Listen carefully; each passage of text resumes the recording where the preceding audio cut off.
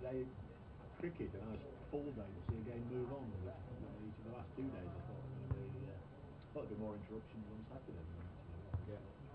Now we've had a lot more than I thought we were going to.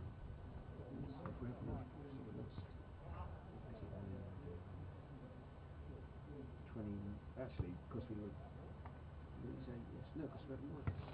Could we have played 98 yesterday?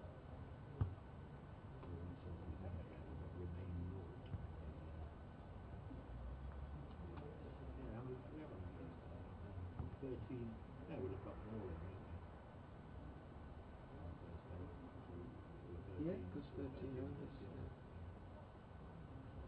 So we lost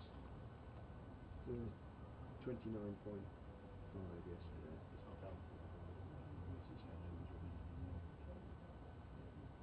If we pick up the 8, we've only lost 21.5 over the 3 days. We should have 98.5.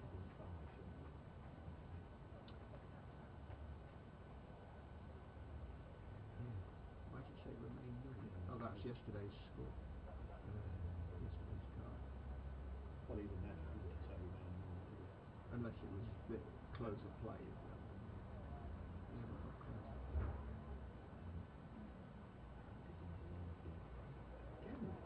Make it 2 minutes for that.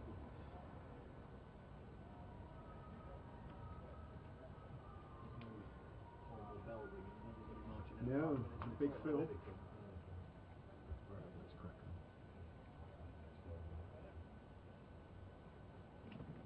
on.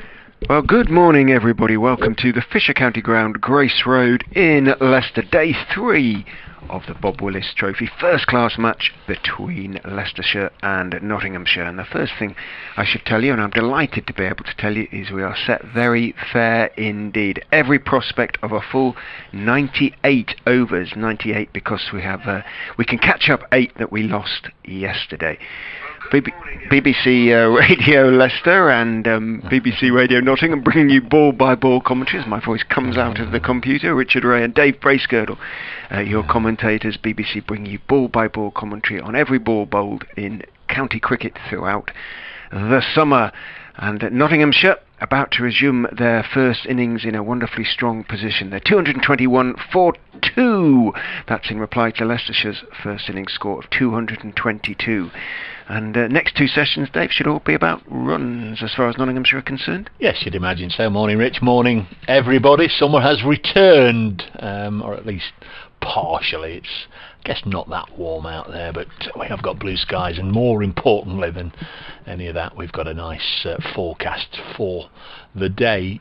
Yep, 48 overs or thereabouts. Notts have still got at their disposal if they can last that long. They've got a couple of young whippersnappers out there who like to get on with it in Ben Duckett and Joe Clark, and they'll be well aware that the forecast for tomorrow, the final day of this match, isn't all that rosy, so they might just want to push on today and just see how many they can get in this morning session first of all. And of course plans could go awry, but I'm sure they'd like to have a lead of 200 on first innings, having got in this position. They're just 1 behind starting day 3. So Ben Mike will open the bowling for the Foxes because he has 5 balls of his over to go. Just bowled 1 ball of his 13th over yesterday before bad light interrupted and indeed ended play. So Mike is in from the pavilion end, bowls to Joe Clark outside off stump. He goes for a big cut outside off stump. It was very wide, didn't get anything on it. Perhaps slightly fortunate not to do so. Clark on 2 off 16 balls. Duckett 17 off 32 balls. 98.4 overs to go today. It's going to be quite a long day, assuming not too many of those overs will be bowled by spinners. Mike turns, number 8 on his back. Beautiful day the Fisher County ground as in he goes and bowls short again, and it's in the air and he should be caught at mid-on, and Gavin Griffiths takes the catch. Clark, it just stood up outside off stump. He went for the pull, he didn't put his full weight into it, he top-edged it, it flew up into the air, and Gavin Griffiths just shuffled across to his left from mid-on to more or less directly behind the stumps, about 12 to 15 yards back, and held a straightforward catch. So, third ball of the day. A wicket has fallen after so few fell yesterday. Just the two fell yesterday, of course. Hasib Hamid and Ben Slater, the two Nottinghamshire openers who batted so well in putting together an opening stand of 200. Such is cricket. Leicestershire and Mike laboured most of the day yesterday without taking a single wicket. Third ball of the day, the following day. A top edge, high up into the air, and Joe Clark goes for just two. 221 for 3. So still one behind Nottinghamshire, now just with 7. I say just with 7 first innings wickets intact. Stephen Mullaney, Nottinghamshire's captain, is heading into the middle. Stocky figure. Didn't bowl, slightly to our surprise. Left it to Peter Trigo to plough his way. The old man, as Trigo put it in his interview, plough his way up the hill all morning into the teeth of a gale. Up the slope he came. That was on the first morning. And beautifully did he bowl. Picked up 3 wickets on that morning. Little outswingers nibbling away late, Stevens-like almost. So Mullaney wanders down, just prods at the pitch. Just the 2 slips for Ben Mike. That's his first wicket. 1 for 29 for him. Wasn't the greatest ball he's probably ever bowled to take a wicket, but he's bowled a lot of good ones that haven't. So swings and roundabouts. In he goes, bowls to Mullaney outside off stump, swings away, but started wide and went a little bit wider. Look forward to hearing from you. Twitter's the quickest way to get in touch with us, at Rich M. Ray, R-A-E, at Brace Cricket. Either will get to us, or both. Umpire Hassan Adnan just wandering down and having a look at Ben Mike's follow through. The pitch, it has to be said, looks pretty unmarked by and large. It's got a little browner, as you would expect. A little touch of green here and there around the middle, but not very much. In goes Mike and bowls again. Too wide, and Mullaney has nothing to do with it. 1.5 foot outside off stump. Taken quite low by Harry Swindles, moving to his right. 3 slips. Now, Hassan Azad, who Leicestershire supporters will be delighted to know, may already know, it was confirmed this morning, has signed a 2-year contract. Update for BBC Radio Leicester coming. And believe it or not, Leicestershire have already taken a wicket. The third ball of the day. Ben Mike banged it in. Joe Clark pulled at the ball, got a top edge. It flew high in the air and was taken by Gavin Griffiths, running behind the stumps at mid-on. That was Clark gone for 2. So Nottinghamshire 221 for 3. They're still just 1 run behind and in a very strong position. But Leicestershire will be heartened, having bowled for so long yesterday without taking a wicket. Notts 221 for 3. I'm back with you online and also on the stream, of course. Just listening to the weather forecast on BBC Radio Leicester. Mostly fine and dry day, that's what we want to hear. Small chance of the odd spot of rain. Maximum temperature 20 degrees. 68 Fahrenheit in old money. Ironic. They bowled all day yesterday for session after session without taking a wicket, Dave, and then the third ball is a long hop outside off stump, top edged up into the air. Yeah, was it third ball or second ball? Third. First 2 were outside. First one he threw the batter and missed, I think. I'll check, I beg your pardon, I'll check. But I think it was third.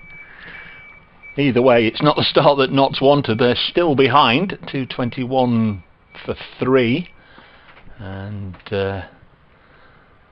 Ben Duckett is on strike, and he clips this one onto the leg side, and there's no run. It's Tom Taylor bowling from the far end. 221 for 3. Duckett has 17. Played one or two nice shots last night, as ever, looking to push on. 33 balls he's now faced. You're absolutely right. Second ball of the day. I can't even count to 3. Well, it was the fact that it was third ball of the over was up on the on the board, I think. I'm easily confused. Next ball, always Nick. This is going to give Notts the lead. In fact, it's going to go for 4. It was a streaky one, just to the left of the slip cordon by Duckett. Genuine outside edge, and a lot finer than he intended. But Notts have the overall lead now at 225 for 3. Of course, power to add, with 7 wickets still in the shed, and best part of 45 overs if they can last that long, if Stephen Mullaney wants to bat that long. Saw the Notts skipper last night, just giving the thumbs up in the car park because we were socially distanced. Next one, well, it's run down, I think with more conviction this time, but in a similar area by Duckett. He intended to play that one, gets a single, so he's quickly charged from 17 to 22, and Mullaney scored a very decent 60 odd last week in the match against Lancashire. Is out in the middle, number 5 on his back, and this season at least seems to have settled into that number 5 position. Of course, he was shuttled up and down the order in his Nottinghamshire career almost since the day he signed, but as captain he likes this middle order berth.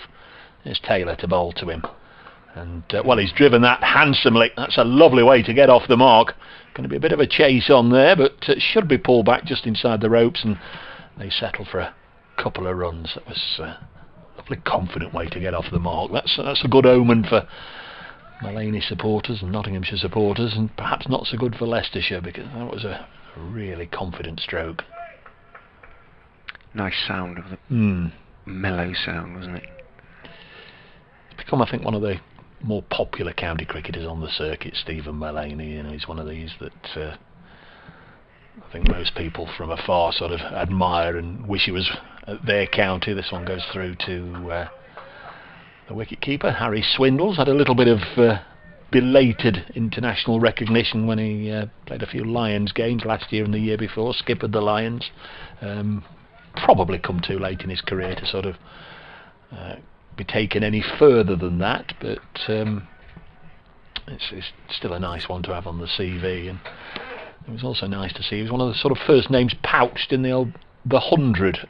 This goes through to the keeper, end of the over, 228 for 3. By that I mean, you know, it just means there are people out there who do recognise his talents, because I don't think initially people knew what to sort of make of him as a batsman who was shuttled up and down the order, or somebody who just came in his own words, bowled dibbly dobblers. But over the years he's proven to be a very, very fine player with a good track record in all 3 competitions, and now he finds himself as Nottinghamshire skipper, desperate to lead them to better times in red ball cricket. They sort of went out of fashion, didn't they, that sort of player? The Darren Stevens, the Trigos in a way, the Mullaney's. Yeah. Ian Austin was maybe another one from a different era. In goes Ben Mike and bowls to Ben Duckett, thumps into the pad from outside leg stump, runs, trickles down towards fine leg. Umpire Hassan Adnan raises his right knee, leg bye is taken, 229 for 3, not 7 ahead. With that wicket, of course, Leicestershire managed to pick up a bowling bonus point, so they have 2 now. Notts have 4, but they'll be looking for maybe a full complement. Well, not a full complement. Be struggling to get a full complement in the time that they've got. 110 overs is still applicable. In goes Mike down the leg side. Maybe it's not the 120. Is it? Of course. Yeah, it's 110 for bonus points. So that's 170 in 35. It's certainly possible. Yeah, it's certainly, if one of these 2 get going, or both of them, indeed. Trigo can wallop it, Tom Moores can, Samet can play with urgency if that's what's required. I guess the bigger picture would be to get a score on the board that they're more comfortable with than chasing that 400. Bonus point here or there. too much of an issue. In goes Mike and bowls outside off stump. Rather dives into the gloves of Swindles. Takes it just above the ground. About a foot outside off stump. Ignored by Mullaney. I think they'd rather be 450 at the end of the 120th than 400 all out at the end of the 110th or whatever, but we'll have to see. Had a little look at, we were talking about it yesterday, weren't we, Leicestershire's internationals, and that, I suppose it's not called the Walk of Fame, but that's what I'm calling it. Had a good look at the photos this morning. Mike is in again to Mullaney, again a little bit too wide. Began to shape a little bit, but again, how low did it go through to Harry Swindles? Very is the answer. I tweeted at Brace Cricket, I tweeted photographs of them all on there, and to my eternal shame, I just couldn't recognise Darren Maddy in his England shirt with the grill down, and sort of, sorry, sincere apologies, but sort of forgotten about his Leicestershire connections. You know, obviously ended at Warwickshire and all the rest of it, so I didn't recognise him, but there's a few that's not on there, isn't there? There are. Mike is in and bowls again outside off stump. Again Mullaney leaves. Jimmy Orman, did he get international recognition here, or once he'd gone to Surrey? And couple of games, and whether he was here at the time, I'm not sure. Leicestershire supporters will tell me. I won't look it up, I'll let you tell me. And just as we mentioned that, I get a like from James Taylor at the picture of him I've put on there at Brace Cricket. So James Taylor's on there. Roger Tolchard we mentioned yesterday, not there, and Nick Cook. Nick Cook, of course. In goes Mike and bowls, and there's a nice outswing shape to it, but again far too wide, and again Mullaney ignores. So a maiden over, but one at which the batsmen were not really required to work too hard in terms of surviving. 229 for 3, Notts 7 ahead. You know, I'm just an outsider, a visitor wandering round the ground or going to the areas that I can go, and it's very noticeable when you walk past these big photographs of the guys that are there. I'm sure there are other areas in the ground. There are plenty of photographs of the likes of James Ormond and Nick Cook and one or two more. Phil de Freitas, of course, back from another area. They're not really. There's Taylor from the far end, bowls to Duckett. Busy, wasn't he? He was looking to wristily whip that on the leg side and get down the other end. You could see almost as Taylor was releasing that Duckett was almost looking round. Now where can a dab and run? And that's exactly what he did. So definite signs that Duckett's busy here. And of course he's a player that, when he's on song, when he's got his eye in, he's got the complete 360. You know, don't be surprised even against the quicks if he tries a bit of a reverse or a scoop or all sorts of things just to try and disrupt the bowlers. We don't want to get out early on. Notts don't want to lose Clark and Duckett early on if they put a good score on the board. Mullaney leaves this one alone. Remember how old this ball is as well. 76.2 overs. The man at first slip, Rich, some news on him. First of all, I guess he's obviously recovered from a finger injury. We're talking about... Bashed himself on the inner forearm a couple of times yesterday, didn't he? Attempting to field the ball as it bounced in front of him at first slip. Hassan Azad, as we have mentioned, a new contract. He's signed an extension to his contract. 230 for 3. Next ball is driven away. Oh, it's a drop. It'll go down in Richard Ray's book of drops. Definitely slashed to backward point. Very decent effort. I'd be kind to the fielder Sam Evans and say just about got to him on the half volley, but I know Rich will have it down there and dropped. Not sure. Not sure. It's a good effort first and foremost. Yeah, went for it two-handed, didn't he? Down to his left, but got plenty of power into the shot, Mullaney, and might just have got his fingers underneath it. I've noticed over the course of this game when I've sort of been a little bit benevolent, you've been harsh with the fielders. This is pushed into the offside. Anything within reach, it's there, isn't it? It's in your book of drops. 231 for 3. It's a good effort though from Evans. It really was. Slashed to backward point hard by Mullaney, and at its highest it was probably only 18 inches above the ground, but it was dying all the time as it reached Evans and flung himself to his left, and probably hand, ball and ground all arriving at the same point at the same time. Mullaney's on 3, but Duckett's back on strike now and clips this one into the leg side. Certainly 3 here. If it doesn't go for 4, they'll run hard. Duckett is almost overlapping Stephen Mullaney, but he's made sure he's got his 3, and back comes the skipper. He likes that area. That'll be a productive one for him. He's also a good counter, as you'll note. He's taken 3 off the final ball of... It's not the final ball of the over, I beg your pardon. There's 1 left. He's not that good a counter, and nor am I. 2.34 for 3. Notts lead by 12, and thankfully there is a little portion on the bottom right of the scoreboard to tell me that, so we don't have to do the Rachel Rileys all day. Next ball just comes back into Mullaney, and then he sort of makes a gesture to Ben Duckett as if to say, we're going to pinch a single, and Duckett has counted properly this time and says, no, I want some more of the strike. End of the over here on BBC Radio Nottingham, BBC Radio Leicester, all our friends up and down the country and further afield tuning into the Fisher County Ground. Those of you watching on the live stream put out there by Leicestershire County Cricket Club, I think you can access it through the Nottinghamshire County Cricket Club as well. We're glad to have you with us, Dave Bracegirdle and Richard Ray. Just going in terms of that possible chance on the body language of the bowler, Tom Taylor, and it just gave the impression that he thought it had carried, and the catches that have gone down, Leicestershire's chances have tended to be off Taylor by and large, not that there have been that many. Ben Mike to continue into the left-handed Duckett, outside off stump. He goes for a sort of flicky drive without too much foot movement and misses. I think he was trying to whip that one or turn it in a way down towards wide third man, but it was an odd little shot, a little bit of overconfidence perhaps, and he rehearses a more conventional drive through the offside, having got away with that one.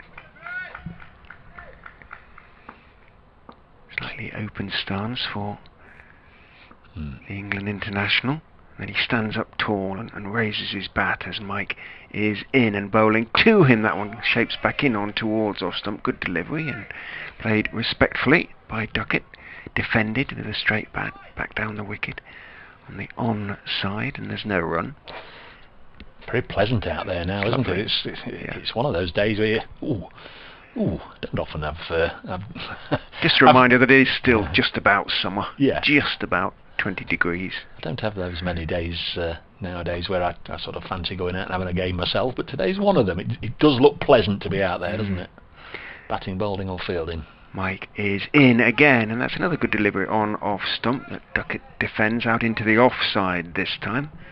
Bounces up towards Sam Evans, fingers no doubt still tingling. So were you drinking a stein full of lager at Bayern Munich's celebration late last night? I wasn't, but without being silly about it, I was quite glad they won. The PSG project is just to let's chuck as much money as we possibly can at it, isn't it? Like Qatar it was only at half time I realised I could watch it for free. Oh, what was it on? So I didn't realise. In goes Mike and bowls, and looking for the drive, doesn't time it, comes off a thick inside part of the bat. It was a little bit too straight there for Duckett, and it trickles towards mid-off. Well, I've got just about every subscription channel that you can get for sport, but not that particular one. But then at half time I discovered that they were live streaming it for free on I didn't realise. After today at the test, I kind of start falling asleep a little bit, to be honest. In goes Mike and bowls to Duckett, who punches it away into the onside from around about middle and off stumps. A late decision as it swung back into him, but couldn't get it past Taylor, moving to his left at mid-on. But Duckett has a lot of time out there, and giving the impression he can almost pick his areas at the moment. He's a talented player, no question about it, Ben Duckett. The question is, will at the end of his career he consider that he's made the most of that huge talent? He looks around him and he sees that Harry Dearden has gone back from mid-wicket to deep backward square as Mike is in and bowls a bouncer. He goes for the hook and doesn't get anything on it. Bounces above the bat and goes through to Harry Swindles, and Ben Mike shows him where he was going to hit it, and Duckett says something back, and that was a nice little bit of aggression from Ben Mike. Colin Ackerman runs up and has a congratulatory word to the youngster. There's cricket everywhere at the moment, apart from Taunton, but I guess Somerset have pretty much done their work anyway over the first couple of days. Gloucestershire 14 for 3 in their second innings. They need it to rain for 2 days. Well, they've got the first part of their wish, because it's wet at Taunton at the moment, so the start of day 3 is delayed. Play everywhere else, including the test match, as Taylor comes in, just run down by Mullany towards third man. Ben Mike's down here. Nice cheap early wicket for Ben Mike, both in terms of starting with a wicket maiden, but also that shortish ball. It could have been slashed away by Clark on another day for a boundary, but his first moment of aggression this morning, and the ball ballooned up to mid-off, and he'd gone. The test match, of course, Jimmy Anderson, big day yesterday, and it could be a big one for him today. He's now on 598 test wickets, and Pakistan have been asked to follow on as Duckett pushes this back to Taylor. There's a lot of talk last night about Azhar Ali. They'd walked out to the middle, apparently, having been asked to follow on, and it just got to the middle, and then they called it off, and there's all this sort of talk. Does it count? Must he start this morning? Well, he isn't.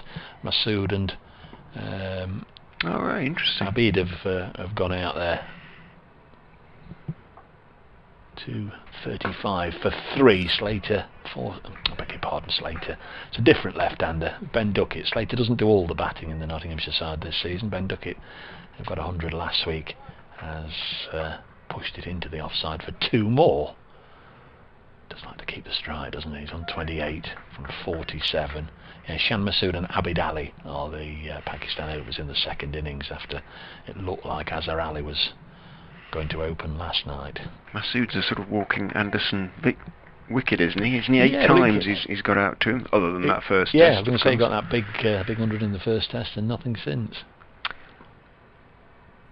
Zach Chappell might know him, you know.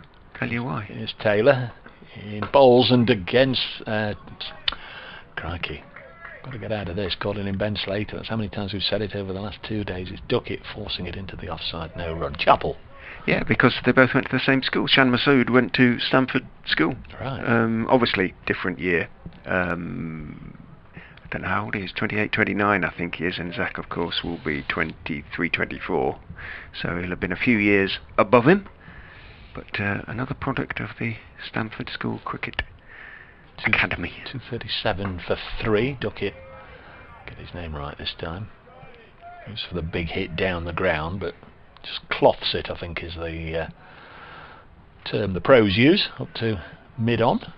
I think with the ball this old, he's kind of got licence, Duckett, you know, from Mullany and Notts, if it works that way. But you know, you can get after this soft ball if you can. Yes, he generally plays with might just be playing things away, whether it's an old ball or a new ball. A great deal of attacking intent. Next time pushed into the offside. He opened last year, you know, the 2 new boys coming in round about the same time, Duckett and Slater, seen as the new, well, Slater certainly seen as the new opening batsman, and Duckett wanted a go when he came towards the back end of 2018. Of course, there was all the talk of Sir Alistair Cook's successor. Nick Cook, he was just stood there with his arm out. For all the world, you thought he was signalling a no ball, and I don't know if he's asking the 12th man to get off the field or what. But I think so. I think he was saying it isn't 6 overs. You can come on at 6 overs or whenever. Yeah. I think Harry Swindles has needed some running repairs of some kind to his maybe just lost or has a loose stud or something like that. A loose spike stud spike. Duckett, you know, they tried him at the top of the order. He wanted to be at the top of the order, and you know, all too often, not supporters will be all too familiar of Ben Duckett. You know, a couple of eye-catching extra cover drives, and then you know, chasing another wide one next to second or third slip, and off you go. Your day's ruined. And a lot of talk of putting him back in the middle order where he was with Northants, but he's found a slot at number 3 here. Mike is in to Mullany onto the legs, just turned calmly by the Nottingham captain down towards deep backward square, long run round, and a successful chase round by Alex Evans. He sprawled to his left, managed to stop the ball, and in so doing save 1 run because they completed 3, which suits Ben Duckett. 3 off the first ball when he's a non-striker. That means he's got 5 balls. I was going to say he saved 1 run, but in a way, with it being Duckett, Nott's got the extra run. I think had there been any 2 others in the team, it might just have been 2 there, but Duckett, as you say, was absolutely determined to come back for that 3rd and get on strike. So it's a case of saved 1 but lost 1, I think, for Leicestershire. 240 for 3. Mike in. Will he bounce him again? He isn't. He's looking for the little in-swinger, and Duckett turns him off Midland leg down to wide long leg, more or less straight to James Wheel, who's down there, and picks up a single. Again, looks in very good touch. Ben Duckett in going on to 29 from 51 balls. Mullaney 7 off 16. The lead now 19, beginning to build. I'll say good morning to Paul and Richard, 2 of the stewards here, and said hello on the gate this morning. They've been helping out with the ground staff with these tarpaulins over the last couple of days, and that's for a mention.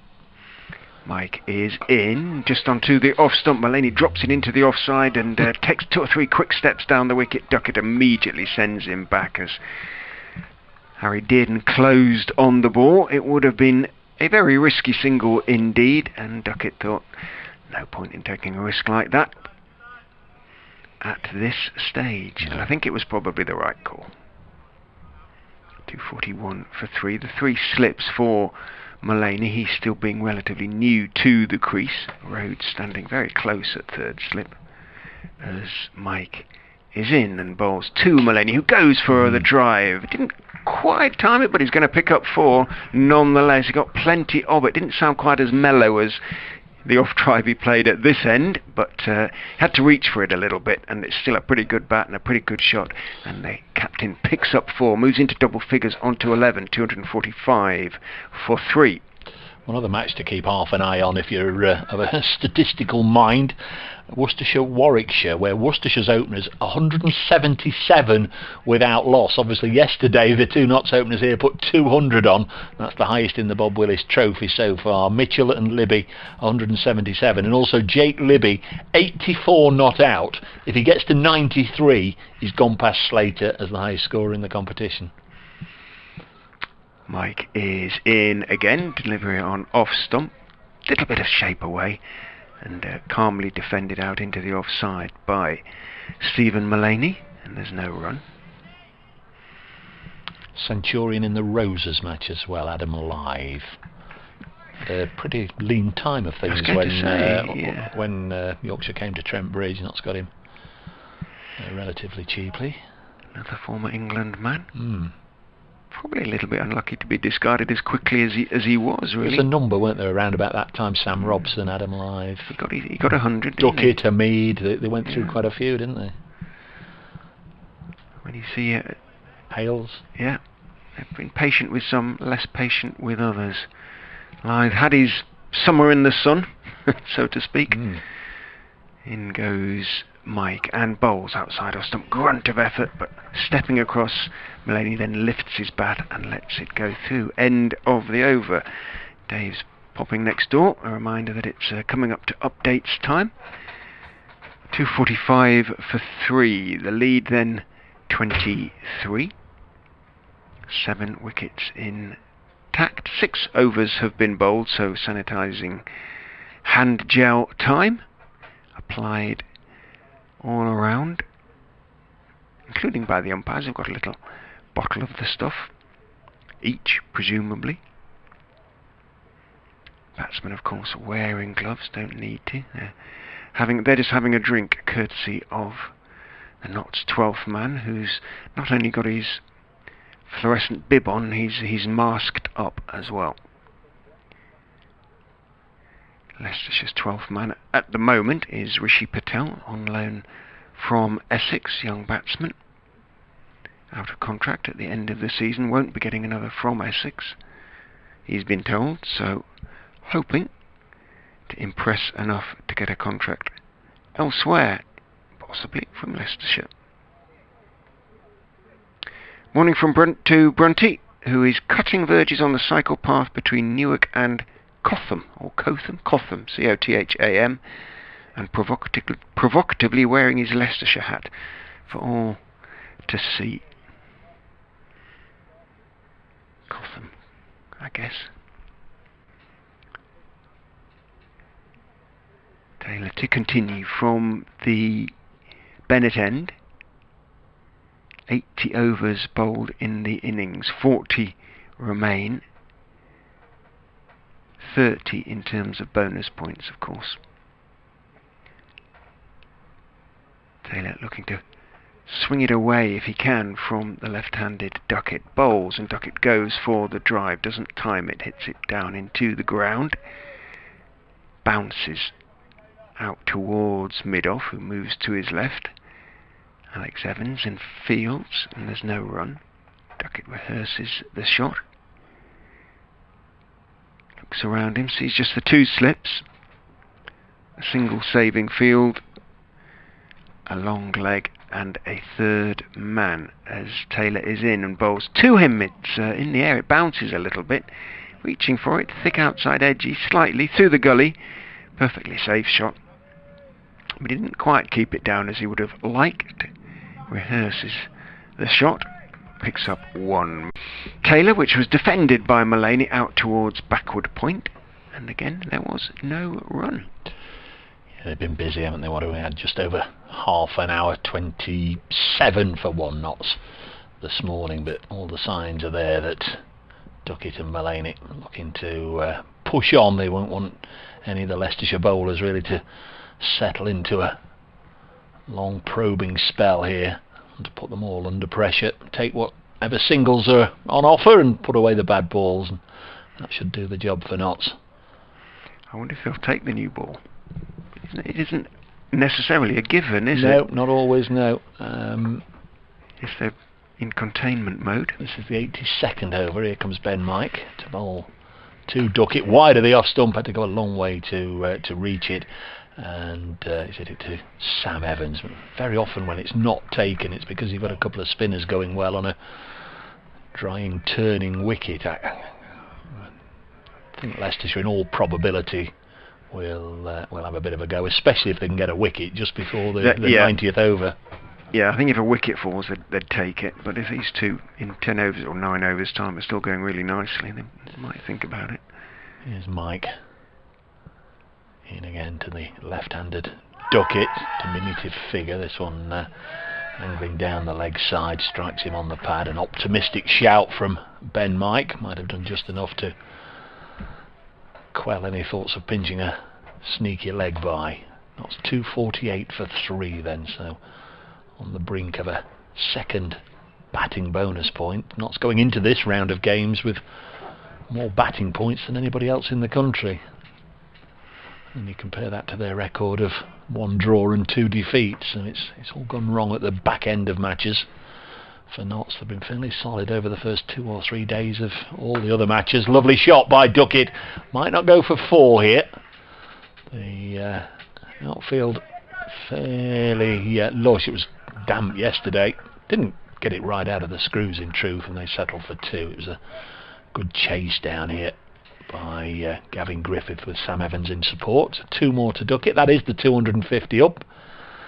It's one of the other reasons we miss the crowd being in, Rich, isn't it? Because they don't alert us to such ripple things. Of applause, yeah. Yes.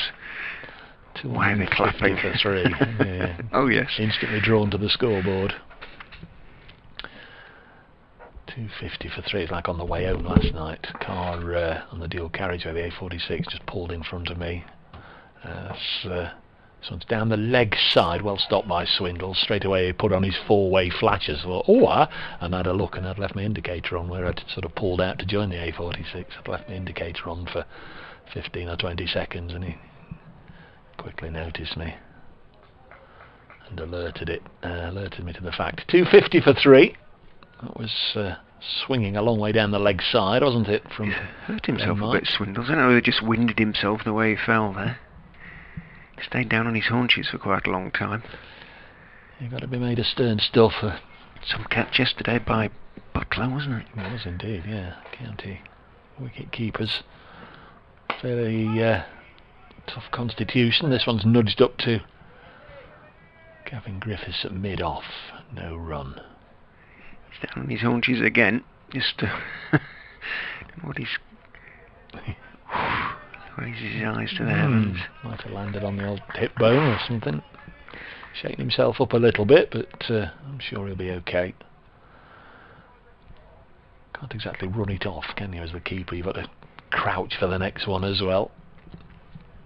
Here's Ben Mike in his 17th over. Bowls and Duckett whips him away on the leg side, and he'll get 4 runs for that.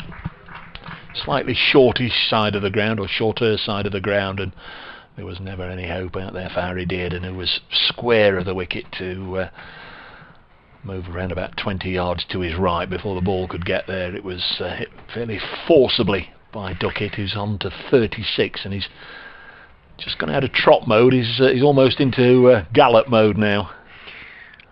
Sorted away almost contemptuously, wasn't it? Soft ball, sat up, bang, like a lazy, irritating fly, just whacked away. Partnership worth 33 already. Now, looks like they're going to give Taylor a little break, at least, so maybe they will take the new ball after all, because Alex Evans is going to have a go from the Bennett end, which means he gets to come down the slope for the first time in the match. Had a chat to him last night. Engaging young man. Said he felt his brain was just a bit scrambled in the first spell. He said, I didn't know what I was really doing.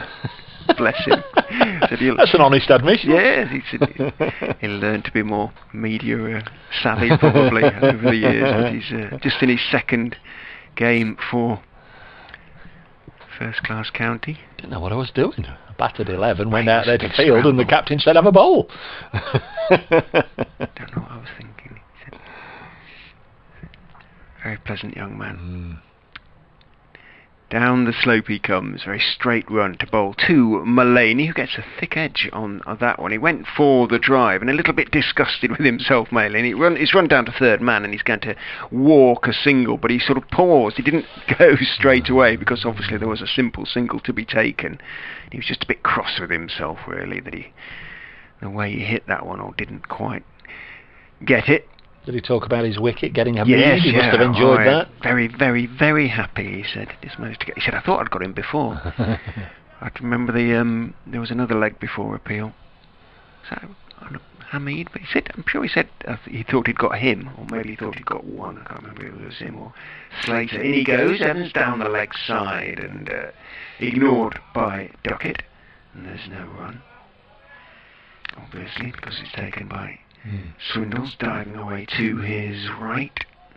It's always nice to get the thoughts of newcomers to the county game and sharing their excitement and their successes indeed. They all look so young, though. Yeah. I mean, they are. I think this is the youngest side Leicester have ever put out in terms of average age. Down the slope he comes, Evans, and bowls. That's a good delivery on off stump. Not particularly threatening, but straight on off stump and a good length, so Duckett defends on the front foot, just pushes it out into the offside, and there's no run. Yes, and sometimes they can grow together as a group, can't they? When you have quite a lot of youngsters and supporters everywhere want instant success, but sometimes it takes a while to build, and maybe in a year or two's time, this might be a strong group together. Evans in again, bowls onto the legs of Duckett, who just leans across and clips it away calmly down to long leg. Ben Mike, the fielder, on the bounce to Swindles. Yeah, we had a correspondent yesterday, didn't we? Just wondering. I don't think Ben Slater was mentioned, but talking about the loan system, which obviously then we sort of referred it back to Slater, and just how important was it for Leicestershire to win that game, and obviously with Slater's contribution, and it might be a moment to look back on in years to come. They got that win, and as a group they experienced what it was like to beat another first-class county so well and kick on from there. Evans is in, bowls very wide, reaching for it is Stephen Mullaney. He got it just about past cover. Rhodes went for it, and in the end he mistimed his dive and started crawling towards it and sprawling towards it and couldn't reach it. Evans ran back from point, and it was always going to be one anyway. Mullaney did very well to reach it. That one, it was so wide, but Rhodes grinning slightly at his own embarrassment. Would that have been Ackerman's first game as official club captain? As the red ball captain, yes, obviously captain in white ball last season, but yes, absolutely. So that's a good start for him as well, isn't it? Just what you need. Evans is into bowl to Ben Duckett down the leg side. He tries to nibble it away down to fine leg, doesn't get anything on it, and he too looks, I suspect, not disgusted with himself for not getting anything on it, but with the tameness and width of the delivery, if you like. Brunt is in your neck of the woods, Dave, today. He's on the cycle path between Newark and Cotham, C-O-T-H-A-M. Right. In Notts. He's cutting the verge. Bad news, I guess, for Nottinghamshire supporters with a fondness for Jake Libby. Good news for Nottinghamshire supporters with a fondness for Ben Slater. Libby is out for 84, so Slater remains the leading run scorer in the Bob Willis Trophy. I know there's time to go yet, but you'd rather be at the top than second, wouldn't you? For sure. Out for 84, so that partnership we saw here in this match remains the highest opening partnership. 177 Mitchell and Libby put on, but Libby's now gone. Start of a new over. Ben Mike bowling to the Notts captain Stephen Mullaney, and there's no run. Darryl Mitchell's on 94, by the way. He's having a really good season as well. 257 for 3. The opening day, Notts winning the toss, asking Leicestershire to bat first. Half centuries from Tom Taylor and Ben Mike. Just recovered the situation a little bit. 3 wickets for Peter Trigo as Leicestershire made 2-2-2. Next ball is just guided down to third man, just chopped down to third man by Mullaney with ease to get his 16th run on the board. 258 for 3. Notts began brightly on that first evening, 48 without loss at Stumps after 13 overs, and from then on Hamid and Slater kicked on. They eventually put 200 on for the first wicket before Hamid was out for 87 to Alex Evans. Slater then out for 86 shortly afterwards to Tom Taylor. 221 for 2 overnight, and that became 221 for 3 right at the start of the day, when second ball this morning Joe Clark out for his overnight 2 to Ben Mike, who now runs into Bolter Duckett on 37. And Duckett in blocking mode, nudges it out as far as Sam Evans in the covers. A few sort of downward dogs going on over there amongst the Leicestershire backup squad and 12 men and first team squad members not playing in this game. Got elastic, not bandage, but stretchy stuff around their ankles. Beautifully described. Stretchy stuff. Next ball is clipped out to mid-wicket, no run by Duckett. They're like large elastic bands, aren't they? Really? Yeah. Stretchy stuff. Resistant, but stretchy. Wickets shared around then in this innings. Alex Evans, Tom Taylor and Ben Mike with 1 apiece. That's 3 of the 5 frontline Leicestershire seamers. James Wheel yet to strike, and Gavin Griffiths the other one, but Griffiths with a catch this morning. And we had a little bit of Colin Ackerman whirling his arms over yesterday as well. Mike bowls short. Duckett won't miss out on that one, he hasn't. Pulled it away on the leg side, and in fact it's been caught. It was in the air, went all the way, and that's a decent catch, and I wonder if he's getting a send-off there from Ben Mike as well. I suspect so. The two came together because Duckett had continued running down here, and Ben Mike just to say you can stop running now because it's been caught. Harry did, and was the catch. It was, it was well taken. I thought he got enough on that to comfortably hit it over the ropes on the leg side. So that's a real bonus for Leicestershire, getting second wicket of the morning session, both to Ben Mike, and Duckett's gone for 37. Really looking to pull him away for 6. Very nearly carried as well, but that's very well judged by Harry Dearden.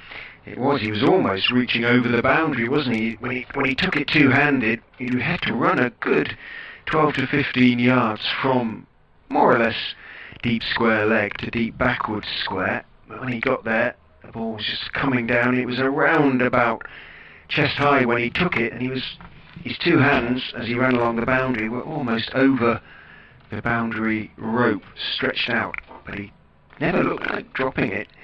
And yeah, they did have a little word or two, Ben Mike and Ben Duckett. I suspect Duckett is probably the sort of chap who attracts the odd word from the bowler. He plays the way he plays, and I'm sure he gives it back as well. But just on that particular occasion, I guess the bowler can say, well, that's one for me. Second wicket of the morning for Ben Mike. Last ball of the... what was it? 1, 2, 3, 4, 5. Now one more to come. Now this is hugely interesting because it's Summit.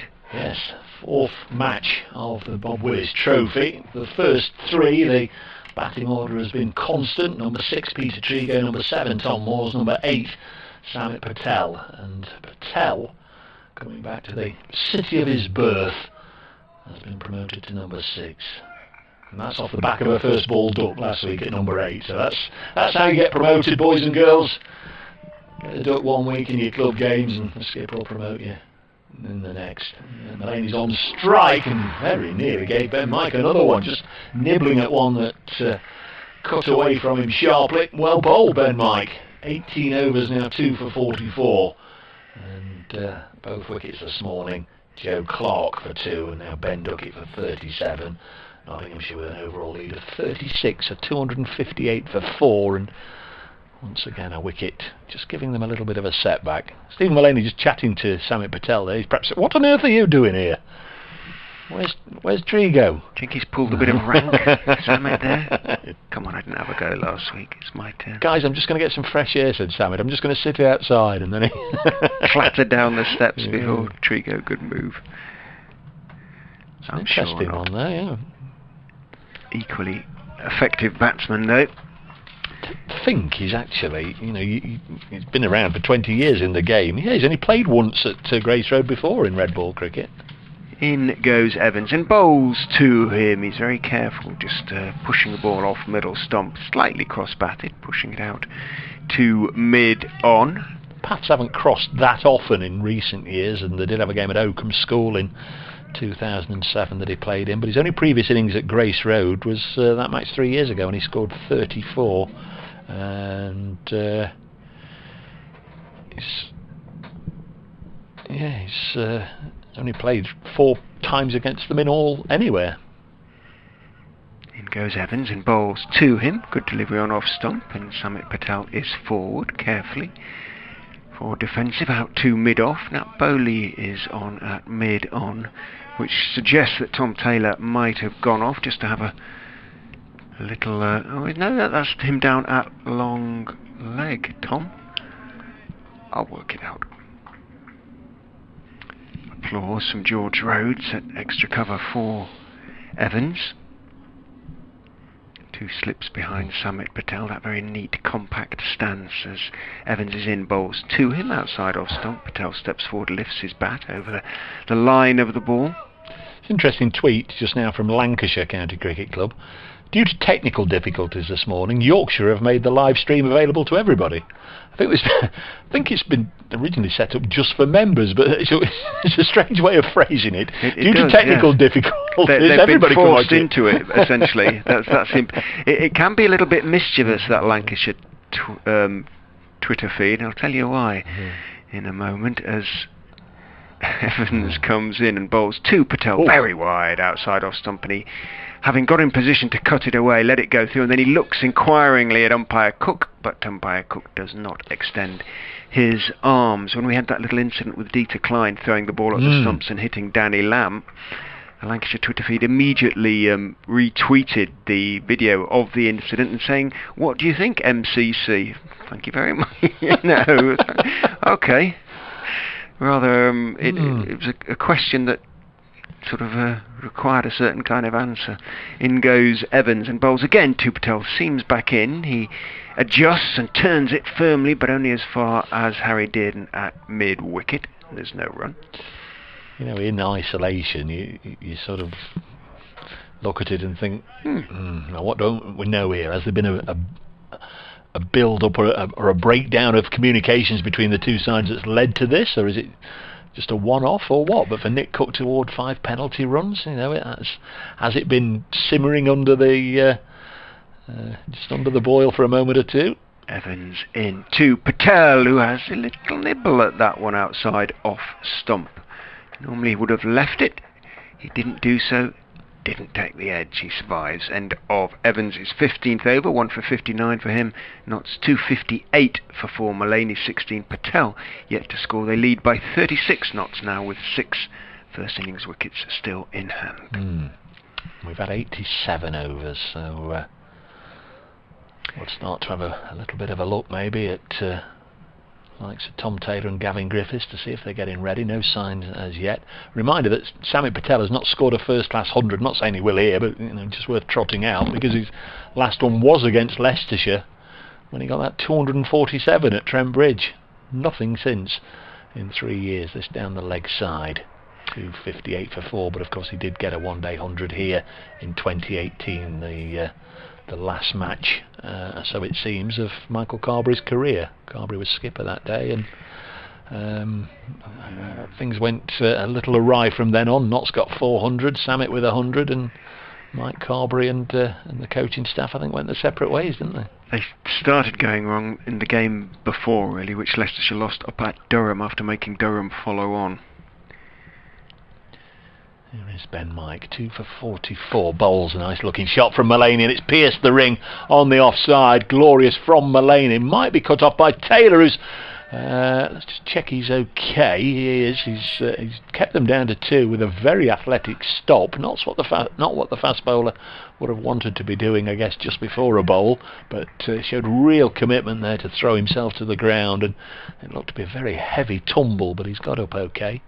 1 or 2 are just sort of inquiring that he's all right, and now having done the brave thing, and his knee. The way he went down, I thought he'd hit both knees with quite some force, but I think he did. He hit the ground quite hard. Happily, the ground is tolerably soft at the moment. It was a good stop, wasn't it? It was a good stop. Saved 2 runs.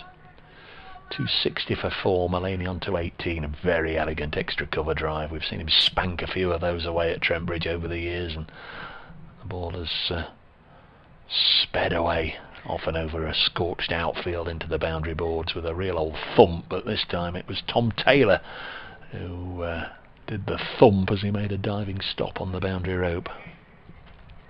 Still feeling his shins and his knees. Giving a right old wallop as he made the stop. Here's Ben Mike, past umpire Adnan. Mullaney shoulders, arms, and lets it go through to Swindles, and then makes a little bit of a gesture to Samet as to what he's doing with the ball. Samet's having a chat with the umpire. Don't know if they know each other. Oh, he'll know everybody, won't he, Samet, I would imagine. Yeah.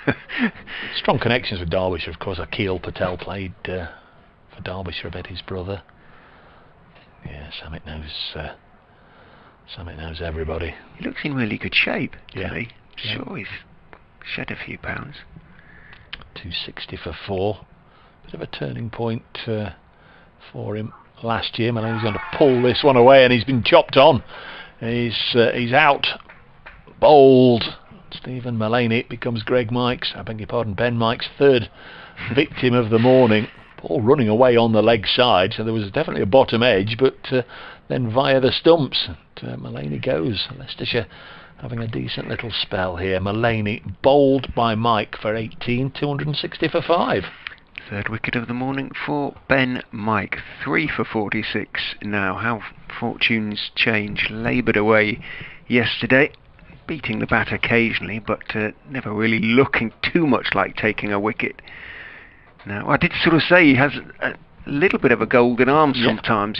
He's not consistent yet, but he does get movement, and he does have a knack of bowling wicket-taking deliveries one way or another. And he's bowled one way or another, 3 of them this morning. So 260 for 5.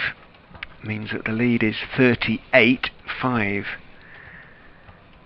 First innings wickets intact, and this morning that's 3 down for 39. Yep, certainly not going to plan for Nottinghamshire. They'd have wanted maybe one of Clark or Duckett just to have got a bit of a gallop on there, and them to have been top side of 350 by lunch, with a few overs left and a few wickets in hand to get maximum batting points. But that's very much in doubt now. 260 for 5. The new batsman making his way out to the middle, the easily distinguishable figure of Peter Trigo, who bowled very well on the first morning. So a bit of a rejig in the Notts batting lineup. So I guess Tom Moores will come in next. Zach Chappell and Lyndon James and Tom Barber to bring up the rear. 260 for 5. The lead 38. 2 men at 0 at the crease. Yeah, and you know, that second new ball now 4 overs away. We did say this morning, didn't we, you know, ideally for Leicestershire they'd like to get a wicket just before the second new ball became due. Well, they've got 3 already this morning, and still a little bit of time before that's available. And Ben Mike might now be thinking in terms of a 5 as he comes in and bowls all nice and full, and push and run from Trigo, and that could have led to a little bit of a miscommunication, because Trigo punched it firmly to mid-wicket and set off running. Samit responded to seeing his partner set off running, and they both had to put the brakes on, because not for the first time Sam Evans has made a fine stop. 260 for 5. 1 ball left in this over, and then we should be knocking on the door of midday, and the updates for local radio either side of the county border is Mike in again. That's well wide of the off stump, left alone by Trigo. Ben Mike has picked up another wicket. 19 overs now he's bowled, 3 for 46. Very, very creditable performance in all, and then you throw in the fact he helped Leicestershire get to that batting bonus point with an unbeaten 51, and he's had a very fine game indeed. A classy half century, and those 3 wickets against his dad's county, his dad's former county. 260 for 5 then. Can they just exploit this little opening in the door? Can they push it a little bit wider open? Leicestershire. Alex Evans is going to try and do that as he comes in from the Bennett end, bowls to Samit Patel. It comes back in, swings back in towards the veteran, I think we can call him that, all-rounder. Turned to mid-wicket, and there is no run. Sun goes behind cloud, but we have none of the threatening cloud that we had yesterday. Bubbling up always from the west. Whenever we seem to look to the southwest, there's awful sight, but there's plenty of blue down there now, and the cloud is pretty white as Evans is in again to Patel, who is beaten, and it thumps into his back leg, thigh pad, and bounces down to Ackerman as Patel flexes his right knee, and he'll have a little bit of a bruise there, perhaps. A little bit of movement, and Leicestershire encouraging Alex Evans, who turns, gets into his stride, and bowls to Patel, who goes for the drive, doesn't time it at all, just misses the stumps. Umpire Cook lifts his right foot out of the way, moving across to his left from mid-on. Bowley, Leicester's 12th man, picks up, and there's no run. Again, encouragement for Evans. 3.3 overs until the new ball is available. In goes Evans and bowls again on the money. Patel shaping up to drive, has to defend, has to block it out to mid-off this time.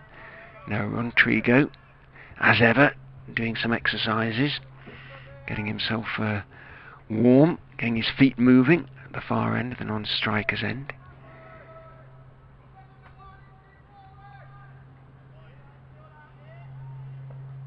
Cook, for once, not engaged in a conversation. They both like a chatter. In goes Evans and bowls, and that one is onto the leg stump and is clipped away by Patel. Just over pitched on leg stump, and just the delivery Samit Patel was waiting for. He was almost grateful there as he clipped that away through the vacant square leg area for 4 in front of the manual scoreboard. So just a bit of a pressure releaser there from Evans, who's looks a bit downcast, cross with himself as he walks back to the top of his mark. It's quite a long run the young man has. The longest of all the Leicestershire seamers. In he comes and bowls again to Patel, and that one swings back in. Evans has his hands on his head. Patel was late down on it, but he knew where he was going. Turned it behind square this time, down towards Tom Taylor. That wide long leg takes a single, keeps the strike. So 5 from the last 2 balls of that over. Take Notts on to 265 for 5. The lead is 43. And Ben Mike, the wicket-taking Ben Mike, will continue, understandably enough, from the pavilion end with a ball that must feel a bit spongy even in his hand, let alone when it hits the bat. Patel just checks his guard. Has he not faced Ben Mike yet? Update for BBC Radio Leicester.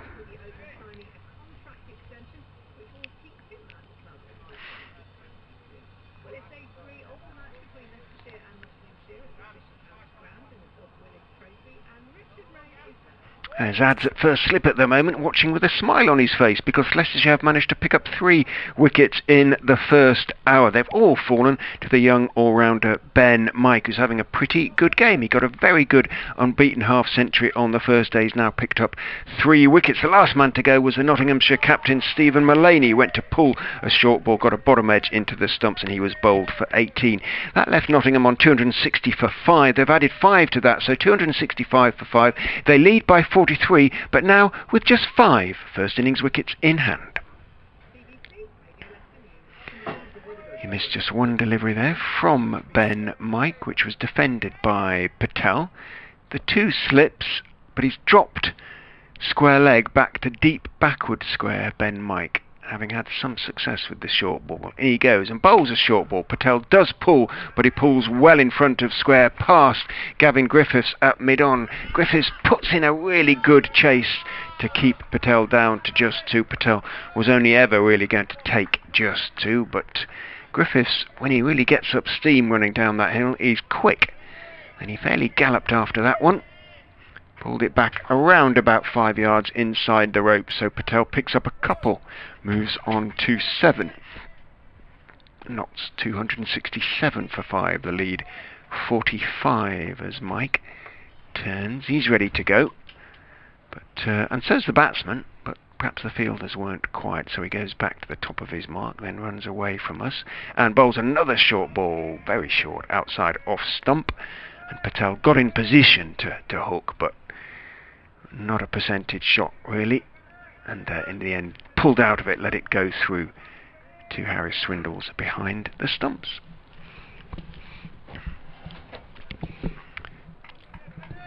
Sun just has gone behind cloud briefly, but coming out again now. Tom Taylor has a word with Ben Mike, polishes the ball in a fairly desultory fashion on the back of his whites.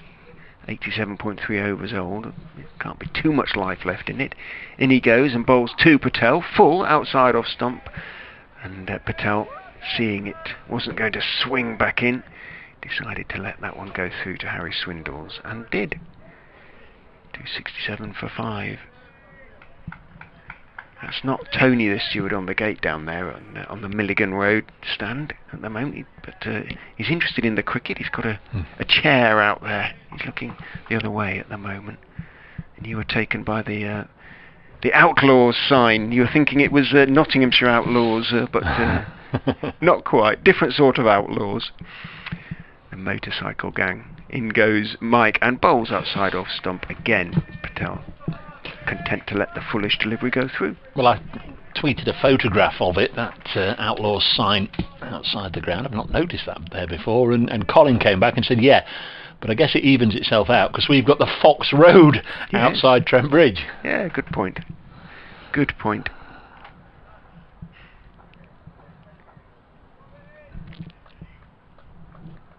Still got a lot of space on the leg side with those two fielders back at long leg and deep backwards square.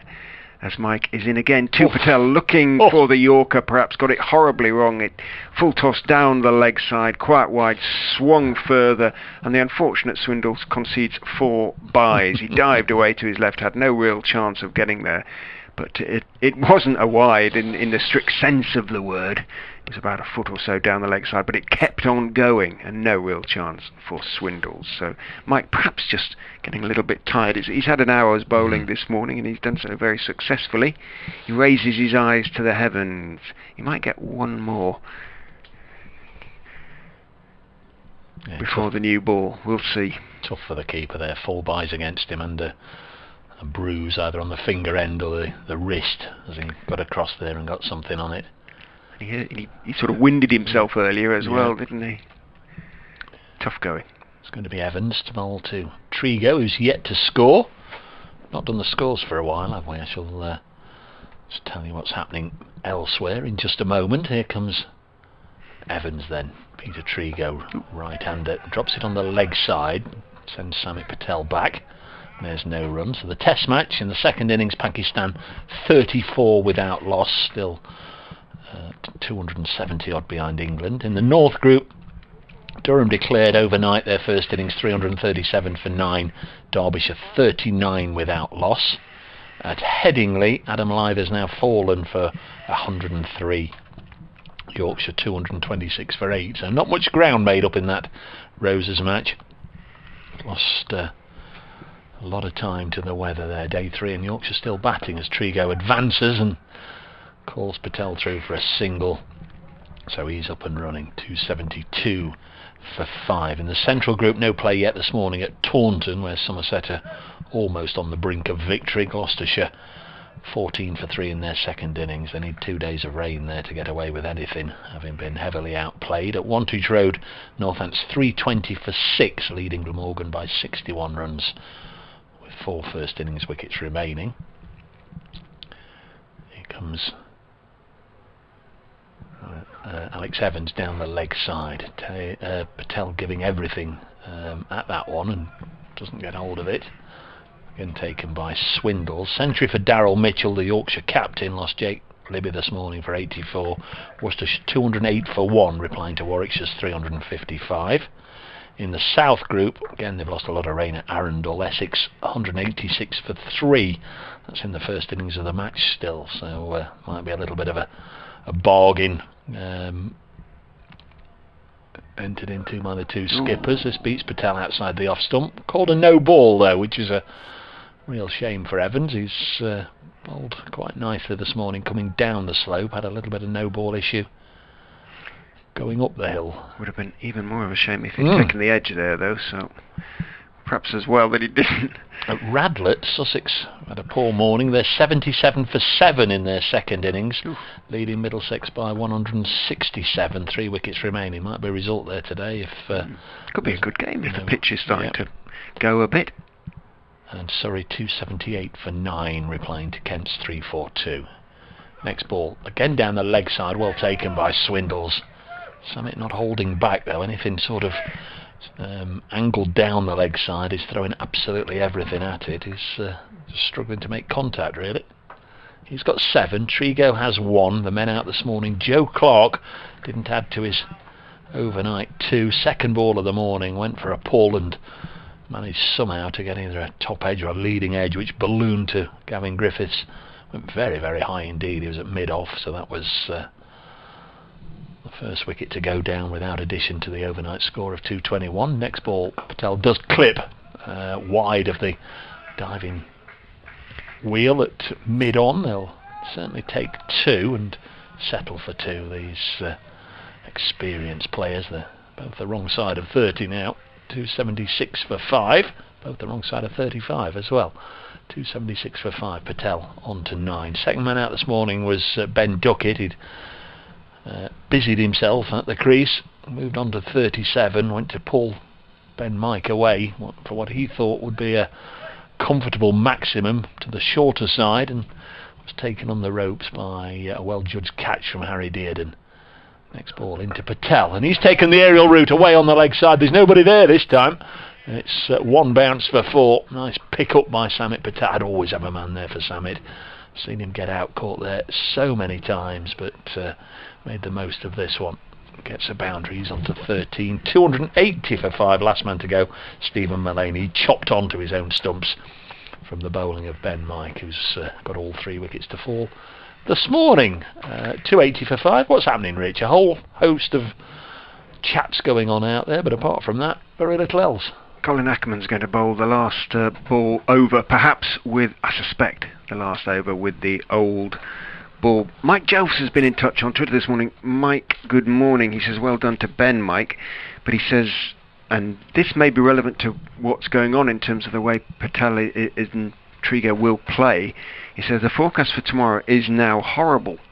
And I hadn't realised, and I've just had a quick look at my weather app, and it's a stinker now. All of a sudden, it's become sort of 100% chance of rain from basically 3 in the morning until well into the day. Well, yeah, about 5 p.m. I think last time I looked, it was the first time it said fine or very minimal amount of rain. Which means which I'm sure Nottinghamshire are aware of, and may explain why they're starting to really go on the attack. If they can get 150 ahead quickly, maybe they'll get Leicestershire sort of back in sometime before tea and try and do the business today. Remember, 98 overs today. It is difficult to tell because Duckett, Clark, Mullaney, Patel, Trigo and Tom Moores, who's to come, they do play with an attacking intent. For sure, but it just might be in the back of their minds. We'll see. Ackerman then. Is it me? Go on then. Ackerman drops horribly short and he's cut away. That's a long chase for Wheel. If he's going to bowl with the new ball, that might get him warmed up. Anyway, has to run back to third man and does. And a couple of runs for Trigo. Didn't quite time that as well as he would have liked, but picks up a couple. Moves on to 3, 282 for 5. The lead is 60. Ben Mike retreats to the deepish mid-on as Ackerman bowls another horrible long hop, dragged it right down. Trigo went back and tried to cut it into the offside, didn't time it. Wheel able to move to his right from point and cut it off without making a big chase. But that's 2 drag downs by Ackerman. In he goes again. That's a better length, and forward goes Trigo to a delivery on more or less middle stump, pushing it back down the wicket. Dan White's made the same point. Knott's surely got an eye on tomorrow's awful forecast. I didn't realise it was as bad as it is. Actually, goes back this time. He's not going to pick up runs, Trigo, as he forces into the offside, but Dearden, who is a very good fielder, as he showed with taking that catch off Ben Duckett earlier, dives to his left and makes the stop. But again, it was a little bit short from Ackerman, who is in and bowls. Trigo just waits for that one and turns his bat on a defensive shot, pushes it to Azad, who is at mid-wicket, and there's no run. Taylor's the man at slip. Azad's at shortish mid-wicket. Ackerman in again, bowls. No real turn. He waited for it, Trigo, and turned his wrists on it again and played it a little more forcefully to Azad. Again, there was no run. End of the over. Let us see what happens. The helmet that was being worn by Harry Swindles is now being given to the 12th man, which suggests that that single over of Ackerman's was the only one he's going to bowl. Everybody's heading off to the gels. Yeah, and just gives Colin Ackerman a moment just to perhaps seek the counsel of 1 or 2 senior players, 1 or 2 trusted advisors about which way he's going to go now. There aren't many senior players in this side, Dave. It's got to be said. There's clearly 1 or 2 people whose opinion he values as a skipper. You've sort of got to sound those out, haven't you? And you know, sort of straight away understand which people are sort of giving you opinions just purely because they're opinions, they're different to what's happening at the moment, or people who are coming up with sound reasons for either taking the second new ball or for keep going yourself as the spinner, but it'll all come out in the wash in just a moment. Ackerman is 29, and then it's Griffiths at 26, Wheel at 26, Rhodes at 26. Yeah, Azad ditto. But Gavin Griffiths must be one of the senior ones, just purely because he's come in from another county a couple of years ago, and he's been very much part of the furniture here for a couple of years or so, and new ball taken. Yeah. And I guess he would have, I'm sure, factored in as well how he's feeling, how Tom Taylor's feeling. Talking away to Taylor, Griffiths, I'm guessing Mike, but having said that, they might keep going with Mike, but I'd be a little bit surprised. Well, I mean, they've just taken him off, haven't they? He brought him off anyway. Yeah, for yeah. It's hard to bring somebody back after, what did he have, 7 or 8 overs maybe? Did he have as many as that? Yeah, he must have done in an hour. You know, to have that many and then just a 15-minute break. Here's Taylor in 2. Patel bowled him. First ball, the second new ball. Well, if there was any debate whether to take it or not, that has been put to one side immediately. It was one that scurried onto Patel, got under his bat, Patel deep in his crease, and his middle stump has been knocked akimbo. 2 bowling bonus points to Leicestershire, not 282 for 6. Samit Patel bowled comprehensively by Tom Taylor for 13. Slightly curious shot from Samit. He was staying on the back foot. It was quite a foolish delivery. Might just have swung back in a bit or come back in off the more pronounced seam, of course. But yeah, that's the sort of impact you want the new ball to have. And a good morning for the Foxes continues. 282 for 6 from 221 for 2. So 41 for 4 this morning. Is that right? Yeah, something like that, yeah. No, 61 for 4. Yeah, 61 for 4. That sounds a bit better, but still, Leicestershire would probably have taken They that would indeed, I'm sure they would. This morning. The lead is 60, with 4 wickets intact, and the match is moving on, as they say. Well, it is. It is. Tom Moore's on his way out to the middle. Left-hander, of course. So they'll have to keep chopping and changing whenever there's a single. But what a start for Tom Taylor, his second wicket of the innings. He dismissed Ben Slater yesterday with that catch almost at the 3rd time of asking from Colin Ackerman. It was a decent grab that in the end, wasn't it? We thought that Azad had nipped in and grabbed it at this off as it bounced up, but Ackerman, who has a very good pair of hands, completed the job. So what sort of form is Moore's in? Good? He's had a century the match before last. Well, pretty good then. I saw him working with his dad. Yeah. Taking guard, so he's ready to go and gets off the mark first ball, running it down to 3rd man. So he favours the long-sleeved shirt. Tom Moore's collar up. He looks well covered. Not a hot day, not blazing down out there, but pleasant, isn't it? Really pleasant. Not really seen too much of Peter Trigo with the bat in Nottinghamshire colours. I could do with a few now. Let's clip that one nice and firmly, but straight to mid-wicket, straight to Harry Dearden. Typical, isn't it? You clip one away nicely. Did make a nice sound as it came off the bat, this new hard cherry. Taylor had his hands on his head, so we can guess he took it off the stumps, but boy did he middle it. If he did. Taylor from the Bennett end. Nick Cook, the umpire, at the far end, and once again Trigo looking to play the shots, trying to find the gap, but this time he's picked out a wideish mid-off Gavin Griffiths, who you'd presume would bowl from this end, wouldn't you? Evans and Ben Mike have both had a go this morning. Has he lost a stud there, Tom Taylor? Just when you look at the soles of his bowling boots. I don't know if they have studs Well, or spikes these days. They're all, I think Harry Swindle's does, but some of them have sort of moulded soles, don't they now? No longer really bowling boots in the old tradition. This one just comes back on Trigo and getting deep into his crease. He has to really react at the very last second to prevent it coming back and inconveniencing him. Gavin Griffiths is going through some quite rigorous, what do they call them, calisthenics? Calisthenics. Calisthenics. Splendid. Warming up exercises to you and me. Stayed a bit low, that one, to Patel, having seen the replay. Scuttled onto him with the second new ball. Here's Taylor with it in his hand, and Trigo's gone for a big blow away on the leg side. Everybody looking skywards there. It's gone away for 6. And it's gone into Deacon Appliances, I think. the steward at the gate is pointing into the distance. Yeah. He said it's gone in there.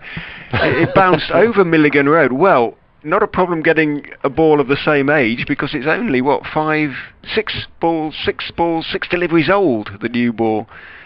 Well, I don't know if they're going to be able to get that. The steward got in position, but it bounced over the gate into the road, and I'm pretty sure it disappeared into the shop over there. There's a big sort of white goods store underneath in the old factory. There's a whole series of stores along there, and I can hear Gavin Griffiths saying, well, we can pick a new one, can't we? I would think they can pick a new one. It has to be almost brand spanking new, because it is only 6 deliveries old. I thought somebody would have been able to get it though. And well, I don't know if anybody actually would have been in the store. The steward saw where it went.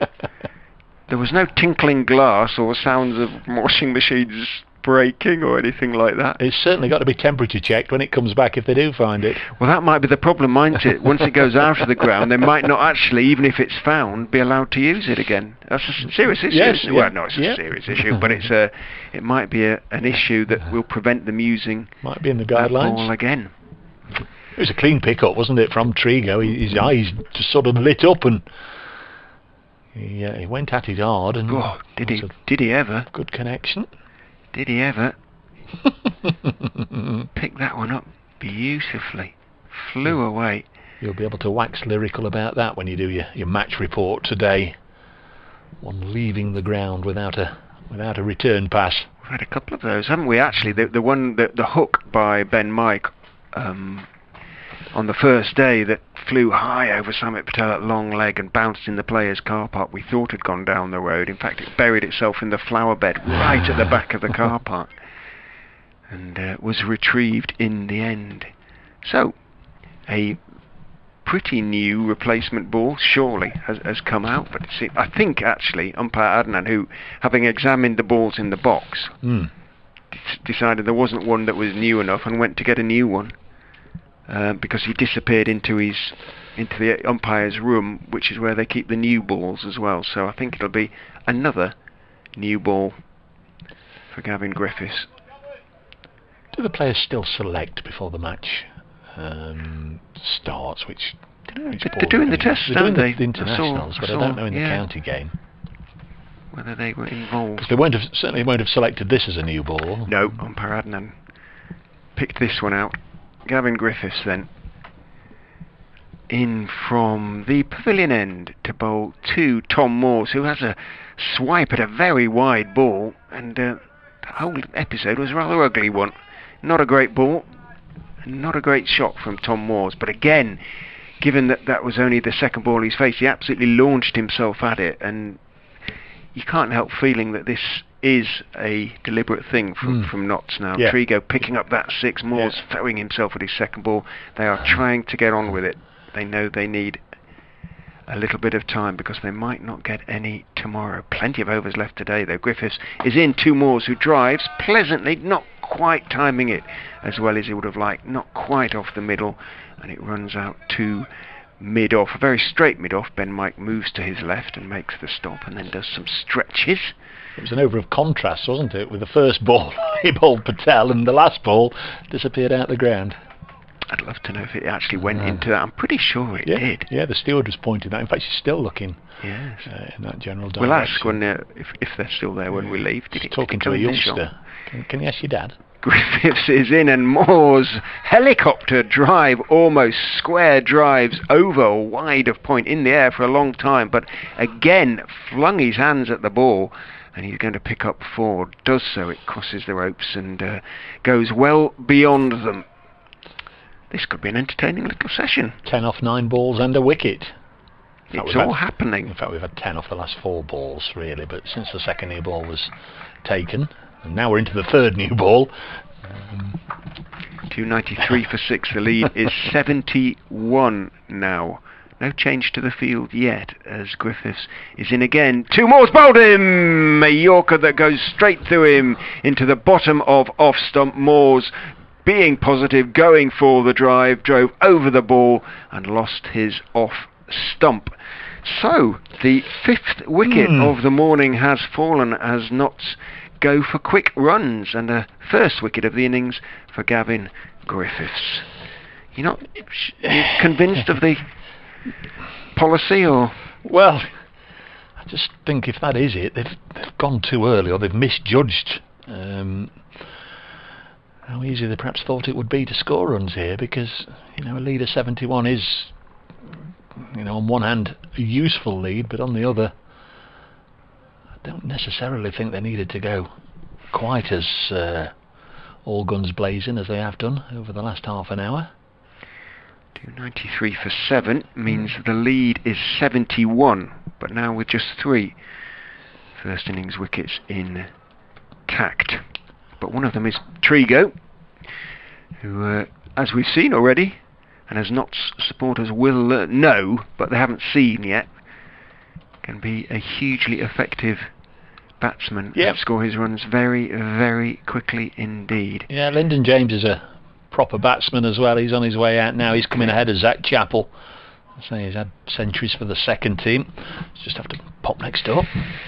So this morning, 72 for 5. It's all happening, and we've still got half an hour to go. Updates coming up for both BBC Radio Leicester and BBC Radio Nottingham. Lyndon James, a batsman I haven't seen, and not many Nottinghamshire supporters will have seen too much of either. He's a tall young man, right-hander. 3 slips behind him as Griffiths, 2 balls left to go in the over, is in and bowls to James, who is flinching slightly to that one on-off stump because it being a new ball, just jumps a little bit more bounce than he expected perhaps, hit quite high up towards the splice, defends it out into the offside, and there is no run. Leicestershire, obviously, 2 bowling bonus points now, 3-5 in terms of bonus points in the game.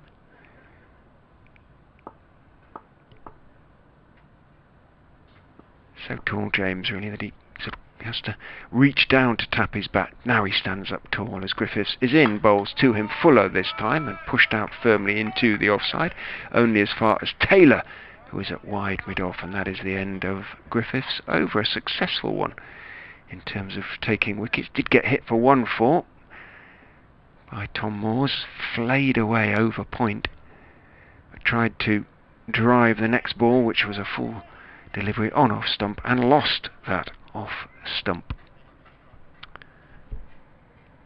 Bowled for 5. 293 for 7 then. What will Trigo do next? Well, deep square is now posted, long leg, mid-on has gone back as well, so there's a single to be had into the leg side anywhere. Also point back on the boundaries. Taylor goes in, bowls, and Trigo does slash it out towards third man. It will be just a single though. Didn't quite get it where he wanted it, between deep point and third man. Ben Mike ran up from third man, made sure it was just 1.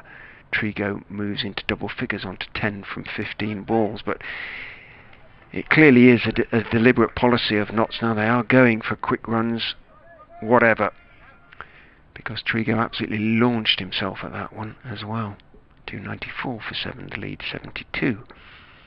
Taylor, sun glinting on his blonde hair, charges in, bowls to James, who, a moment of calm, defends that one on the back foot as it bounces up and comes back in towards him. Number 45 on his bat, Lyndon James.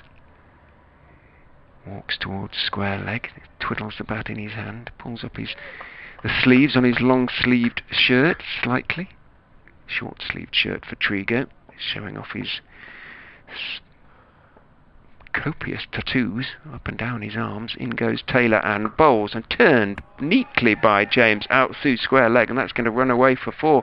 Harry Dearden can't get there, and that was a perfectly normal piece of cricket, just drifting on towards middle and leg there. Tom Taylor. James turned his wrists on it, played it firmly out through square leg, who would come up towards mid-wicket. Harry Dearden turned in pursuit, couldn't chase it down. It is slightly the shorter side of the ground, the pitch cut towards the left of the square as we look out from the pavilion. Bathed in sunshine at the moment as Taylor is in again to James and almost bowls him. Goodness me, that came back in. He was late down on it, didn't get anything on it. Quite how that didn't clatter into off stump, I'm not sure. It was taken by Swindles reaching out to his left. He didn't move behind the stumps, just reached out behind his left, and it shaved off stump. Again, it didn't really get up that much, and on the back foot James just couldn't come down on it in time. Update coming for BBC Radio Leicester. Taylor is in and bowls again to James, who again beautifully turns it away off leg stump, down through wide long leg, deep backward square for 4.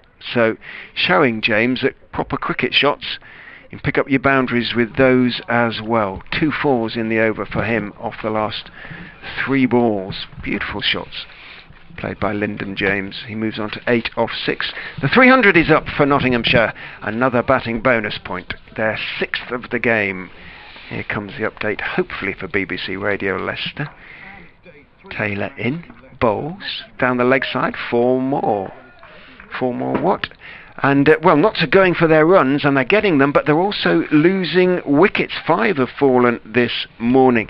Notts have taken their score past 300 onto 306 now, 12 off this over from Tom Taylor. Peter Trigo has 10, and Lyndon James has 12. The last man to go, Tom Morse, who was bowled by Gavin Griffiths, lost his off-stump for 5.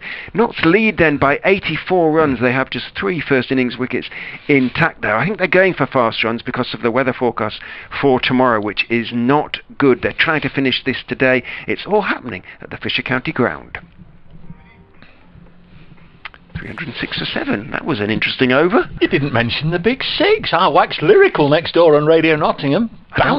Bouncing around amongst the washing machines and well, so much fridges. Is happening. There's not much time to mention everything. It's 100 mile an hour cricket. Here's Griffiths in to Peter Trigo, and well, he's going to drive that 400 yards down the fairway. He's had an enormous waft at that. That was coming our way, wasn't it? Indeed. He was looking at our commentary box there, Peter Trigo. Goodness me. In a sense, Lyndon James very much at home here against the new ball, because he opens for the seconds. You know, he's a proper batsman, this lad. Finds himself coming in at number 9, just his 2nd first-class game, of course. Made 13 in his only other game. There's a couple of lovely shots in that over. Yep. Proper shots as well, not slogging. So he's on 12. Trigo, even with that big 6, is only on 10. Make that 11 as he flicks this down to 3rd man. So the lead is 85, yep, 85, 307 for 7. 94th over of the innings. They get it up to 140, 150. Declare, if necessary, or if they're not bowled out, sometime around mid-afternoon. That would give them at least 45, even 50 overs to bowl Leicestershire out today. I think the way they play, I'd be surprised if they muster another 60. It's almost 6 and out at the minute. As someone's away by Lyndon James for a single. Have we had any notification, official or otherwise, on lunch today, because very often when you're playing rather more overs than your daily allocation, they put it back to the 10 past or 1:15 or something like that. So that might be worth keeping an eye on, because it sort of might give Notts an extra 10 or 15 minutes in this session if he's perhaps even thinking of pulling out at lunch or soon afterwards if they're not bowled out. Trigo on strike on 11. Gavin Griffiths to bowl to him. Just one slip now. Bowls, and Trigo's thrown the bat at it again with minimal results because he didn't get anywhere near it. The field is spread rich. We've got 3 on the boundary on the leg side and 3 on the boundary on the off side. We've got a short third man as well. Now 2 slips. Nope, 1 slip. Fly slip almost, isn't it? Yeah. Halfway back. There's a drop it and run too, isn't there, on the leg side? There is, out but on the fence. Trigo's only interested in dealing in boundaries, it seems, at the moment. It is. Drop it and run too, Skip. It's Griffiths bowls. Ooh, well, he did neither one thing or the other there. He decided to play properly for once and was beaten by an absolute jaffer that just nibbled away off the seam. Trigo 11, James 13 this morning. If you're late to the day, Clark out for 2, second ball of the morning, Duckett for 37, Mullaney 18, Patel 13 and Moores 5. And as I gallop through those scores, I've been no surprise to hear that Notts have sort of been galloping through the morning session. They have been playing, they always try and play positively and purposefully, but this morning perhaps just trying to get into 5th or even 6th gear before they'd really chugged out the garage. Trigo's got hold of this one and he has got it away. That'll be a boundary. It'll clatter into the covers, positioned over there in front of the family stand, and the over ends with that Trigo boundary. So he's on to 15, 312 for 7, and the lead now 90.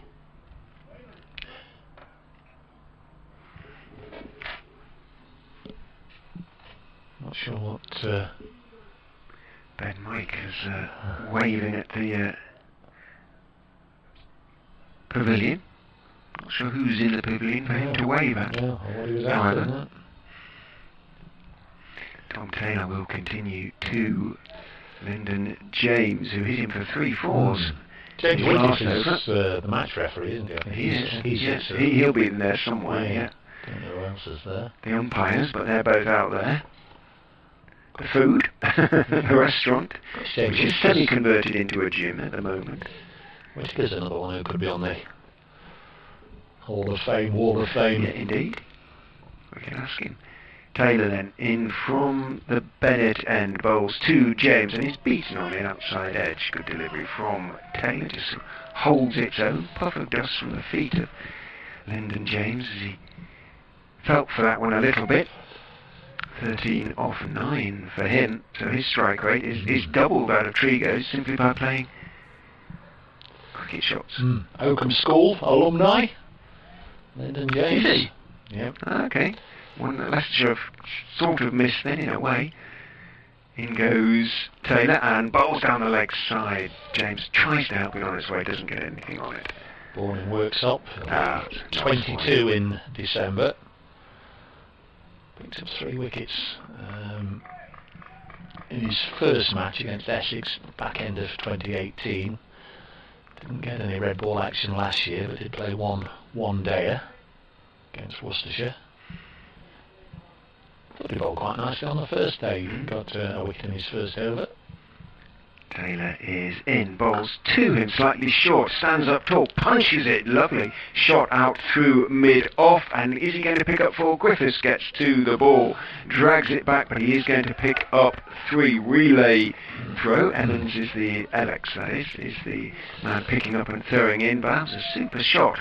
Again, stood up tall, punched it away. It wasn't too bad a ball, but he hit it really nicely through a very straight mid-off and picks up 3.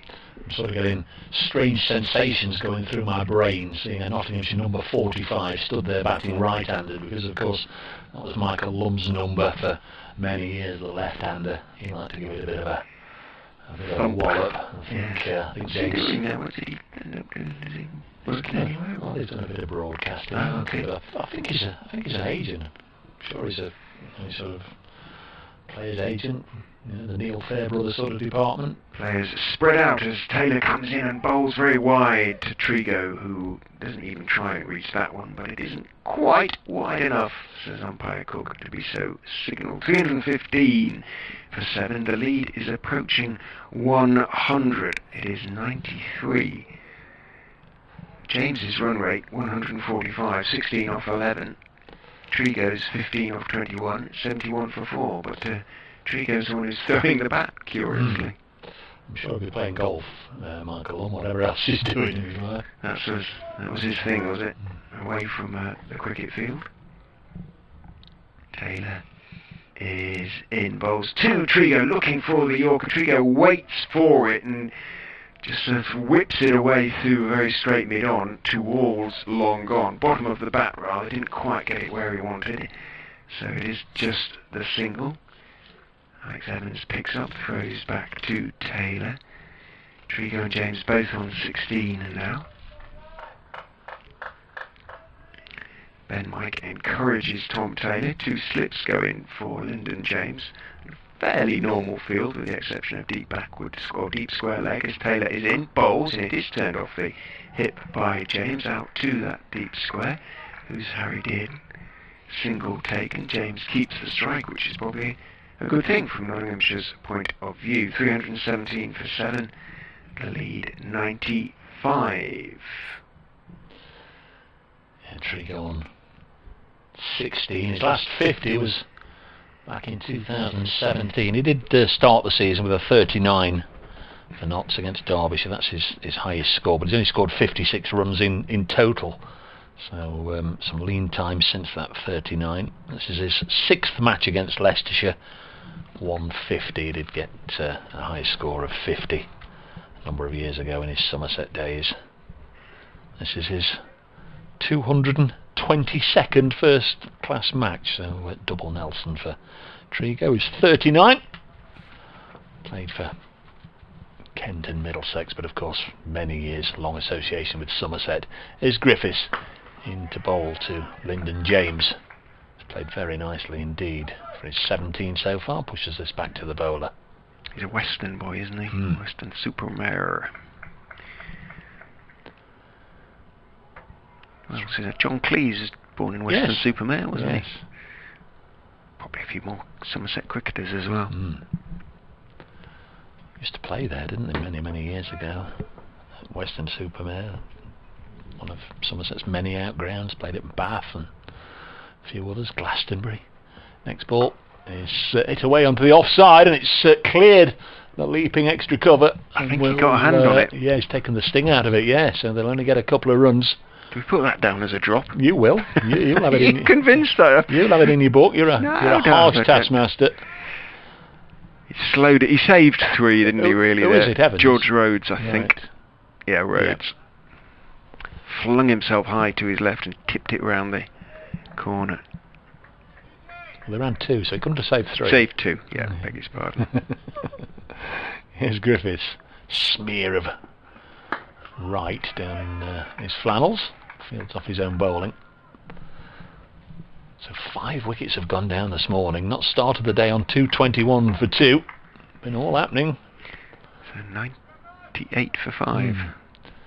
I can't complain about not having enough to write about at lunchtime. No, he had 1 or 2 quiet sessions yesterday. Yes, there wasn't a wicket. Wicket didn't fall, did it, yesterday morning? Mead and Slater batted for much of the day together. I should say we've still got the best part of half an hour before lunch. I don't think they'll go till 1:15, but we'll see. This one's hit to mid-off and there's no run. James 19, Trigo 16. Gavin Griffiths now in his 19th over, and that's respectable figures. 1 for 56. The other end, Tom Taylor, also 27 overs. They've asked him to put a good shift in this innings. 2 for 78 for Taylor. To hear from you if you want to get in touch at Brace Cricket on the old Twittery thing, or at Rich M Ray. Nice to give you a shout out, especially if you're listening at work, because this one's just got big on Lyndon James. I think he was trying to whip it away on the leg side initially and then had to readjust, plays it down to point.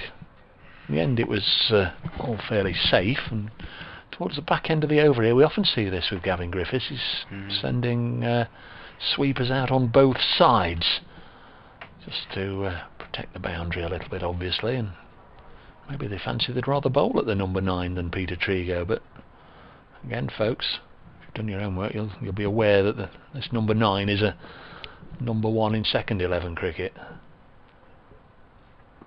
Certainly a top order batsman. He's clipped that one away nicely, but it will be protected out in the deep, so it's probably a good decision to send that man out there, Sam Evans, otherwise it might have been a boundary. But James will keep strike. 320 for 7. He's on 20. Trigo on 16. You're listening to coverage of the Bob Willis Trophy. Every ball of every game, and you can follow all the scores and updates on the BBC Sport website. There's a whole page dedicated to it, and also tell you where to tune in for the various matches if you want to listen to ball by ball commentary when this game isn't taking place. So it's 99 for 5 off 22 overs this morning, I think. The crowd have had value for money. Oh, if only you were here, folks. 22.5 actually, because we had those 5 extra deliveries, didn't we, from Ben Mike? Yeah, just over 4 runs and over.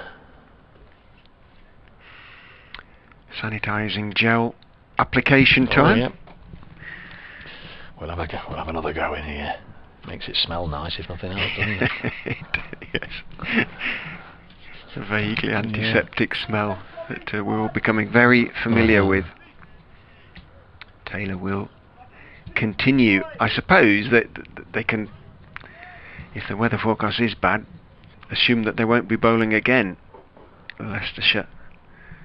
It's unlikely that they will be bowling again, so they can put the overs in. Taylor is in to James. It flies off the leading edge. I think he was looking to turn that into the leg side, and it runs away in front of point. Sam Evans chases back. James picks up a couple. Nice to hear from Simon Aldridge. Met Simon down at the Aegeus Bowl, was it a couple of years ago now. Hi folks, not a great start for Notts, but 100 lead won't be anything to be sniffed at, he says. Please say hello to wife and daughter Laura and Emily, who are listening with me. Great comms, folks, as always. Many thanks, Simon. Hope you're well, and a shout out there to Laura and Emily. Tom Taylor, bright sunshine now, comes in and bowls to Lyndon James, who turns him away off middle stump. It's swinging back in again, but didn't quite time it as well as he would like to do. Harry Dearden runs across from deep square towards deep mid-wicket, picks up, gets the throwaway single taken. The field scatters. Trigo is all aggressive intent at the moment. He's not quite middling it other than that one huge 6, but you feel something is going to happen. He's going to either middle it out of the ground or spoon it up in the air, perhaps. Let's see what happens. He'll just play a calm single now, won't he? He'll just turn a perfectly normal single. In goes Taylor. Bowls to Trigo, who swings and gets a bottom edge round the corner down towards long leg. It trickles towards James' wheel. It'll say calm single in the scorebook, but it'll just say one, yeah, but it... He meant it to go further than it did, put it that way. So 2-1-1 off the over so far. 324 for 7. The lead now 102. Ackerman returns 2-second slip for Lyndon James. Reasonably conventional field, I suppose, as Taylor is in. Bowls to James, who's driving pleasantly, but Griffiths scrambles across to his right, half stops it. It runs another 3 or 4 yards, though, away to his right, and James, seeing that, and that the bowler had gone to ground, the fielder had gone to ground in his efforts to stop it, called Peter Trigo through for a comfortable single. I was impressed with that from Lyndon James, actually. It could have been so easy, no, wait, stop there, mate, but he's looking for runs all the time, isn't he? And he only just ran away from Gavin Griffiths, but he seized the opportunity to get down there quickly. Taylor into Trigo, who gets a Yorker that he digs out rather well, actually. Puff of dust, and he clips it out towards mid-wicket, doesn't time it, and indicates that there was a little bit of swing there. Good delivery, really. I think Didn't get through. I think he's worked out that if all the men are on the boundary, he's far better off just dropping the bat on it and keep taking the single, keep rotating the strike, and Lyndon James is doing the same. So this over 2-1-1-1-1. James is certainly not in any way being tied down. 24 off 21. Has the better strike rate of the two by a distance. Taylor is in to him. He steps across, lifts it high over, deep backward square. That's probably going in the hut as well. The steward runs around behind the Geary bar. What a lovely pickup that was. That one is out of the ground as well, and I would imagine the owners of that shop are starting to get a bit fed up with this. They're getting peppered by the Nottinghamshire batsman, and that the steward's saying, "It's not me, mate, it's that bloke out there in the middle who's peppering you." The umpire has taken this precise moment to go over with his little measuring device just to measure the width of the two batsmen's bats, as they have to do at least once in every innings. Just make sure they've gone out there with a regulation bat, and he's seen both batsmen hit sixes. He's asking, has the ball come back? And the steward is saying, "Sorry, no. There's a young man out there on a scooter who's now doing quite a good trade in cricket balls."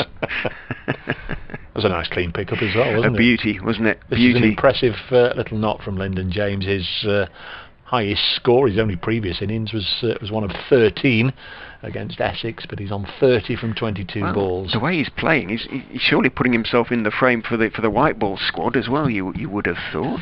Why not? He's playing like this. At least he's giving the Nottinghamshire brains trust something to think about in terms of selection. He's showing that he can score quick runs as well as play perfectly normally. Most of the shots have been proper. There hasn't been any slogging. I mean, that wasn't a slog per se. It was just a beautifully timed pickup off his legs. Flew over. I mean, we're saying that the pitch is cut to that side of the ground. It is, but it is still fairly central, and this is a very, very big outfield, so that must have flown the best part, and it cleared the Geary bar stand. Must have flown the best part of 90 yards, that. Maybe close to 100 by the time. It might still be going, for all I know, down the Milligan Road, which is on a little bit of a slope. So, another newish ball has been taken. That one was 6 overs old. However, it was 6 because the first one lasted 1 over, didn't it? That one has lasted 6 overs. So that one presumably does have a little bit of wear on it, and Gavin Griffiths is doing some careful polishing on the back of his trousers.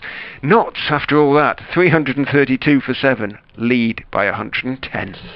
This pair have had 39. Tom Moores was out 293 for 7. Leicestershire eyes were lighting up at the rate at which the wickets were going down. Not so much now as Griffiths bowls, and Trigo again very much in, I'll push a single and get down the other end mode. Absolutely, because James is doing a much better job, isn't he? Beautiful hitting. Shot making, not hitting. 30 off 22.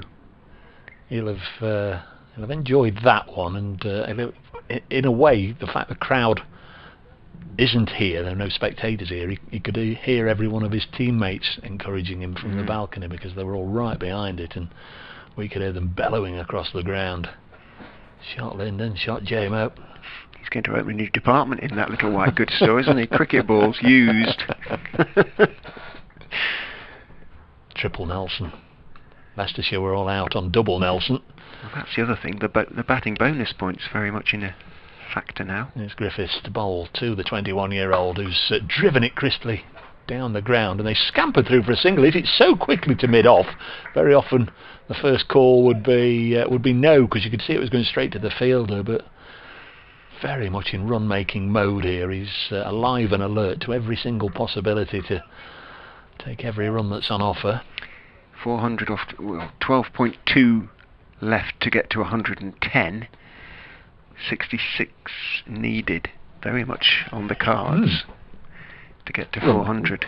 Just under a run of ball.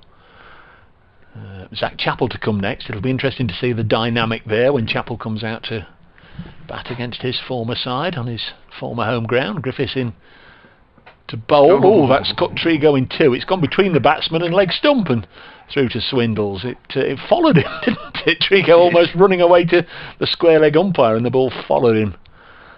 Missed it. Nice bit of bowling from Gavin Griffiths. I guess a little unlucky. He didn't just topple a bail off there.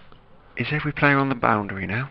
Every fielder? I think they probably are. Drop it on the leg side, I suppose extra cover's about 10 yards inside the ropes. Otherwise, every fielder pretty much on the boundary. There's maybe a reason for the exaggerated step away from Trigo. I'd be going the other way. I'd just look to drop it by the square leg umpire and take two. Here's Griffiths in to Trigo, and again he's trying to give himself a little bit of room, perhaps to play the uppercut down towards backward point, but didn't get anything on it. Bat on ball time, I think. Yes. No need to get James down on strike. Well, yeah, no need to show that you can clear the ropes. Just take what's there. You know, the last over, I think there was a run, at least one every ball. Just had two consecutive dots here, which Griffiths will be pleased about, and his captain will be pleased about. Could run away from Leicestershire if this pair did have a really productive 3 or 4 overs. Next ball, he's hit down the ground, and Lyndon James has done really well to duck underneath that, or he'd have been decapitated. Hit down to the Leicestershire skipper Colin Ackerman on the long on fence. It went so quickly. Trigo clubbing it. A minute or so to 1 o'clock. I really don't think they'll go off, Rich. We've had a number of games like this where we've lost time, and then it's been a sort of an extended luncheon interval, but there's been no announcement, has there? No. 42 this partnership is worth now. James on strike on 31. 3-5 for 7. Oh, and he's hit this one back off the boot of Griffiths. I don't know if it hit Griffiths before he had time to react, or he did just manage to take some of the sting out of it. But there's another single. 336 for 7. There might be one over to go to lunch, but I think there'll be a little bit more cricket in this session yet. Nick Cook sort of has walked halfway, but he's now paused. Umpire Adnan has retreated to square leg at a suitable distance as well. He's not a close square leg, sensibly enough, because the ball has been flying in that area at some velocity. 336 for 7.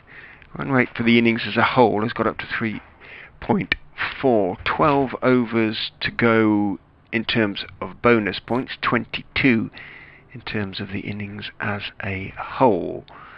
Leicestershire are not hurrying here in terms of setting their field. Ackerman is taking his time, and Taylor, the bowler, is sending his point, who's Evans, back to the boundary. He's got Ackerman at extra cover, Azad at a deepish but genuine gully, as Taylor is in to James, who steps across and tries to whack it away over long leg, a delivery that was full outside off stump. Not easy to do that, and missed it.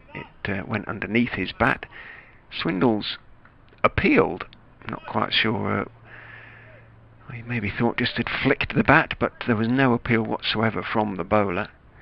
So that is very much Lyndon James' method of picking up runs at the moment. He wants to hit to the leg side. He stepped right across his stumps there. Will he do so again? Taylor is in to him, a Yorker that he just jams out, and Taylor runs down the wicket, kicks the ball at the stumps because Peter Trigo had called for a cheeky single. Trigo dived, but the kicked ball had missed the stumps, actually hit Trigo. It just trickled into him. I say hit. And bounced off. He dived into his ground, as it turned out unnecessarily. Everybody to the boundary now as far as Leicestershire and Ackerman are concerned, with the exception of the skipper, although he's retreating as well. Out towards deep extra cover. As I say, every other Leicestershire fielder on the boundary. And Ackerman himself is around about 15 yards inside the ropes as Taylor is in. Bowls very wide. That should be signalled wide and is signalled wide. Nothing Trigo could do about that. He stepped across, got in position to give it a whack, but just simply couldn't reach it. Wide. 338 for 7. The lead 116. Maybe declare at lunch the way Nottinghamshire are going, but I'd be surprised. Might as well try and get the 400. In goes Taylor, bowls a Yorker, dug out or waited for by Trigo, clipped out towards deep mid wicket. In from long on comes Alex Evans, and comes in sufficiently quickly to prevent any chance of a second. Brings James back down on strike. Will the field go back, not to normality, but to 1 or 2 in catching positions? Ackerman, yes, he comes into extra cover. Azad goes to backward point, mid-on and mid-wicket posted as Taylor is in. Full toss almost outside off stump that's steered by James, but only as far as Azad at backward point, and there is no run. A rare event in the last half hour. A dot ball. 339 for 7. 1 ball to go in the over. Is it 1 ball to go until lunch? We will see. Dave's not convinced. He thinks we will have a late lunch. The field does go out now for James. Everybody out on the boundary as Taylor is in. Bolt, he steps right across and Taylor follows him. He tries to dab it away down to third man and misses. Another dot ball. Update coming for BBC Radio Leicester. Of course, with the wide, there's another delivery to come as well. 339 for 7.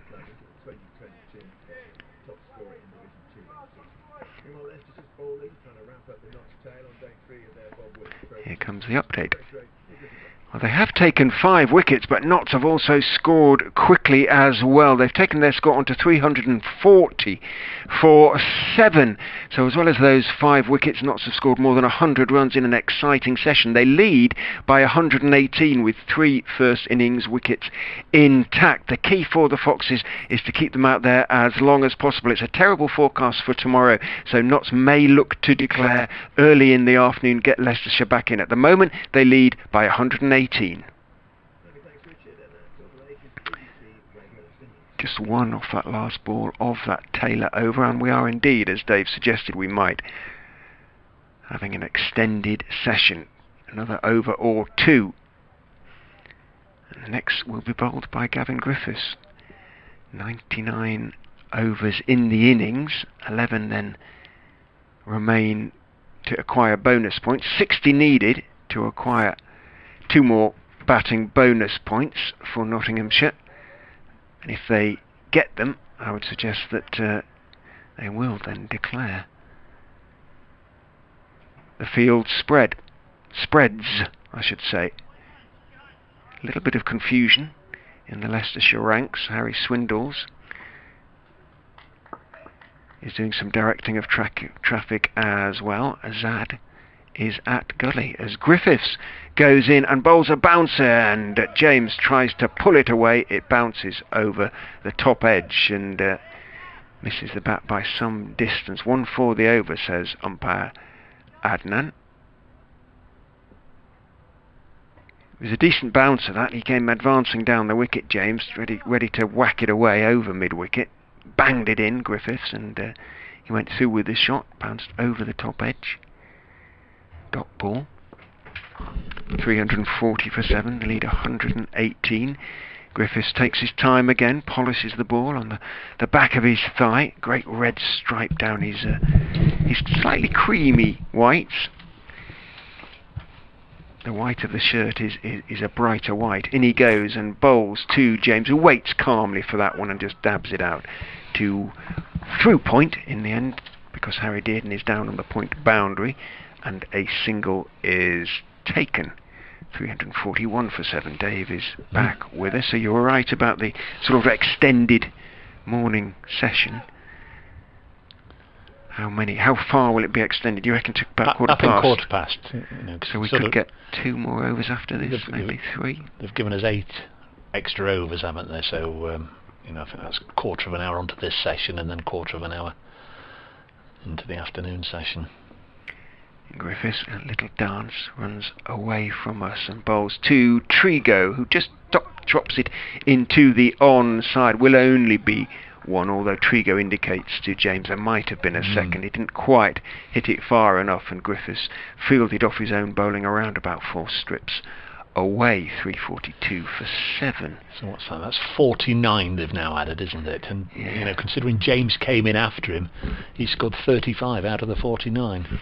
Of 31 balls he's faced. I think the sense that Trigo was going to be the danger after he hit that 6, but the runs have come from the other end. A very impressive knock this from Lyndon James, just setting his side up. He'll have the ball in his hand, you would imagine, later in the day. At the moment it's the bat. In goes Griffiths, bowls to him, clipped in the air, but it's going to be well short of Ackerman at long on. Bounces around 4 times before it reaches Leicestershire's South African skipper. And 1 taken by James, and the applause is for the 50 partnership. How many balls, I wonder, has that taken? We'll have a look at this. It will come up on the scorecard before too long, hopefully, he says. In goes Griffiths again. Everybody on the boundary. Bowls to Trigo, who swings mightily. He's got a top edge down to third man wide. Third man, and he's caught. So quite how he managed to get it down there. He was trying to hit it somewhere over mid-wicket, and it flew in precisely the opposite direction. And Peter Trigo is gone. Now Lyndon James is walking after him. Will they call lunch, or is it a declaration? I'm imagining it's lunch. There wouldn't be any point in declaring just before lunch, would there, or making it an early lunch? I'm not quite sure. Don't know. Nobody looks. None of the Leicestershire players look too sure either. But the 2 umpires are heading off as well. The other thing that wasn't great is that we saw it in the last game actually with Samit Patel. Trigo just turned and headed off straight away, whereas Lyndon James had already got down to the other end.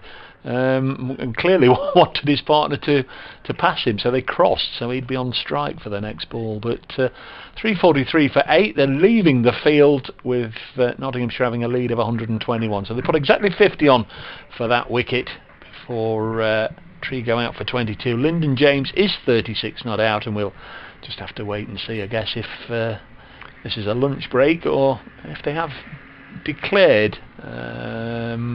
But this morning 6 wickets have gone down. Joe Clark, he was caught by Griffiths at mid-off, the bowling of Greg Mike for 2. That was 221 for 3. Ben Duckett made 37 when he fell to Mike, caught in the deep by Harry Dearden going for a big hit. 258 for 4. 260 for 5 when Mullaney played on to Greg Mike for 18. Samit Patel came in at number 6. He made 13 before being bowled. First ball with the second near ball by Tom Taylor. That was 282 for 6. 293 for 7 when Tom Moores was bowled by Gavin Griffiths. And 343 for 8 when Trigo was caught down at third man off the bowling of Griffiths for 22. Was it Alex Evans? It was Alex Evans was the catcher. It flew high to him, but he didn't have to stretch too high. Took it two-handed in front of his chest. The 50 partnership between the two was made of 49 balls, with Lyndon James scoring 36 of them off 32 balls. I think lunch. Well, it's definitely lunch. Yeah. we can say that, but no indication at the moment whether there is a declaration. So we could see Lyndon James again. At the moment, the lead is 121. 2 wickets remain. If you rejoin us in about 35 minutes' time, we'll hopefully be able to tell you exactly what the situation is. But a hugely exciting morning's play, that was. Very much so. 343 from 221. Well, that's 122 runs scored and 6 wickets fallen. Will the afternoon session be as exciting? I doubt it, but you never know. We'll be talking to you again on BBC Radio Leicester and BBC Radio Nottingham. Richard Ray and Dave Bracegirdle in around about 35 minutes' time.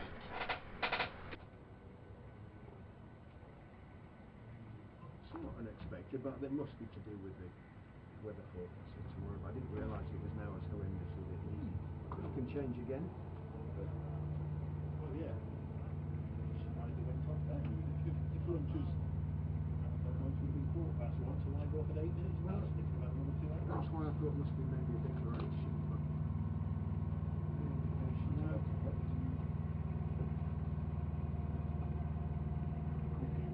Yeah, let's have a look. I don't know. It's never been seen.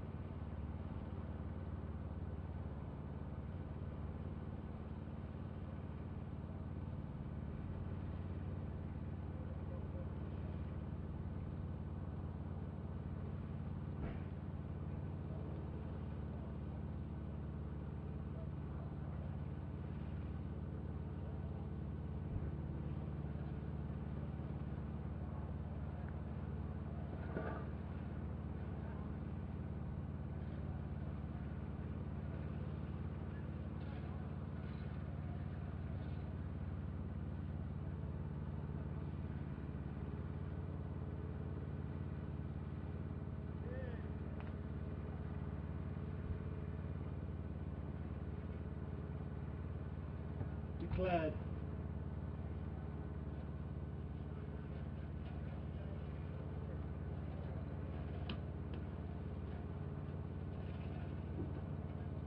Did you get that, Dave? Declared. Yeah.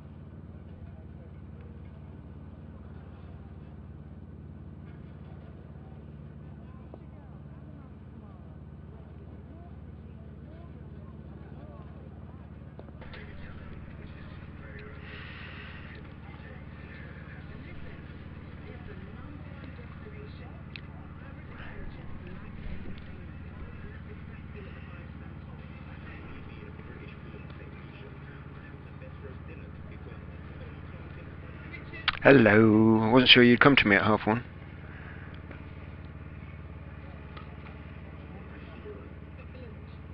Yeah, but I'll do it anyway if you want. Yeah, because they've declared.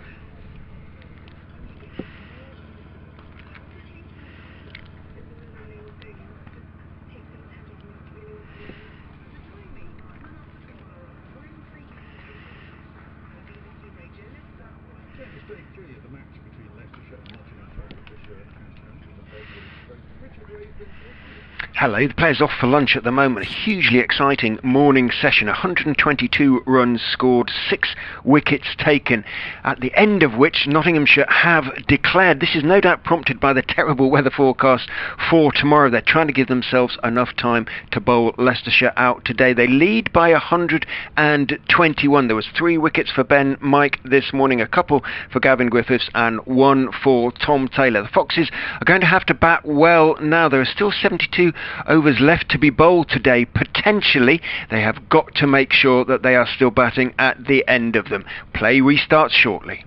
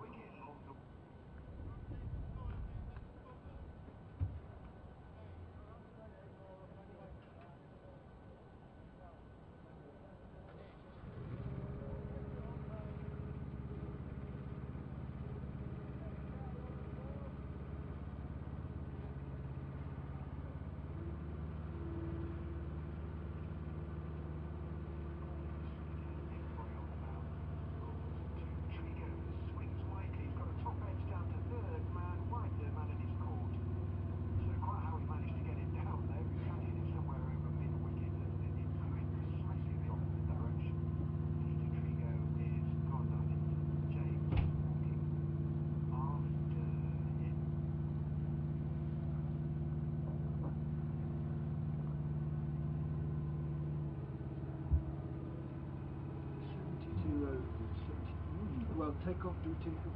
You don't take off 2 because it's lunchtime, of course. No, it'll be 72, exactly 72 overs. Finish at 4 p.m.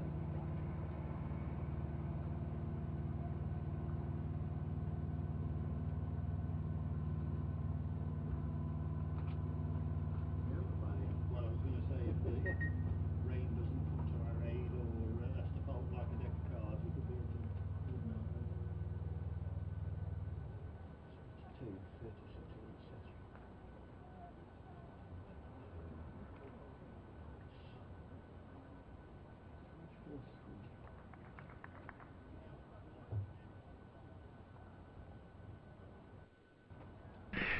Good afternoon, everybody. Welcome back to the Fisher County Ground, Grace Road in Leicester. Day 3, afternoon session of the match between Leicestershire and, he says, switching off his computer audio, Nottinghamshire, not Northamptonshire, as I said yesterday, didn't I? Richard Ray and Dave Bracegirdle from BBC Radio Leicester and BBC Radio Nottingham, your commentators. A hugely exciting morning. Saw Nottinghamshire add 122 runs to their overnight score of 221 for 2, but lose 6 wickets. That, up to a point, an irrelevance really. At 343 for 8, Stephen Mullaney decided to declare, prompted, we feel, by a rather poor weather forecast. And rather poor is not exaggerating. It is very bad indeed. It looks like it's going to rain all day tomorrow from the early hours onwards, so it might be an early call. So we have 72 overs left today. Nottinghamshire have a lead of 121, and they are going to be looking to bowl Leicestershire out today, Dave. Well, that's clearly the plan. We don't really know what's normal anymore, do we? I guess if it had been a normal county championship game, I'd have raised an eyebrow at declaring in the 100th over with 343 on the board, an opportunity. Another 7 runs is another batting point, and 10 overs to get 57 runs for maximum points. Maybe stretch that lead up to 180 if they could have done that, but these aren't normal times, and we know it's a different competition this year, the Bob Willis Trophy. Highly unlikely, even possibly mathematically impossible, that Notts could qualify as group leaders. So it is all about trying to win this particular game, and as Richard's pointed out, if it's going to become a 3-day game because of the weather, we've already lost a chunk of time, at least they can give themselves a little bit of a chance here. It's almost like they've given themselves 72 overs to bowl Leicestershire out for whatever, and maybe even late on in the day, assuming the light holds, they might have a little bit of a run chase. We might have excitement at the start and at the end of the day, might even have a little bit of excitement in this session, but it'll be very interesting to see how Leicestershire go about it and how the wicket responds. And Peter Trigo, who hit one of the biggest shots I'd seen for a while this morning, is going to open the bowling. Certainly the highest, and then Lyndon James just about matched him shortly afterwards. Quite extraordinary partnership. 50 off 49 balls, but they accelerated towards the end. They did. Well, Trigo tried to hit every ball for 6 essentially, nearly. He was having fun till Leicestershire put everybody on the ropes. Here is Trigo then, the 2 batsmen, Hassan Azad and Sam Evans. First ball is cut away square on the offside, and Joe Clark does the fielding. Clark involved in the game once again. He only lasted very briefly this morning. Not sure what happened to the first ball of the day. It passed me by, but the second one didn't. He was dismissed from it, so a short introduction to the 3rd day for Joe Clark. He'll have been bitterly disappointed, I'm sure, to miss out. Here's Trigo to the left-handed Azad, and it goes through to Tom Moores, who was working away just about all through the lunch session with Peter Moores, the head coach. We were only about 10 minutes into the lunch session, weren't we? And off they'd trooped and gone for lunch, and then saw Stephen Mullaney come rushing on to speak to the ground staff, and Hassan Azad came out, and he had a word with him as well. So I guess the news of the declaration was passed around all the camps at that point. So this is pushed into the offside. No run there, fielded by Asib Hamid, who's involved in the game. In the first innings we saw him very much on the periphery of things. He was on the rope, wasn't he? Because as I said at the start of the game, he'd badly hurt a finger in the last match, going for an absolute snorter that burst through his hands in the gully region, and he had to go off and have his fingers taped and didn't return. But very much more involved in things, close in there on the offside. Trigo bowls and Zad defends. We were denied the opportunity of seeing Zach Chappell bat against his former county. That might have been a course of great entertainment had they tried to wind him up, or him conversely wind the Leicestershire bowlers up by playing one or two big shots. Might have been interesting, but we were spared from that. Instead, Chappell has been saved for, I'm sure, a fairly decent dig at the Leicestershire top order here. He'll be running down the Bennett end. You can almost guarantee it in 2 minutes' time. Here's Trigo. 3 slips. This one very, very nearly getting through the defences of Azad, but he's managed somehow to squirt it down to Barber at long leg, and Leicestershire are up and running in their second innings, 1 without loss. First 3 wickets in the Leicestershire first innings all belonged to Trigo. He dismissed Sam Evans, Harry Dearden and Colin Ackerman. Had a long old spell interrupted by an early lunch. I think we went off around about 20 to 1, something like that, on the first day, but he bowled up to that point and then he started again straight afterwards. Here he comes, final ball of this over to Sam Evans, whose first ball is clipped on the leg side, and that's the end of the over. So 1 from it. Leicestershire are 120 behind. They've got to play a very, very strong rearguard action here on day 3, and both these batsmen will be looking to make sure they're not amongst the early casualties as Notts press for wickets. They have to play the situation, don't they? They play the pitch, which is a good pitch still, essentially. Basically a benign pitch, perhaps a touch slow. If anything, it's probably got a fraction quicker over the last day or two. Talking at the end of the first day to Tom Taylor, he said it had been slightly underprepared because of the amount of rain that had got on it during the game previously against Durham. That the groundsman would have liked an extra day or two, so to speak. Well, it's had that day or two now in terms of drying out, and it should be pretty much at its best. It looks from here fairly unmarked almost, even that the footholes don't look too bad. So Azad has kept the strike up against his former teammate Zach Chappell, who is in and bowls, bounces and leaves him, but he just dropped his hands and let that one bounce through at a good pace. So if anything, as I say, the pitch has probably quickened up slightly. That's not necessarily a bad thing as far as the batsman is concerned, but it'll also give a wee bit of encouragement to the quicker bowlers, and Chappell is certainly one of those. Tall and blonde, or at least what's left of his hair is fair.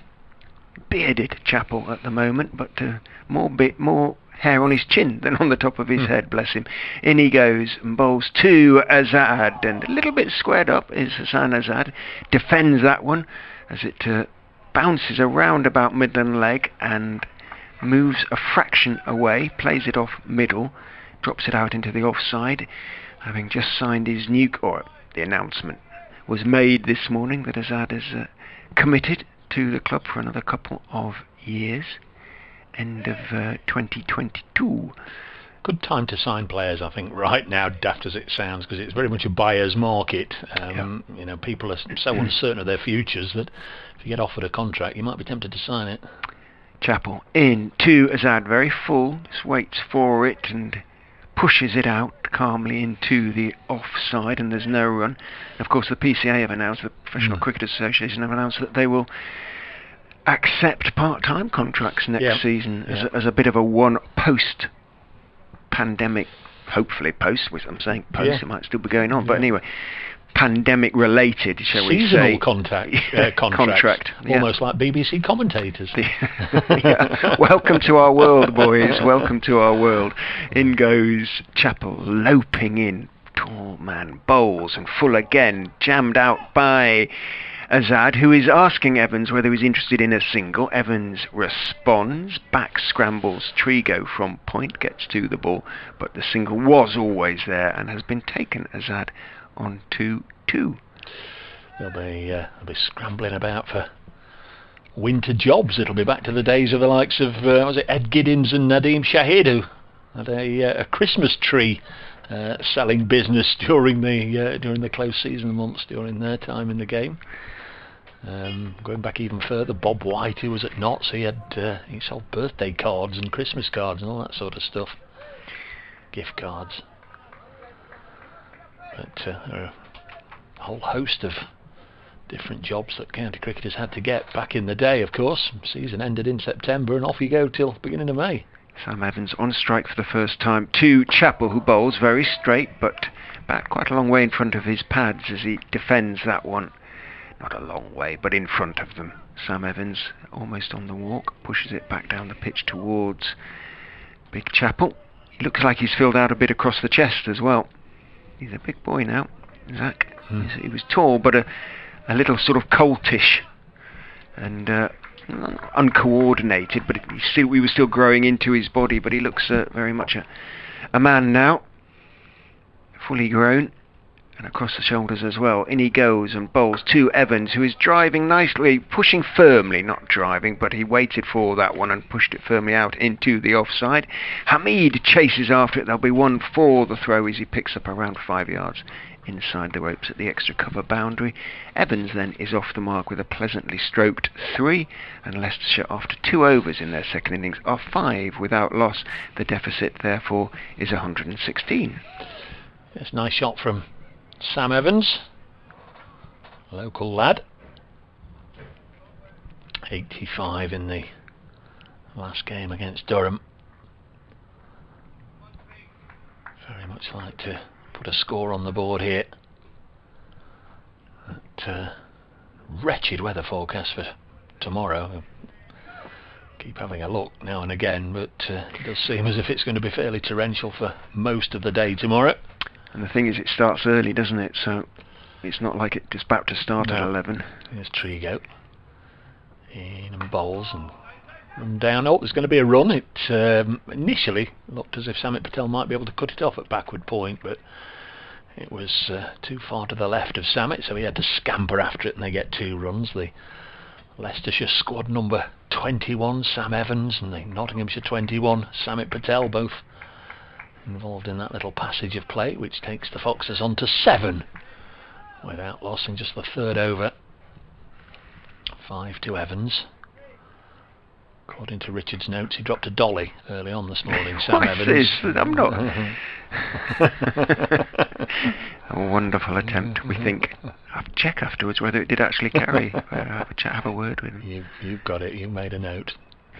Here's Trigo in and bowls, and it's nicely played just to the onside of straight. Zach Chappell doing the fielding. It's one area of the game where Notts would like to improve, certainly in the second innings, the Leicestershire second innings, because they took some good catches on that first day, but how many did you make? I made, I think, 4 drops. I think you got about 8 or 9, didn't you? I think it was 5, and there was the 2 run-outs when Taylor was on 47, that he should have been run out twice, shouldn't he? Now Nick Cook, who's now the umpire at this end, now what's he saying here? What's he pointing at? Oh, he's calling Sanad Nan over. Can I have a look at the ball? Well, it's been a source of concern for the umpires all morning, the cricket balls, because we've had to go and fetch 3 new ones. They just Assuming a bit of seam has come up. Perhaps. Now they've called a Sanad Nan over, and he's got the scissors. Got the scissors. I just wondered if he was checking to see if it was round enough, but I don't know. Yeah, I think he's. Oh. Yeah, everything's done with an explanation. There are some people who won't use 2 words if one will do, and there's Nick Cook who might just give you a more elaborate explanation. Here's Trigo, Ian and bowls, and the right-handed Sam Evans clips it to mid-wicket, fielded there by the Leicestershire number 33, who I haven't got on my list. Oh, of course, Joe. Of course, Notts are in the field. Yes, all right. Yep, it's Joe Clark. It's good to know I'm not the It only won't be one. the Leicestershire 33 doing the fielding at mid-wicket. Unless we're one short. Can we borrow It's one time of to your go lads? next door anyway. I'm going to check my head. Well, no alarms thus far for Leicestershire, but very early days as Trigo runs in to bowl the fourth ball in his second over and stays a fraction low. Evans just has to adjust slightly as it arrows in on middle and off stumps. Does so on the front foot. Not a big stride. Doesn't take a big stride, Sam Evans. Got out to a very disappointing shot in the first innings, just flicked at a wide-ish delivery from Trigo, gave Lyndon James at third slip pretty much catching practice, and James accepted gratefully. Trigo in again to Evans. It dropped a little bit shorter this time. Evans stands up tall and plays it firmly back past the man from Weston-super-Mare out to Ben Slater, who's at mid-off, and there is no run. 7 without loss. 114 needed to make Nottinghamshire bat again. Sun goes behind cloud, but temporarily. As in goes Trigo and bowls on off stump. No great movement for him, as there was on the first morning when it was swinging. It was grey and it was a little bit humid, but really heavy clouds overhead, and the ball swung. Well, so far today it hasn't really swung. Ben Mike got it to swing a little bit, the old ball at the start of the day, and it may be they just need Nottinghamshire, the lacquer, to come off this one before it really starts to move for them. 7 without loss after 3 overs. Leicestershire. Chappell will continue from the Bennett end, and he knows well this ground. He knows how to bowl here. He comes in and bowls to Azad, who's up on his toes defending a short-ish ball. Short and straight up on his toes, just drops it down on the offside. It trickles a few feet towards Joe Clark in the gully, who comes in and picks up. Samit Patel and Nick Cook in conversation at square leg. 3 slips. Duckett at first, Mullaney clapping his hands at second, James at third. Clark in the gully are the close catchers as Chappell is in bowls, nice and straight to Azad, who is solidly behind it, playing from the crease, pushing it back down the wicket, picked up by Chappell in his follow through, and just throws it to mid-on to do the polishing.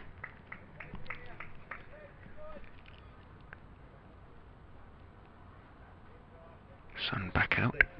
Here comes the update for BBC Radio Leicester.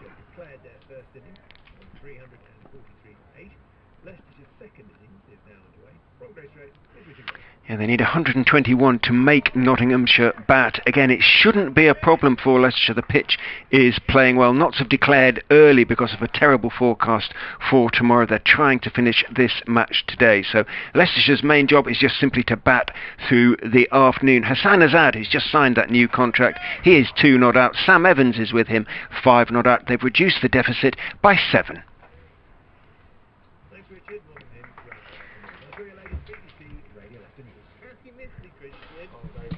Back with you online as Chappell turns to bowl the fourth ball of the over. In he comes, bowls outside off stump. Azad lifts the bat over the line of the ball, as is the modern way. Didn't used to really see that, the sort of lifting it over the line of the ball. Just people just used to let it go through, but now it's the done thing to actually make the bat form a sort of almost 270 degree parabola, isn't it, from one side to the other?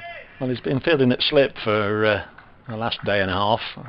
Hassan Azad says he's been watching Hamid leave his alone with a bit of a flourish, and maybe he's going to develop that into his own particular brand of batting.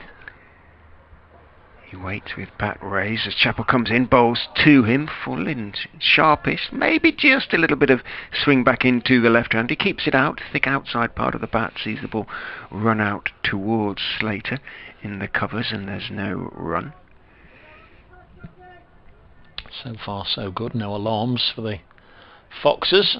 I just want to try and blunt this early onslaught from Trigo and Chapel, and assuming they can do that, if there's no wickets down in the first 15 or 16 overs, and then they could be nicely set just to have a fairly stress-free day.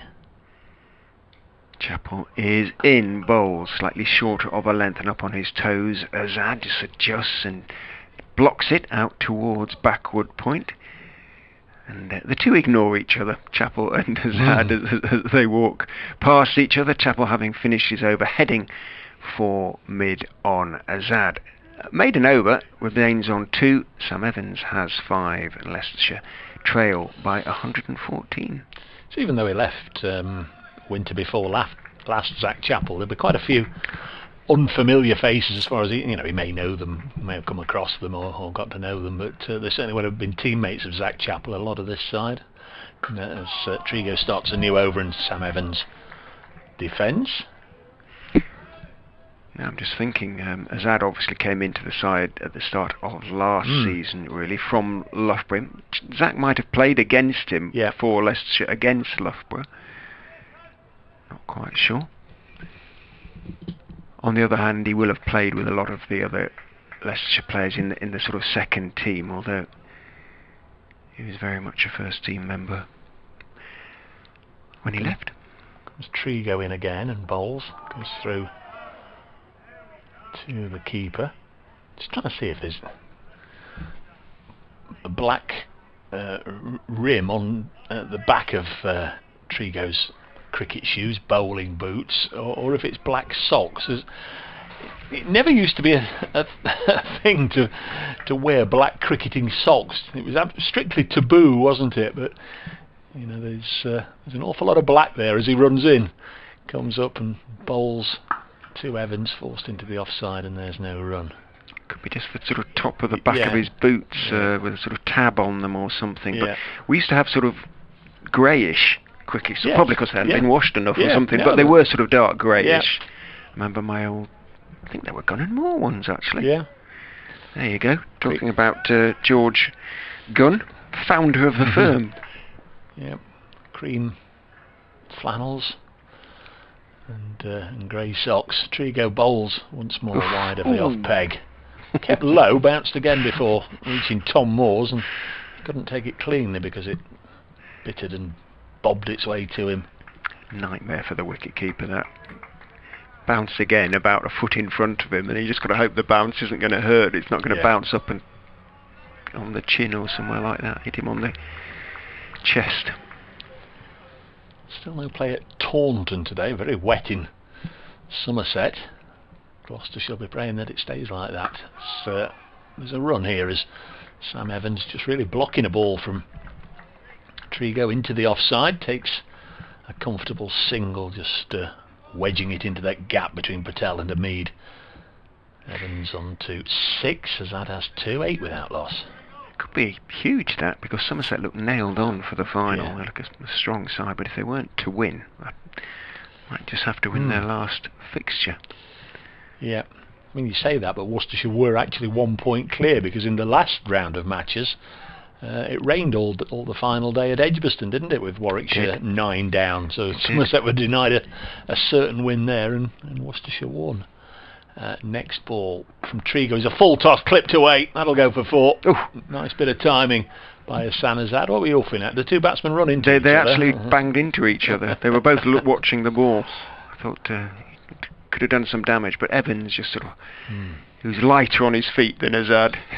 Hopped out of the way in the end. Comfortable boundary Bounced in the off end. him. Yeah. Both batsmen on 6, 12 without loss. Trigo 3 overs, none for 8. He started with a string of maidens, didn't he, in the first innings, and then he got the first wicket, and then obviously the second and third both came in his initial spell, but not quite on it at the moment. 3 overs, none for 8. Yeah, I was saying while you were next door that conditions different. It was heavy, lowering grey cloud, wasn't it? And the pitch was much greener. Yeah. And he got movement from the start. But conditions much more batsman friendly at the moment, both pitch and atmospheric.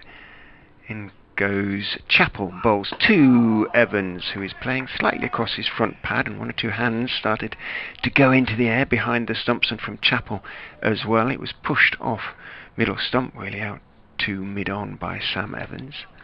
Both batsmen have 6. Deficit 109. Come on, Chappie. I think that was Joe Clark saying that. Chappie turns. Very straight run. Bowls to Evans, who's reaching for it a little bit outside off stump. Got plenty of bat on it. Went along the ground out towards Hamid at point, but his bat was away from his body there. Got to be a little bit careful. No real movement though for either bowler so far. 5.2 overs.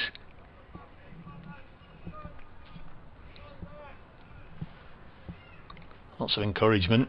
Samit Patel again. He got wound up a little bit in the field, didn't he, in the Leicestershire first innings? Got himself going a bit, didn't he? Who was he was having a go at? It's one of the middle order, wasn't it? In goes Chappell and bowls full, and forward on off stump goes Tom Sam Taylor, Evans. I think. Tom Taylor. And there's no run. That's right. Yeah, and Taylor waved him away, didn't Yeah. he? Just go over there, and that was it as far And then as. it was Taylor who Stumps who threw down, and Yes. it wasn't given. Yeah, that was an entertaining little tete-a-tete. He's chatting to Nick Cook now. And they're both putting the world to rights. I don't think it's an option when Nick Cook's in the vicinity. You're going to be in a conversation. You can listen or say something, but you'll hear something. Chappell is in and bowls to Evans. Fullish again, bringing him forward. Forward he goes. Again, not a big stride, just defends it out to mid-off. And there's no run. Mid-on. Mid-wicket sort of in front of square is Samit. Trigo down at long leg. Those are the 3 fielders on the leg side. 3 slips, a gully, point, and wide mid-off or wide extra cover. Trying to cover both positions there. Slater, as in goes Chappell, and bowls a bouncer and goes down on one knee and ducks his head and leaves his bat a little bit periscoped. Sam Evans won't discourage Chappell from bowling another, although that's 1 for the over. It says umpire Adnan. The 2 umpires, of course, having changed ends. A number of spectators, haven't we, in front of the meet, away to our right in the orange plastic bucket seats, those Leicestershire players that have been warming up and perhaps readying themselves for a bit of T20 action later in the week. They're all sat down. Socially distanced as well, a couple of seats between them. I think there's 7 of them there watching. Chappell is in, bowls, thick inside edges, it seems back in a touch, or swings back in a touch.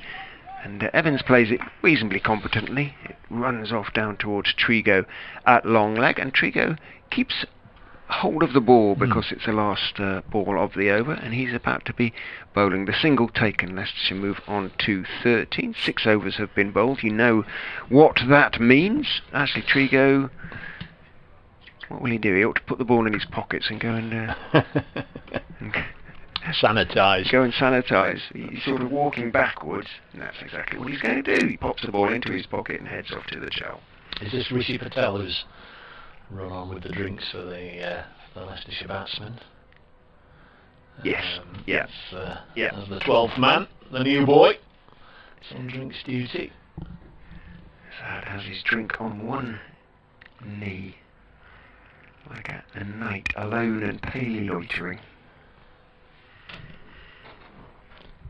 So, comfortable enough start for the Foxes, second time round, 13 without loss. That means the difference currently is 108.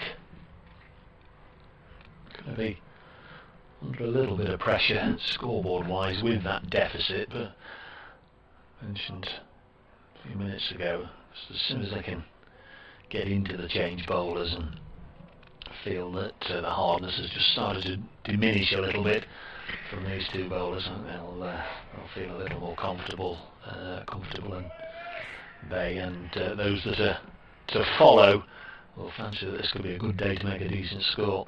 So 6 wickets going down during the morning session, but many of them were sort of self-inflicted, going for big shots. As Trigo starts a new over, and Sam Evans just pushes forward, eases it into the offside, and Ben Slater fields after Stephen Mead does his level best to run across him and stop it, but didn't. I suppose that bonus points are irrelevant to both these sides, really, aren't they, in the circumstances? So it's just the nature of this unique competition at this season. Here comes Trigo, clipped away on the leg side. Everybody was very interested for just a moment, with Evans going across his stumps, and would have been very vulnerable indeed if his bat hadn't made contact, but it did. He will feel he played it comfortably enough, takes the single on the leg side. Of course, Leicestershire will be hoping tomorrow morning that they can get up and have a purpose to drive here, and whatever the weather throws at them, there might just be a lot of disgruntled other people either playing or watching the cricket, and we've got to come and watch it rain all day. Here is Trigo in again, forced out onto the offside, straight to Hamid, who hurls it into the gloves of Tom Moores. Do you know, are Nottinghamshire staying locally, or are they heading home each night? I don't know. Because there's been no coach as such. No, it's just a lot of individual cars. I would imagine they're travelling. Given it is only an hour's drive, it sort of makes sense, doesn't it? Yep, there's Trigo.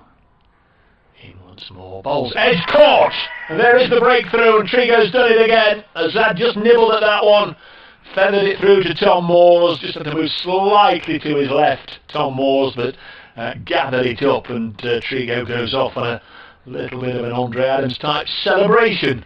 In fact, he's carried on running all the way over the ropes, and he's going to disappear into the Notts dressing room area. I thought that was a bit of an exaggerated celebration, but clearly he's got the need to go off on a comfort break. You don't often see that, do you? He went off on a bit of a run, and I thought that's a whole heap of exuberance just for getting rid of Hassan Azad, with all due respect to the young man, but he carried on rushing past his teammates. He's gone. I was going to say, there is a loo just rather closer than the actual dressing room loo. However, it may be that he just wants the next piece of equipment or something. Important breakthrough. It just pushed across Azad, who half forward. You could hear the edge in the effects mic, couldn't you? And a straightforward catch for Moores. And well, are they going to be able to put Leicestershire under some pressure here? Remember, Leicestershire began their innings 121 in arrears. They're now 107 in arrears, but they have lost one of the men they would have hoped would have dropped anchor a little bit. So, Azad, now we signed a new contract, of course, probably won't score. But anyway, that's the way. He goes for 6, and Trigo picks up his fourth. Did he pick up? Fourth wicket of the match. Yeah, got 3 for 46 in the first innings. The only Notts bowler to get 3 wickets. They were shared around a little bit, but he got the first 3, and nobody else got close. Here he comes. Another lefty, Harry did. And we've got everybody ready to play cricket apart from the bowler who's coming off his long run, as they would say, as he runs out from the far end, the Bennett end. He's run down the steps, he's run over the boundary rope, he's now at long leg, he's now getting up towards a deep backward point position. I think somebody's pointed out to him there's actually a loo much closer, because everybody's... Well, it might be a looking towards it, but it might have been something else, change the shoes or something. But whatever it is, don't change your shoes and change your look, Peter, because you've just taken a wicket. Yeah, worked the oracle again, as he did in the first innings. An early breakthrough. Sorry, umpire, I had to go.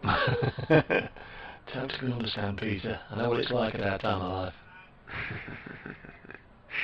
So he's now, having run all that way, just got to compose himself for a second. In fact, he doesn't. He just turns and straight away comes in. First ball to Harry Dearden, and it's a beauty. That really is the ball of the innings so far, despite the previous one having taken the wicket. That one just leapt off short of a length and nipped away off the seam.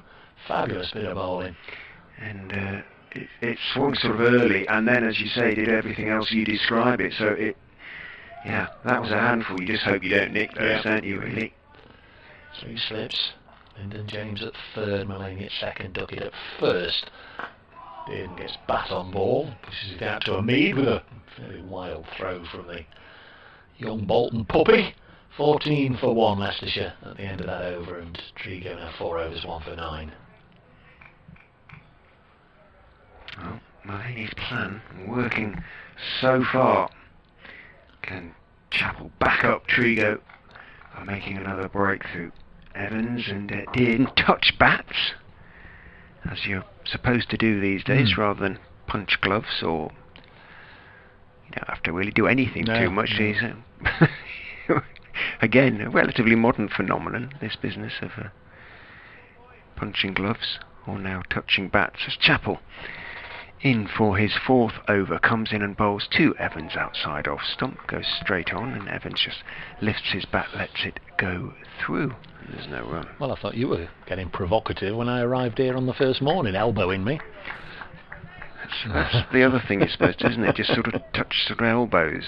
A distant, socially distant sort of form of greeting.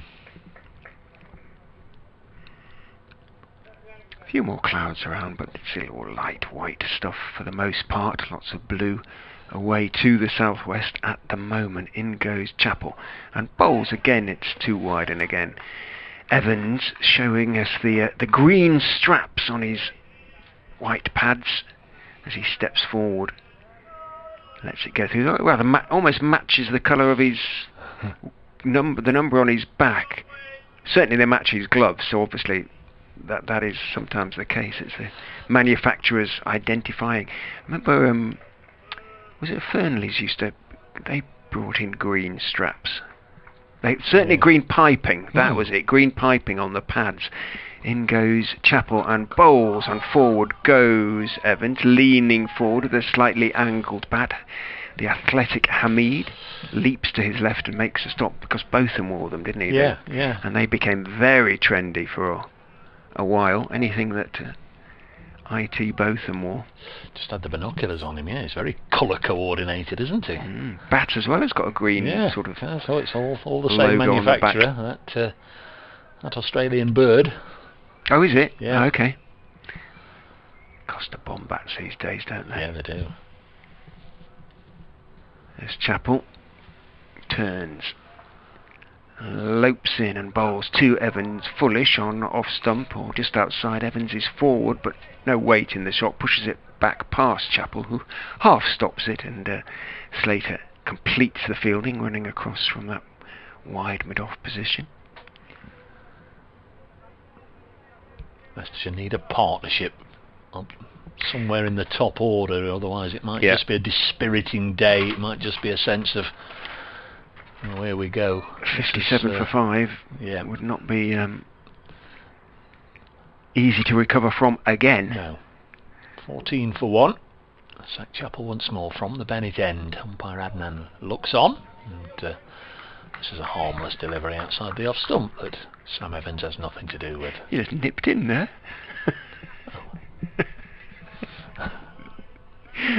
You finished the over, Dave. I lose track. I'm concerned for my friend the pigeon. We've got a pigeon behind the commentary box. Yeah, and he had advice. He's he's arrived and he's just sitting. Sat there looking at us, won't fly away, and then if he's flown into the wall and he's just a bit stunned, needs an hour or two to sort himself out. This one goes through to Tom Moores, and it's the end of the over. Leicestershire 14 for 1 here on BBC Radio Leicester, BBC Radio Nottingham, and everybody else joining us through the live stream, and those of you on the tuning app through the live event. Glad to have you with us. We had 7 wickets go down already today, 6 in the morning session, and since lunch Leicestershire have lost to Sanazad, caught behind by Tom Moores off the bowling of Peter Trigo for 6. I didn't hit some nice shots in his one or two nice shots in his very brief innings. First up, not a great shot to Trigo when he got out. Here is Peter Trigo bowling to Dearden, who defends. Just clipped one off his legs in the air, didn't he? And Samit Patel took a good low catch. Smart low catch. Samit, perhaps in one of his earlier, larger incarnations, might have struggled to get to, but as I say, looks to me as fit as I've seen him in terms of shape. Yeah, frankly, even when he was playing for England. Yeah, he's had a good lockdown in terms of his own health and fitness. This one steered out to a mead, and there's no run. So a century today for Worcestershire's Darryl Mitchell. He's the third highest run scorer in the country on 350 at the moment. His teammate Jake Libby, he was out for 84 this morning, so 2 Worcestershire players in the top 3. Libby's got 417 runs, and Ben Slater sits on top of the pile, 425 runs so far in the Bob Willis Trophy. Guess there's a possibility that 1 or 2 other players are going to get a second innings. This one's past the outside edge and it goes through to the keeper. There'll have to be an awful lot of movement in this game for Ben Slater to have another knock, you fancy?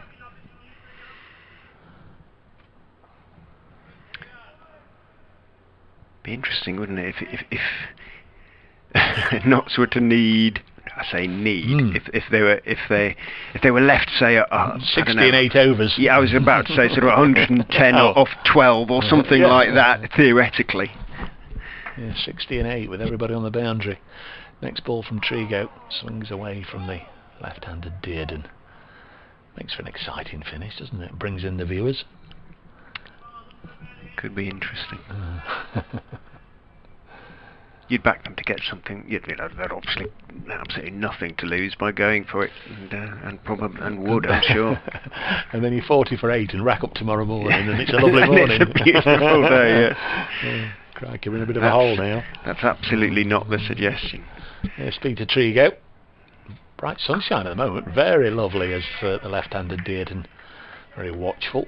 Eases it out to a mead, and I would suggest he stops throwing it towards Tom Moores, or let's see how long he can keep on throwing it towards Tom Moores and actually get one into the gloves without Moores having to dive to take it. There's been some horrible throwing back to the young Notts keeper in this innings. They're all bubbly and full of it and ticking along, but some of the returns to him have been horrendous. Next ball goes straight through. Moores can cope with that. End of the Trigo over. 5 overs, 1 for 9. That'll be a maiden then, will it? Let's just have a look. If it ticks up, the maidens just take a. They do at Trent Bridge as well. Just take a second or two just to come up. They do, but the dot underneath it. Yeah. Comes up straight away. There we are. He's now officially got one on the board. 5 overs, 1 maiden, 1 for 9 as we tick on towards 2:30. Gets a round of applause from his skipper as well as he wanders down to long leg Chapel to bowl his 5th over. 4 overs, 2 maidens, none for 5 for Zach as he comes in and bowls to Sam Evans, full again, and Evans, as is his wont, slightly on the walk, bat in front of pad, pushes it back down the wicket to Chapel. Little hint of a late away swing, but no more than that.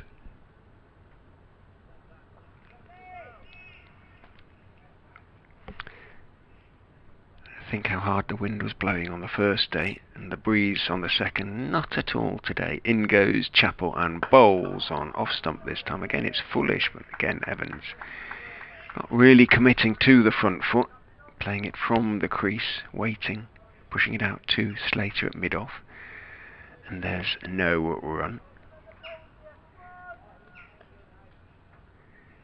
Sam Evans will be unfamiliar to opposing skippers, opposing bowlers. They're just as happens, they take a while to assess him, but word will get around about his strengths and or weaknesses. Chappell in, bowls outside off stump, huge grunt of effort, but too far wide and a little bit too short, and Evans had nothing to do with it. Let it go through 2 Moores. Jumped back a little bit into his crease, Evans. Chappell just fastens his right shoelace, or refastens his right shoelace. He walks away as Slater throws him the ball.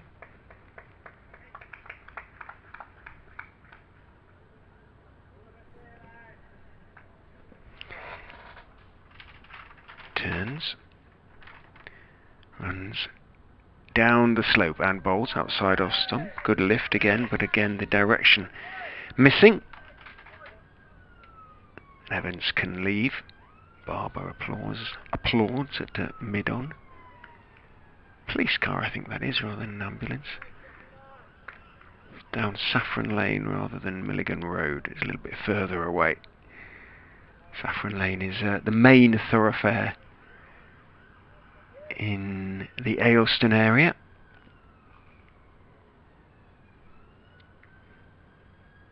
That's away to our east as Chappell is in and bowls short to Evans, who goes down on his right knee, turns his head to the left, lets it go over his right shoulder. Samit Patel wanders in to add his 6 pennyworth from short leg. Evans resolutely ignores him, looks away. He remains on 8 off 33 balls. Dearden yet to score. He's faced 8. Leicestershire 14 for 1. Still 107 behind. As Chappell comes in to finish his 5th over, bowls to Evans. Is he going to pick up a run there? No, because Barber runs across, or doesn't have to run really, and moves smartly across from mid-on to field, almost behind the stumps. No weight in the shot, the defensive push from Evans. And another maiden over, consecutive maidens bowled by Trigo and Chappell. They are controlling the scoreboard at the moment, Nottinghamshire, and they have picked up a wicket. Leicestershire needing 121, and the pigeon is on the move to Dave's great delight. If it's the same one. It is. I've just... They all tend to look alike. It's Trigo from our end of the ground. Oh, that's a good delivery. It was pushed nice and full by Trigo right up towards the batsman. It just swung into him at the last minute, and Dearden was able to defend. Relieved, I guess, just to jab a bat down on it. Yeah, the old pigeon came walking towards me there. Oh, obviously feeling a bit better. But it's definitely the same. It's the same one, yeah. Pigeon. It's got a blue ring on its right leg. Fair enough. This Trigo, sound like it's Skippy, pulled away magnificently. This next one, 4 runs to Harry Dearden. What a way to get off the mark. He's been there for 9 deliveries.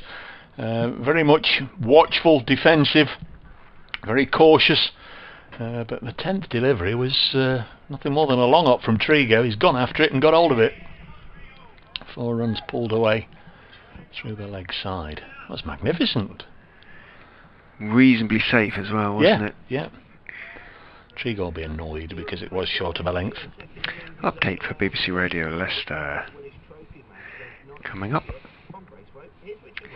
18 for 1, the Foxes. They have lost a wicket, that of Hassan Azad, who, having signed his new contract this morning, nibbled at a delivery just outside off stump from Peter Trigo, got the edge and was comfortably held by Tom Moores behind the stumps for 6. 14 for 1 at that stage.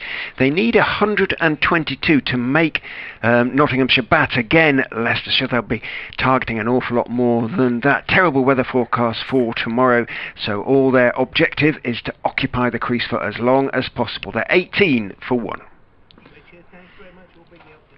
Here's Trigo in again to bowl to Dearden. Edged, caught by Mullaney. No, it's gone to ground. Stephen Mullaney has just been loosening up. I was just wondering if he's going to come on to have a bowl. But there's a chance gone begging here.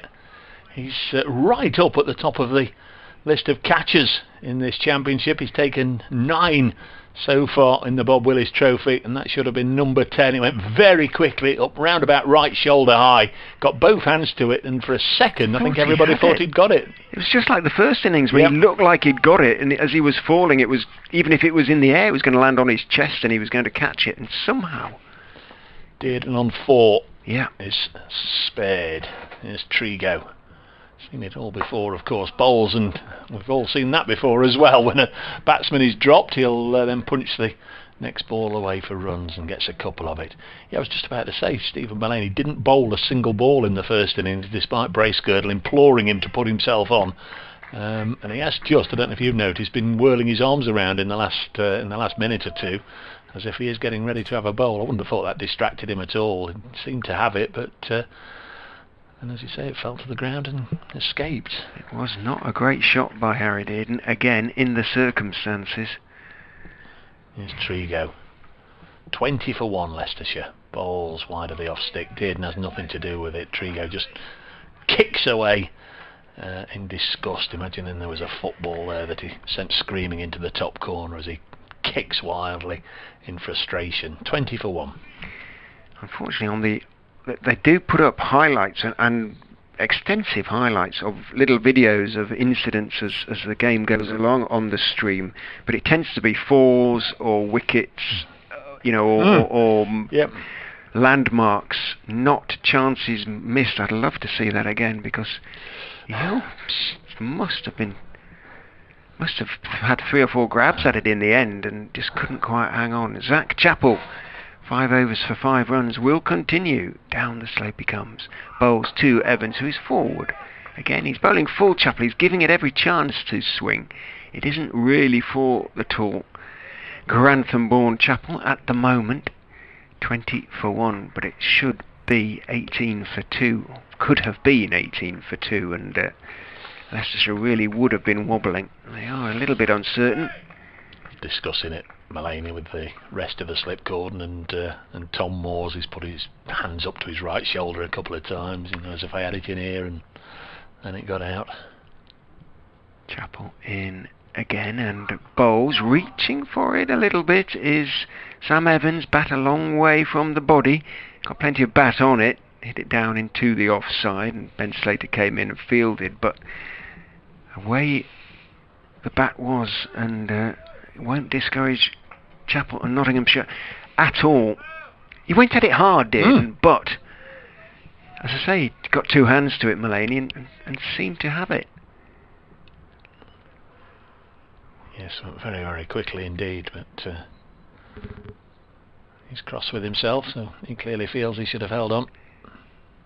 Chappell in again to Evans, just dragged his length back a little bit. Evans went forward and playing the ball off the pitch.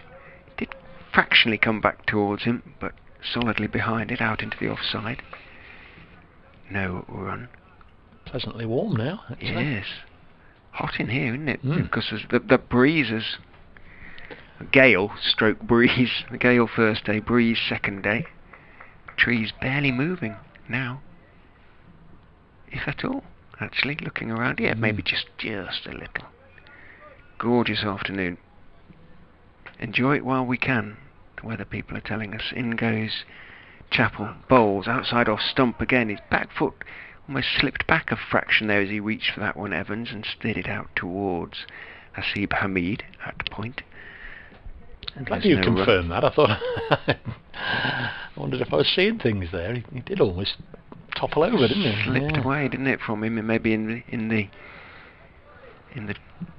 disturbed, sort of dusty area around the footholes. But he doesn't look perturbed. He's not knocked anything away from the bottom of his cricket boots or the ground behind him.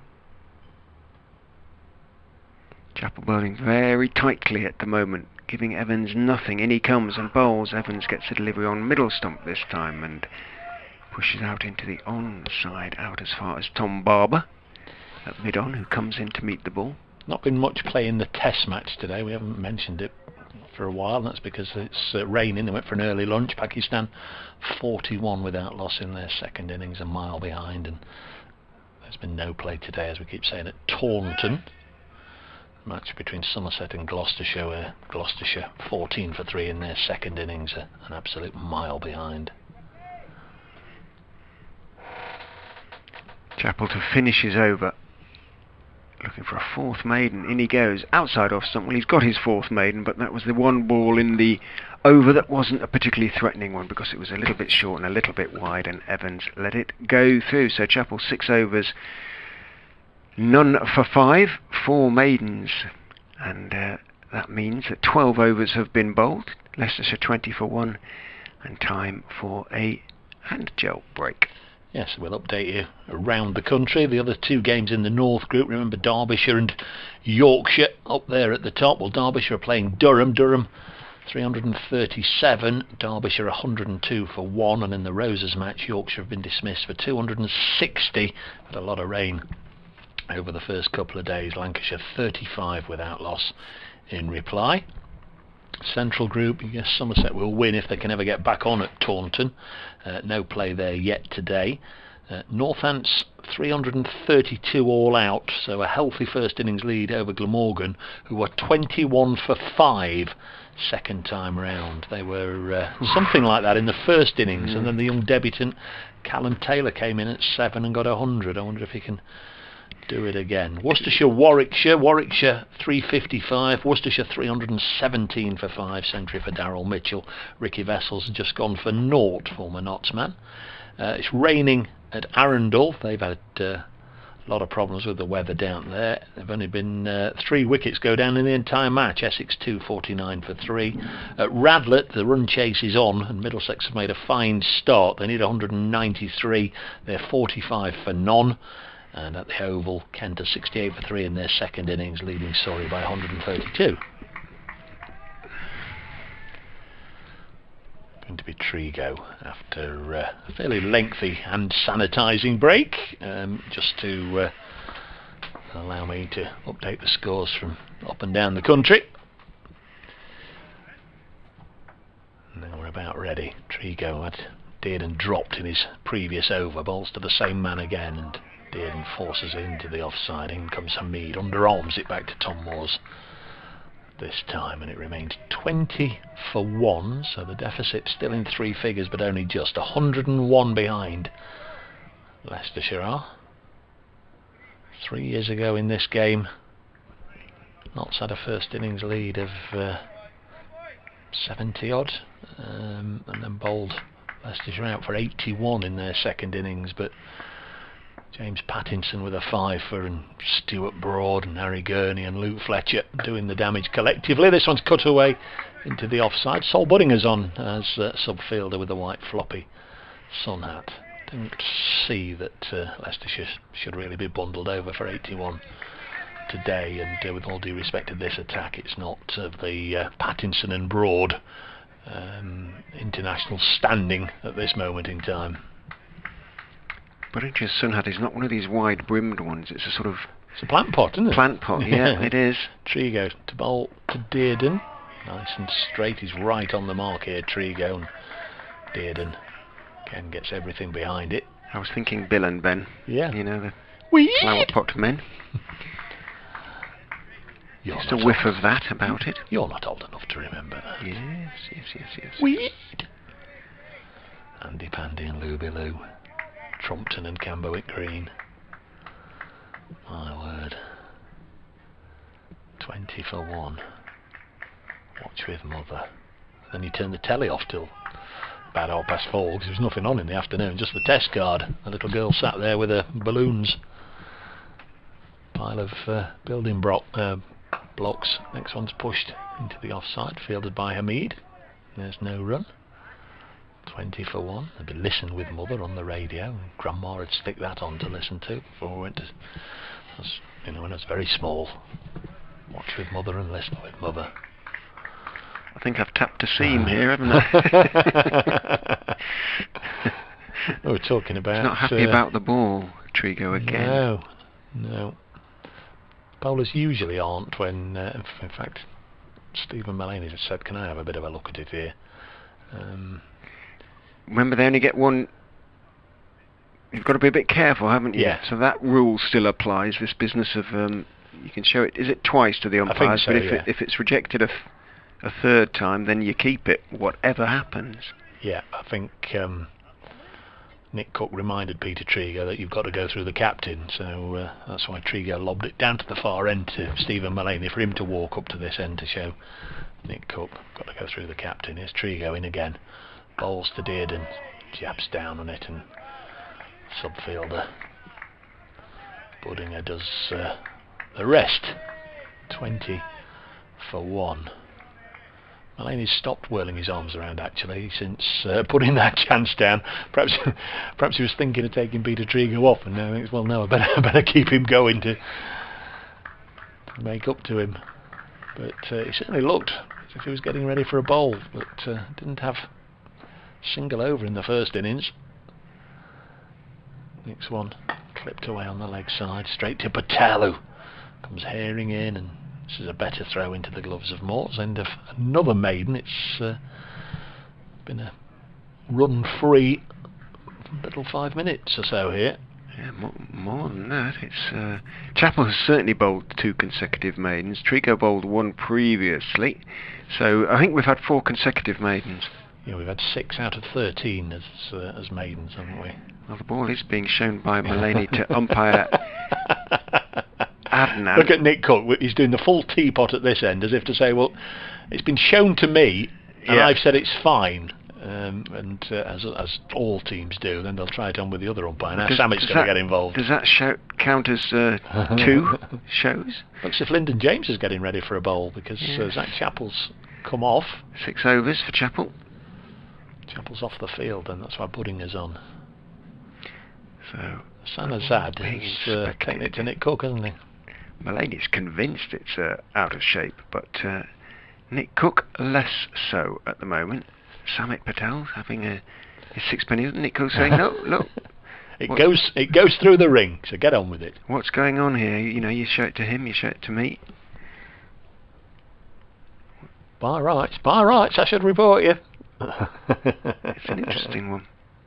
Yeah, they've got the little device out, and they've seen if the ball, it's got to pass through one side of it and then what happens not through the other. If the umpires disagree? Interesting one. Well, they don't, do they? No, no, but you know, I wonder if there is some sort of umpire's instruction. If one says, yeah, it must be changed, then does it have to be changed? Well, even if the other one disagrees? Or? I think they're both equal, but I think Nick must be the senior umpire, surely. Yeah, and well, they are going to change it. There's a match referee here as well, isn't there?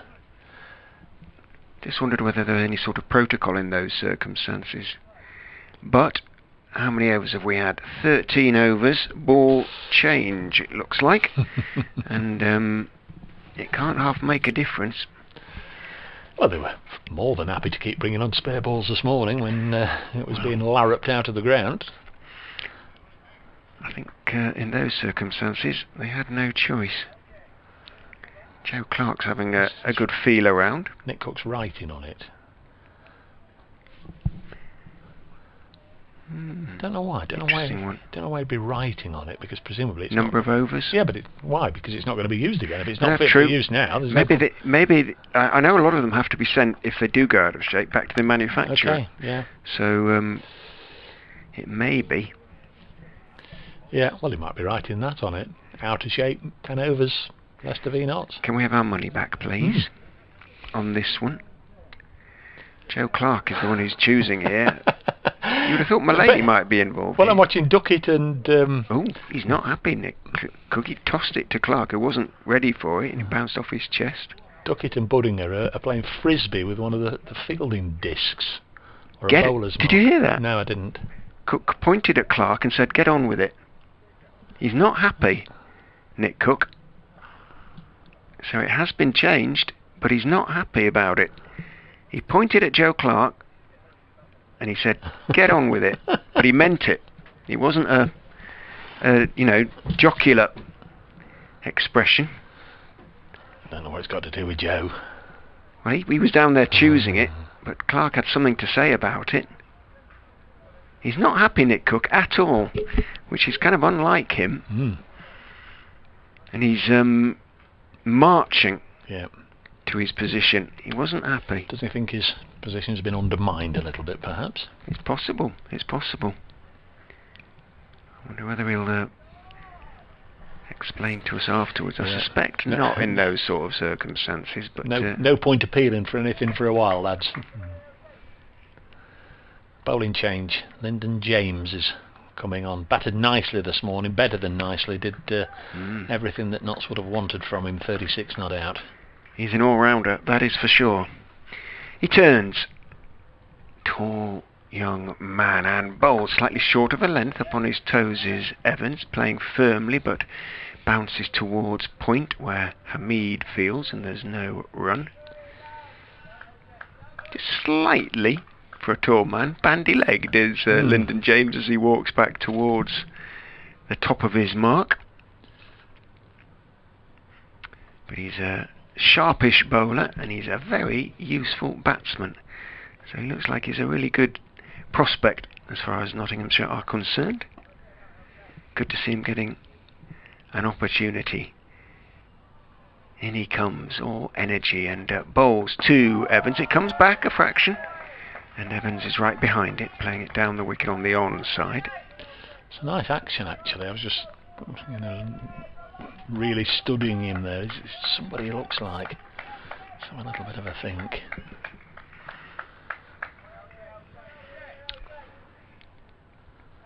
He was right on the money then, wasn't he? Tom Barber's also getting himself ready at mid-on. Once again, he's sort of been overlooked a little bit. Not the automatic choices.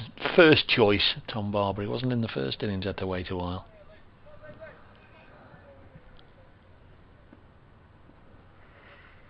Long run before he gets into his stride, and bowls to Evans. Again, it's outside off stump. It was there to be put away. That one didn't really get up, and he didn't quite time it. Evans, he got up onto his back foot and tried to crack it away, hit it hard down into the ground, and again it was a fairly comfortable stop for Hamid, who is down on one knee, polishing the ball with furious intensity at the moment. He's creating heat, I would imagine, on the back of his thigh. His ball is moving up and down so quickly.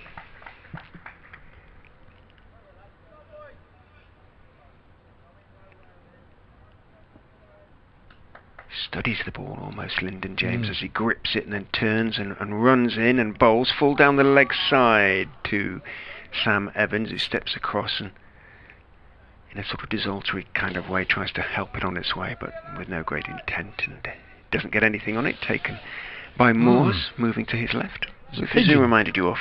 Oh no, pigeon, sorry. Just it's not our pigeon, well, I don't know. I was just distracted by the fact that a pigeon's just taken off from our right, somewhere here on the Burrows balcony, and just flown out over the field of play. Maybe he was just having a rest. Yeah, maybe may have been. He's on a long journey. Well, he's been there all morning. Oh, has he? Might have just clattered into the wall or something, not the stuffing out of him. I don't know.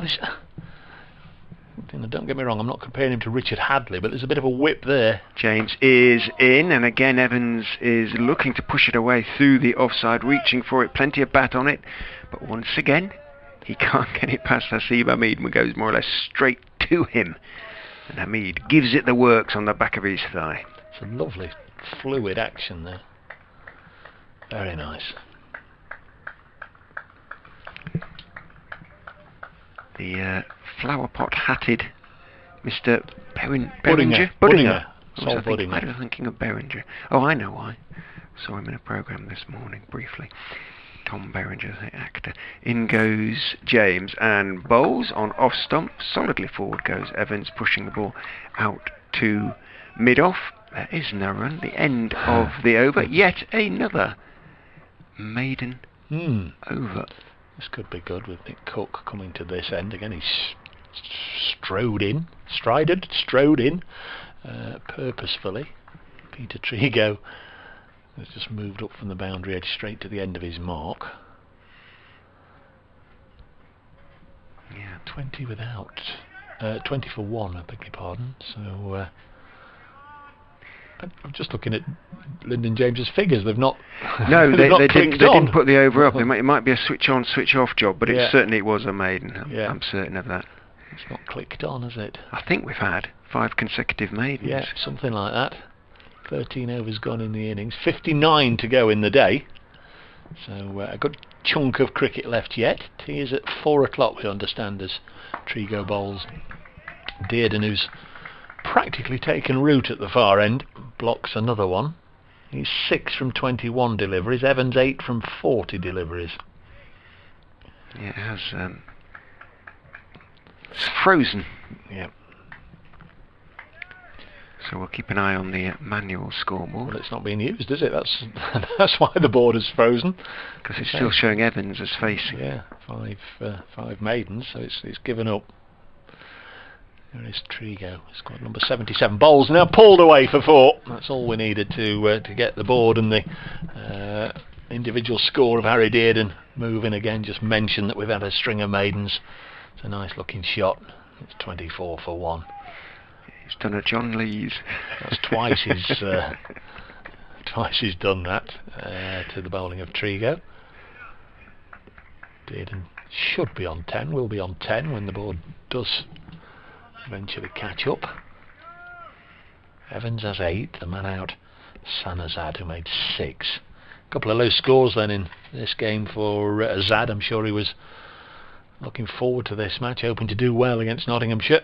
Played a lot of club cricket in the county. This one goes across the left-hander Dearden and through to Moores, but scores of 4 and 6 would have been the last thing he'd have been hoping for. Most un-Azad-like.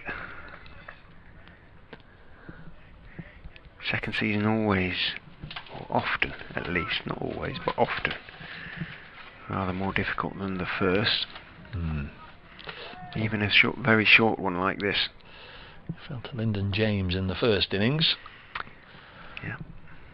Trigo in the second. Here is Trigo. 4 in the match. And now this is a lovely shot by Dearden through the offside. He'll get another boundary. Second of the over. Yeah, it's Joe Clark scampering after it and unable to prevent it crashing into the little picket fence in front of the main pavilion here, or is it the Charles Palmer Suite down there? It is the restaurant, I guess. I don't know if it's a suite, but it is the Palmer restaurant.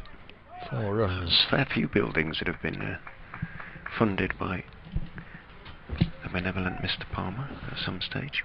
28 for 1. The Foxes. Or as they wish now to be known, the Running Foxes. It's a nice shot. It was a lovely shot. But he needs to just keep a lid on the adrenaline now, doesn't he? Trigo in his 8th over. Bowls again. Is it batsman on the pad? And this is going to run down towards the boundary at fine leg. Tom Barber goes round. A couple of leg byes here, I'm sure.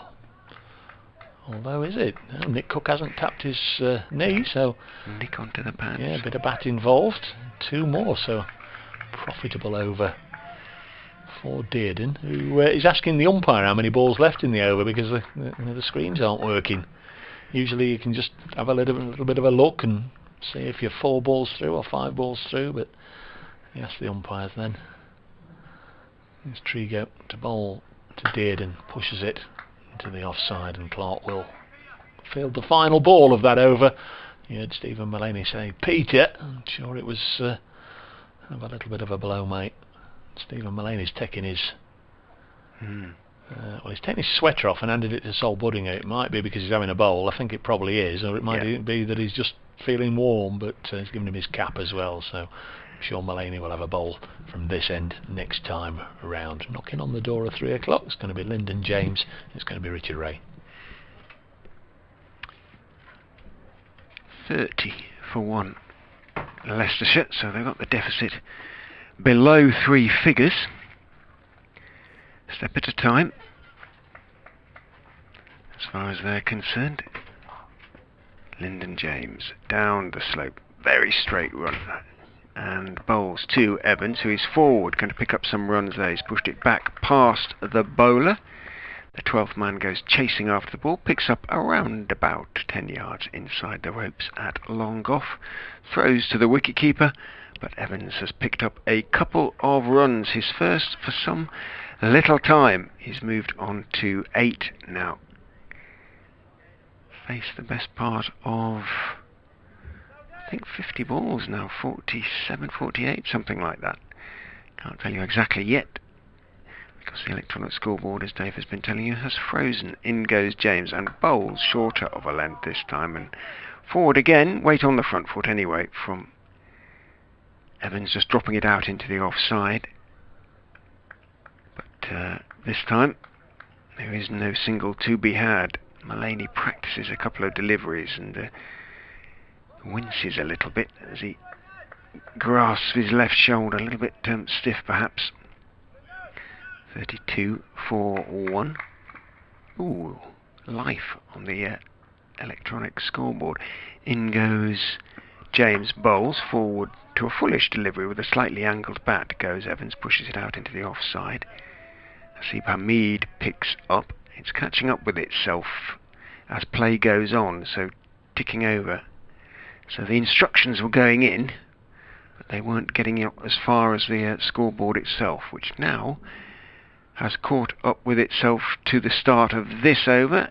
Oh, it's giving the overs to Chappell though, rather than James, so it needs to change that round. James is in and bowls, and a slightly angled bat from Sam Evans, so that straight delivery just closes the bat face on the ball, pushes it out towards Barber at mid-on. There's no run. Decided that Chappell is the bowler, not Lyndon James. In fact, it's his second over. The score is correct now, 32 for 1. However,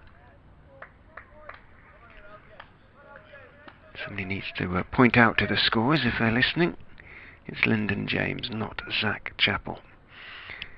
James is in, bowls on off stump, solidly forward. Goes Evans, pushes it out to mid-off, and there's no run again.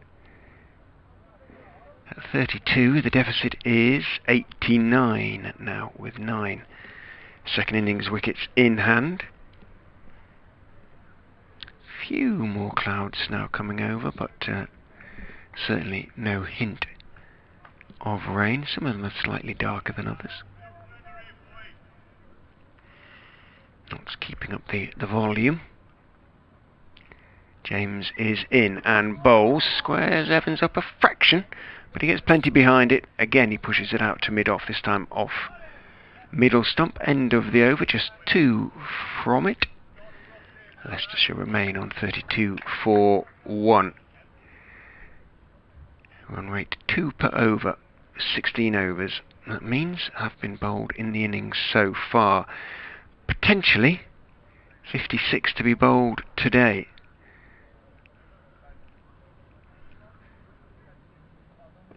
And at the moment there is a potential for those 56 to be bowled, I would have thought. No problems with the light. Mullaney is going to have a bowl now. He's going to go around the wicket to Harry Dearden. Little swinging seamers, I would think. Might roll his fingers across 1 or 2. Slips go fairly close, but Moores is standing back.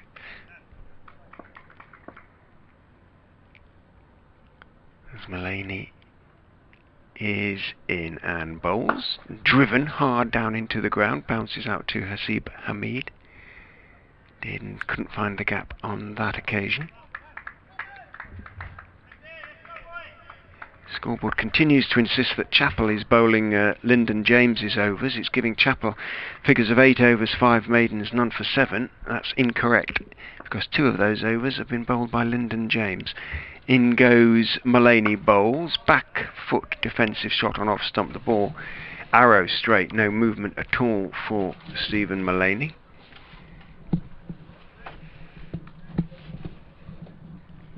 It's a case of concentration for Harry Dearden and for Sam Evans. Here comes the update for BBC Radio Leicester. Leicester's second innings is underway. Not in the sense that they did lose an early wicket, that of Hassan Azad, who was caught behind by Tom Moores off the bowling of Peter Trigo for 6-14 for 1 Leicestershire at that stage. Harry Dearden had come in to replace him. He's had a life. He was dropped on 4 by the Notts captain Stephen Mullaney at second slip, again off the bowling of Trigo. Looked to have it, couldn't quite hang on. That could have been a huge blow for the Foxes. Dearden is still there. He started to play reasonably fluently. He's 16 not out. Sam Evans, the other opener, he's dug in. He's dropped anchor. He's 10 not out. Leicestershire have moved their score onto 32 for 1. The deficit now 89. I'm back with you online and on the stream. On the back foot, Dearden. A little bit hurried there. Might have got forward to that one from Mullaney, but he kept it out solidly enough. Mullaney in again. Bowls and back foot again. It's slightly short of a length, but there's no movement for him at the moment, Dave, back alongside us. Off the pitch or through the air. Keep the batsman nice and honest there. We'll yep, we'll absolutely. Make him play. Yeah, absolutely. Little surprised that Tom Moores is standing back to him. I was a fraction, just in case they're batting out of the crease, but I don't think either of these two would do that. In goes Mullaney, tosses it up, he pushes it up, he doesn't toss it up, he's not a spin bowler, and forward went Dearden on middle stump, pushing it out towards Samit Patel at mid-on, and there is no run, so the number of maidens continues to rack up. And the scoreboard is now fully correct because it's given those last 2 overs, which it gave to Chappell, back to Lyndon James, who has none for 2 from 2, and Mullaney none for none from 1. Game nearing a conclusion is at Radlett, Middlesex, Sussex. Middlesex chasing 193 off 59 for 3, all 3 wickets to Ollie Robinson, who's getting a lot of attention for his good work with Sussex under Jason Gillespie, of course, is leaving. Has been in the England squads this summer. Here's Lyndon James from the Bennett end. And Sam Evans digs it out. Stays on 10, does Evans. 32 for 1. A bit of a loss to English cricket and to Sussex in particular, Jason Gillespie. Thoroughly nice man as well. Yeah. Interesting man. Very much so. A man of parts. Yep. Lyndon James past umpire Adnan Bowles, and Evans not going to be drawn into doing anything rash here, is he? He's very, very watchful. Just what you'd want from your opener in such circumstances. Get behind it. Risk-free cricket if you can. Seen his opening partner depart, seen the number 3 have a life. Determined just to frustrate Nottinghamshire for as long as need be. Lyndon James in, once more bowls wide of the off stump this time, and goes through to Tom Moores. Paul Nixon's out on the boundary edge, working with another young man who's just signed a new contract, another Leicester wicket keeper, Sam James. 32 for 1. So there's Lewis Hill. Yep. There's Swindles and James. His third choice, is he? Or yes, I guess. Yes. Next ball from James, low full toss, clipped away. Nicely done for 4 runs. James apologises. It was a low full toss, and sometimes the batsman can be taken unawares and play round a delivery like that, get wrapped on the pads, but Sam Evans, again very watchful, just there almost in readiness for it, clipped it away nicely. Sweet bit of timing, 4 runs. Yeah, arrived at a nice height. It wasn't above waist height, it was a roundabout between knee and waist, basically. Just nice to put that one away. 36 for 1. Here's James in again, looking to pitch this one. He does, and Evans perhaps just momentarily losing his concentration after that gift from the previous ball. Just had a little bit of a grope at that. Goes through to the wicket keeper. Could have feathered it. Motswell very keen to make the breakthrough sooner rather than later. get Ackerman in and out quickly, they'll hope. And then try and loosen that middle order. George Rhodes listed at 5. 36 for 1. Next ball on its way from James. Evans pushes it back past the bowler, but I think he got a nail to it to take the pace off. Barber doing the fielding. 36 for 1. And then James threw 3 overs. Guess I'll keep him going for a while yet, so Tom Barber might have to just concentrate on his fielding for another 20 minutes, half an hour or so, before perhaps getting a chance. 36 for 1.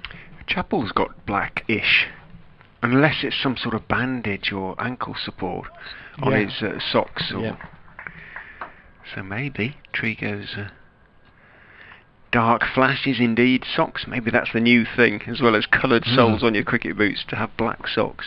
So Mullaney round the wicket to the left-handed Harry Dearden is in. Moores is now standing up, so back in his crease is Dearden. Perhaps he was batting a little bit out of his crease. I don't think I've ever played in a club match where wearing black socks wouldn't have cost you 50p or £1 or whatever it is. And you'd have been forking out for the drinks kitty.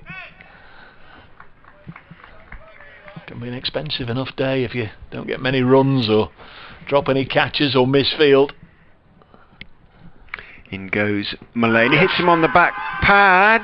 No, yes, he's given it. Yeah, wasn't quite sure. He raised his left finger there. Nick Cook, he was right back on his crease. It looked out. He thought about it for a while, Nick Cook, and has sent Harry Dearden on his way. So the captain has worked the oracle with a ball that just sort of hurried on a bit. It was straightish and was going on to hit probably middle and leg stumps. Harry Dearden back in his crease, perhaps because of Moores coming up to the wicket.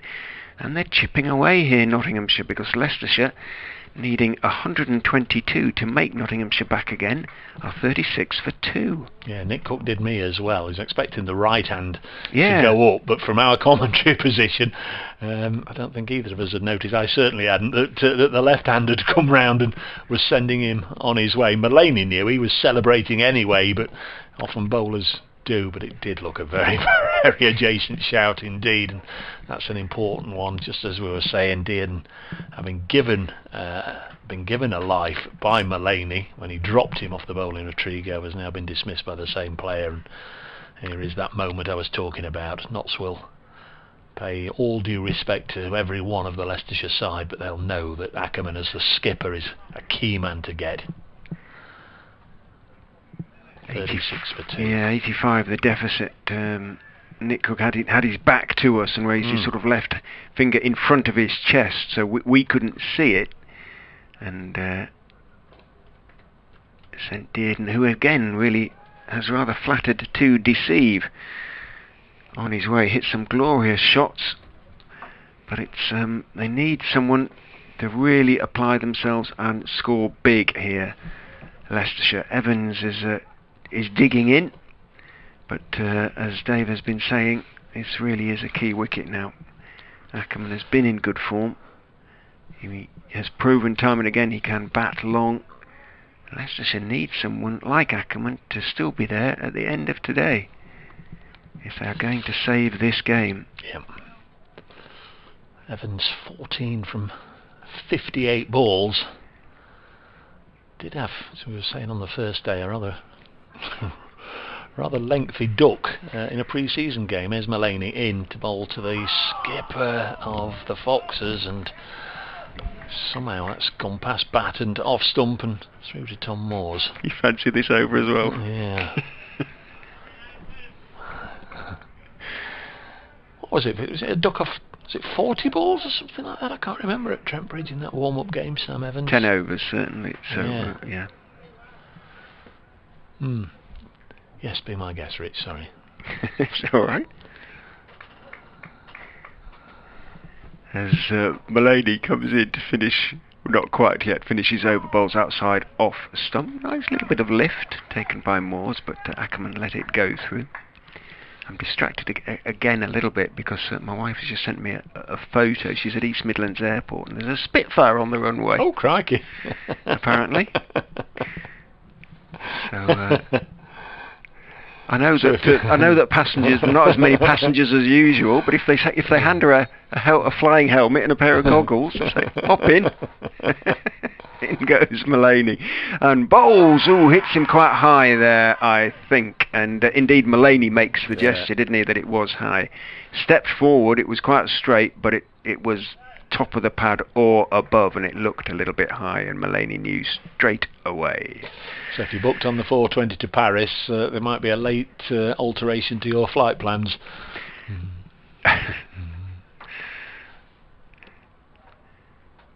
They're always good to see. One or two have been over. They'll battle a bit in Britain flight, of course, based at Coningsby in Lincolnshire. Very often comes over Newark.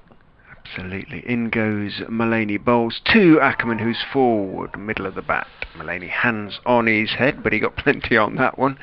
End of the over. A successful one for the skipper, who is now sitting on figures of 2 overs, 2 maidens, 1 for none. Well, 8 wickets have gone down today. For Notts to win today, they need, I think, obviously another 8. Might need to score a few runs as well after that, but 53 overs still remain, so I guess right now they're on track. They're very much on target. Leicestershire have just got to show some stubbornness, a little bit of fight here, some resistance.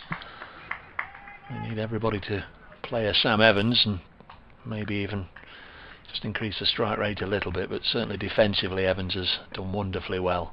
Ackerman the key, you'd imagine. Lyndon James about to start his 4th over, none for 6. Ball's a beauty, an absolute beauty. Evans pushing at it, missed it, and the ball just missing the top of off. Lovely bit of bowling from the 21-year-old. Late swing, late outswing. Goodness me. Evans has gone down and done a bit of gardening, but not much might you as well could do have about that. gone down with a shovel and dug a piece out. There's a lovely bit of bowling. Too good. Definitely a talent. They've got another one in Joey Everson, of course, Notts, who's out injured at the moment. This one's been worked away down towards Trigo at long leg, picks it up and fires in a decent enough throw into the gloves of Tom Moores. So Ackerman down this end for the first time. Just taps down a little spot, a spike mark perhaps, or where the last ball pitched, and then takes guard. Now then, what have we got? Now where's the aeroplane? He's showing me a lorry, I think. Richard showing me a photograph of. She's gone through to the keeper. Oh, there! There on the runway. That's what I mean. Yes. No, the lorry in the foreground. I thought you showed me a picture of a refuelling lorry. That's fabulous. Things are tough at Ryanair, clearly. And is your good lady a plane spotter? She's gone to see it deliberately, or is she working there? No, or is she on a flight? She's about to get a flight, yes.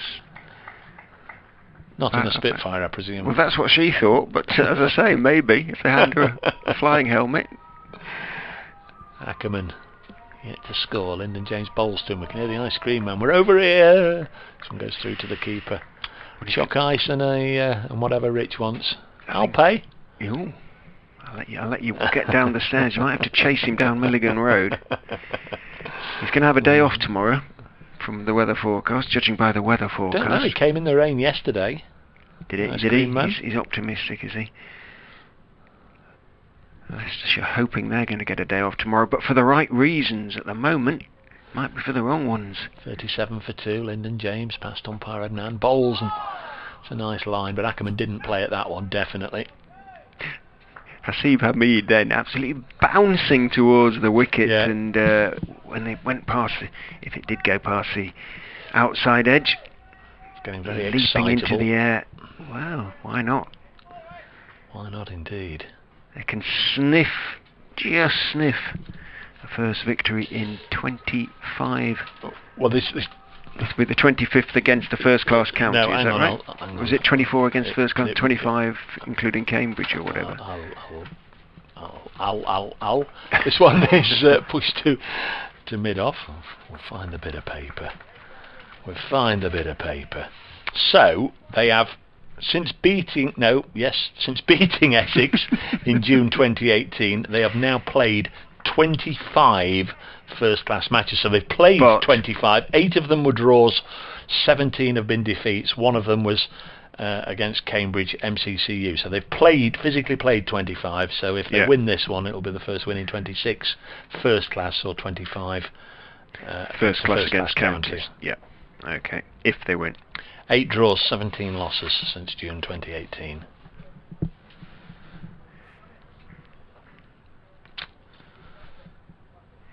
Spelling that out really, because Richard's got to do a match report. Well, just in case, it could be a factor.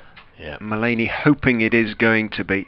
To anybody who's ever been in an industry where you've got to write a set number of words by the end of the day, you can never have enough facts, just in case you're 15 words short or whatever. Mullaney in, drops a little bit short then. Evans stands up and tries to force it on the onside, just hits it back down the wicket in the end. Mullaney picks it up right-handed and throws it to the effervescent Hamid to do the polishing. The work he does on the ball, you'd think he'd have a great red stripe down his trousers, but there's not a mark. His heels are a sort of buttercup yellow on his cricket boots. In goes Mullaney and bowls and beats the outside edge, I think, of Evans' bat. He's tucked it in to his front pad, but seemed to me just to straighten a touch. Well, Nottinghamshire supporters are thinking, well, are they the same shoes that Bracegirdle's been describing as orange for the last 4 matches? But yeah, I can. It's a lightish orange or yellowy sort of orange. You've painted the flowery portrait, but they're orangey, aren't they? In goes Mullaney and bowls forward, reaching for it a bit, but getting it away is Evans. Samit Patel has a long chase back to the third man boundary, puts in the slide impressively as well, and gets his throw away and manages to save a couple of runs. He was undone by the second new ball this morning, Samit Patel, and the first delivery with it just kept a little low, hurried onto him and demolished his middle stump.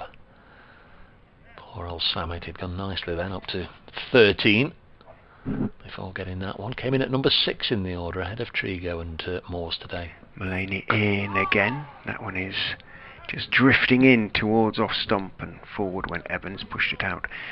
Back down the wicket to Mullaney, who again throws it to Hamid. Evans onto 17 with that 2 down 2 towards third man. The first runs that Mullaney has actually conceded.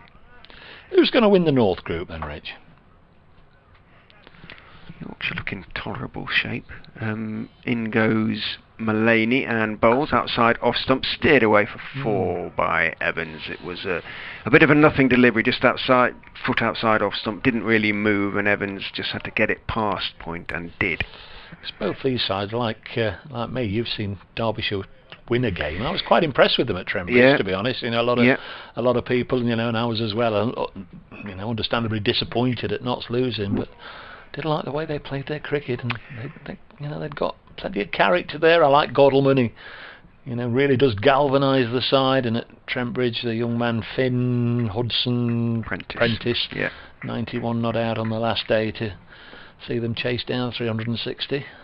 Mullaney is in, bowls, thick outside edge. Patel's got another chase. He's going to shed another pound or two as he hammers back towards third man, picks up, and Evans picks up a couple of runs. Well, they had a much changed attack when they came here, but even so, they bowled beautifully and won comfortably. And Paul Nixon, his description was that Leicester had been out-disciplined. They did everything properly, Derbyshire, and the merits of that, the virtues, taking them to the top of the table. They don't look like they're going to be able to force victory up there, don't they? After that stand between Coughlin and our own former wicket-keeper batsman Ned Eckersley. Well, Durham 337, Derbyshire 131 for 1 at the moment, 50 for Lewis Rees. They might just about decide to conjure something up tomorrow. Durham were willing to play ball here last week. Absolutely. Well, no side's got anything to lose. Really. I suppose it might also be wet up there in the north. I think it's going to be wet everywhere. True.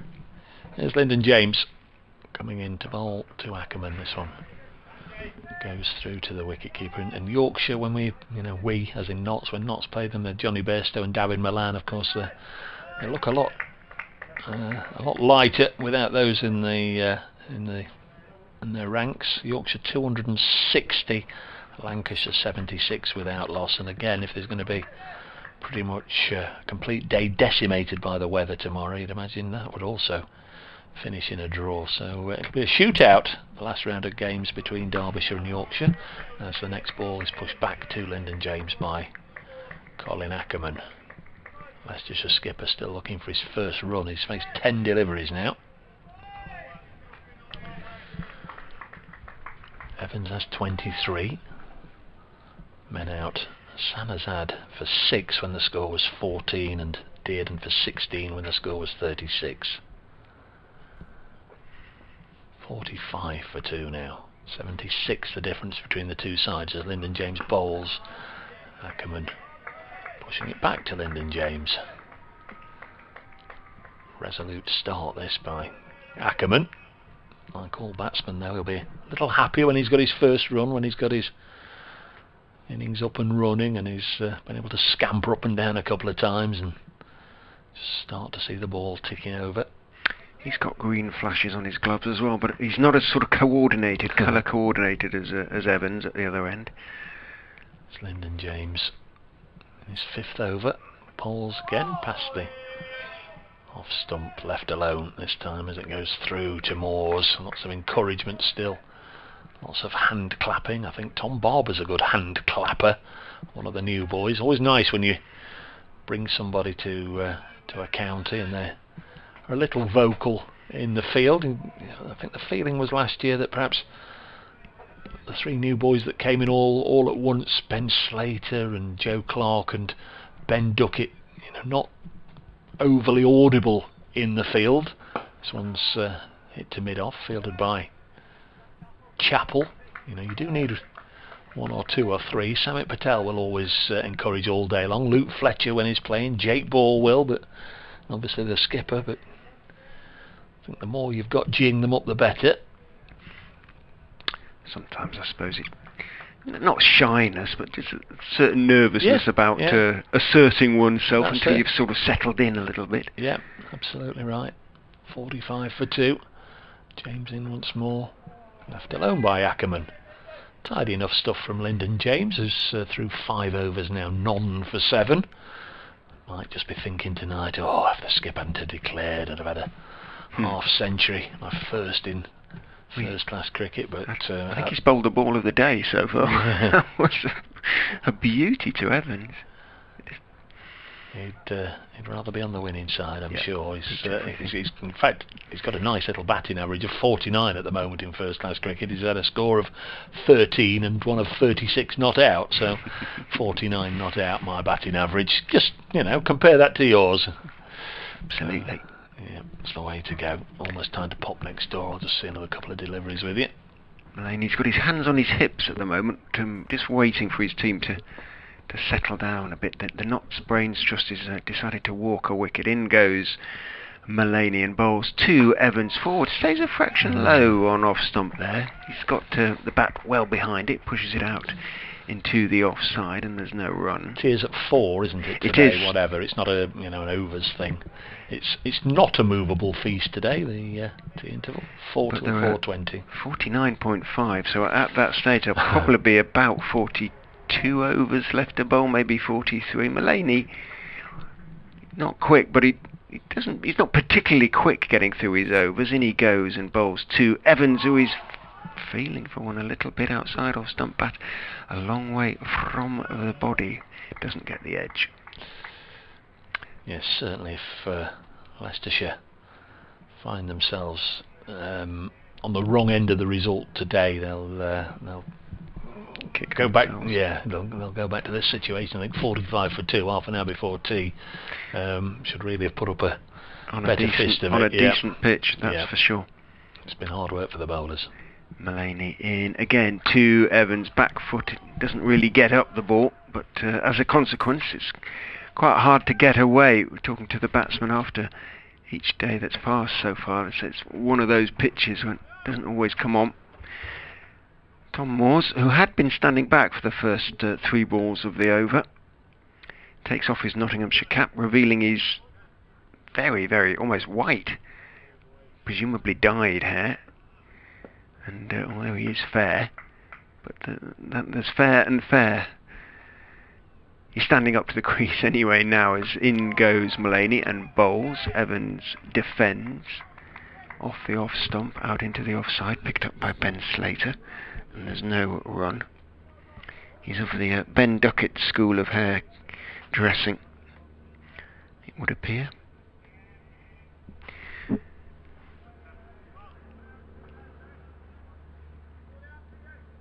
Mullaney turns,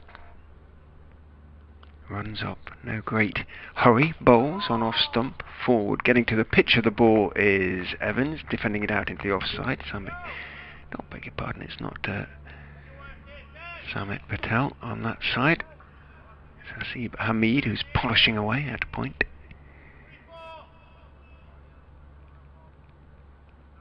No run. 45 for 2, the deficit 76. 77 needed just to make Nottinghamshire bat again. Mullaney is in, foolish again, getting to the pitch of it, steering it slightly wide of Slater at mid-off, but without any real pace. Slater makes a stop, and there again is no run. So Mullaney's figures, 4 overs, 1 for 8, 3 of those overs maidens. An update before too long for BBC Radio Leicester.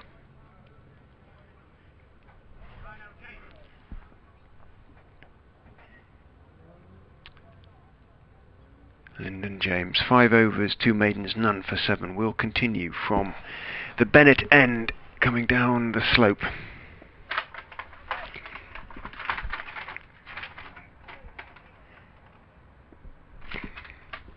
In he charges and bowls on to the off stump of Colin Ackerman, who stands up tall and plays it firmly out into the offside.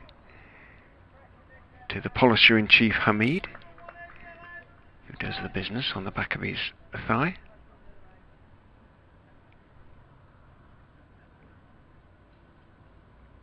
.99 on his back. Presumably you can still get 99s from the ice cream vans. James bounds in and bowls foolish to Ackerman on middle stump, and Ackerman bat in front of pad, slightly closed bat, well, not too closed actually, deliberately playing too mid-on. Tom Barber, who immediately having fielded the ball and thrown it over to Hamid, drops down onto his back and stretches one way and then the other, so we can assume that he'll be coming on before too long. Shows us his bright orange-soled boots. In goes James and bowls, draws Ackerman forward. Wasn't to the pitch of that one, hit the bat quite high. Ran out to Hamid, whose heels are yellow, I promise you, darkish yellow. Update coming.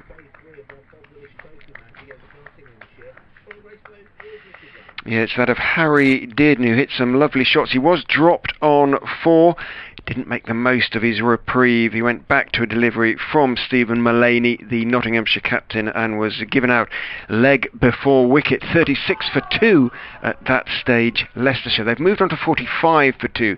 The captain, Colin Ackerman, on whom much depends. If he is still there in a couple of hours' time, then they will probably have saved this game, given the terrible forecast tomorrow. Sam Evans, the other opener, the youngster from Leicester, is batting well. He's 23, not out. He too needs to dig in. 48 overs remain to be bowled today. The deficit is 76. Leicestershire are 45 for 2. In comes Lyndon James and bowls and stroked out to mid-on by Ackerman, and there's no run.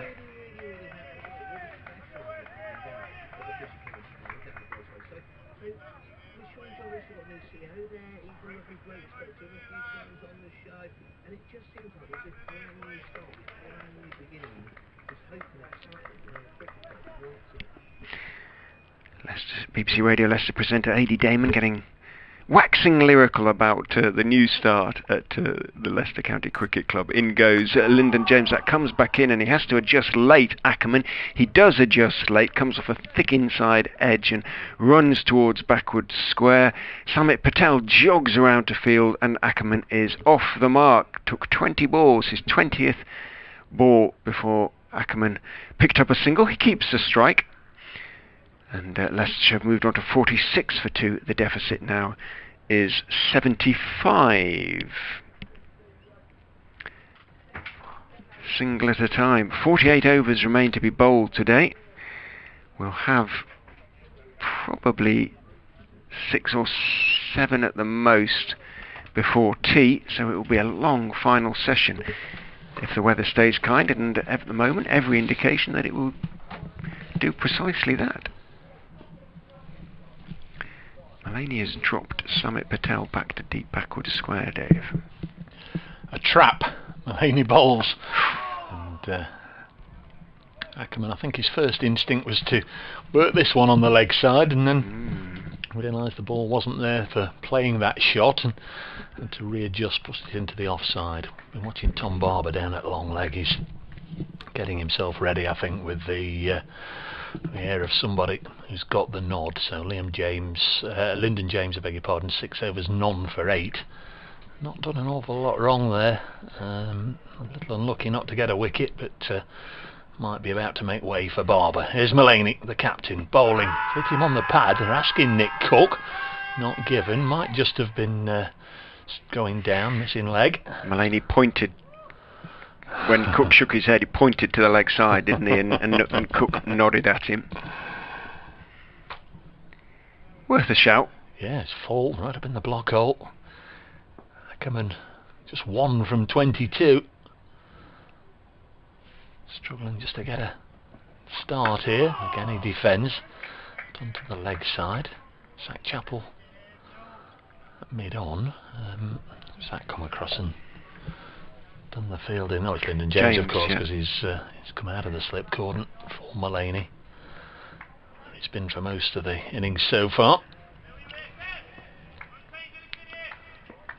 Yeah, the encouragement. Next ball from the Notts captain. Nice and full, hit into the offside. Beats the dive of Hamid. Will run away towards the rope. Ben Slater drags it back. And comes the throw. Ooh. Good one, right by the stumps. And Sam Evans is home. Had to hurry. Did indeed. 3 runs. Ackerman getting up and running there with that lovely shot through the offside. Nearly went for 4, but he's moved from 1 to 4. 49 for 2. Deficit 72. Stewart's having a little bit of difficulty with that gate on the Milligan Road side of the ground. Like they're both pushing and shoving and trying to free it. I don't know why. A couple of spectators there peering through the railings, just trying to have a bit of a look at the action out in the middle. Here's Mullaney. To Evans, chopped out to backward point. There's no run. If you're with us over the weekend, you'd know that sort of from tea time onwards has been fairly noisy from the public house away to our right. Karaoke sessions booming out right across the ground. Hopefully not today, not on a Monday, I wouldn't think. 49 for 2.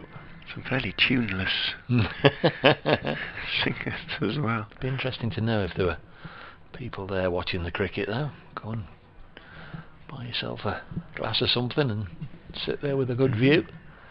Stephen Mullaney, there are 3 slips, all standing up. Evans pushes into the offside. 23 from 74 balls now, the end of Stephen Mullaney's 5th over. 1 for 11. Lyndon James has gone back to the end of his mark, so Tom Barber being made to wait even longer. That's okay though. I was a little surprised that he was getting ready with such enthusiasm. I thought James was certainly worth another one. Mullaney might be puffing a bit. Maybe he's going to have a break, but I'd be surprised when you've just conceded 11 from 5, James 8 from 6. No, I don't think so. Nobody's getting away from Nottinghamshire at the moment. Barber didn't And he bowl didn't from buck. this end in the first innings, did he? All his No. overs were from the far end. James is young and keen and very fit. And sanitising time. Three of the Notts coaching staff, Paul Franks, Ant Boter and Kevin Shine, walking around the boundary edge down here where Peter Trigo is, so they're having a bit of a chat to him about how things are going. What happened with that ball change then? Why was Nick Cook not happy? Why didn't they change it straight away? What happened with that drop? What do you think? You a fan of the training kit? The jungle warfare jungle kit? Or Well, the or only Leicester thing- rugby? The only thing I'm not a fan of is we haven't got one in my size. Oh, of course, you mentioned Fletcher's monopolised those, you said. It's perhaps as well. I know the stick I'd get if I was seen wearing one of those down to the local cricket club. Go for a glass of something in one of those, you'd be you'd have the mickey taken out of you, wouldn't you? Beach wear, I guess. But a beach a long way away where nobody knows you. No. It will be James to continue from the Bennett end. Sanitising jailbreak having been just about completed. Adds time, doesn't it, to the day though? Yeah. Really does. 47 overs remain to be bowled today, and it is normal tea time. So we are going to have another 20 minutes. And James, down the slope, he bounds and bowls to Evans, who clips him, Ackerman, who clips him beautifully away through mid-wicket for 4. Over-pitched on middle and leg stump really, and Ackerman was not going to miss out, and didn't. No, it's a lovely shot. So the last 2 balls he's faced, he's taken 7 runs. Prior to that, just a single from 23 deliveries. James might be the first boundary he's been hit for. Think so. None for 12 now in his 7th over. Ball has been retrieved by Tom Barber. 50 up for the Foxes, 53 for 2.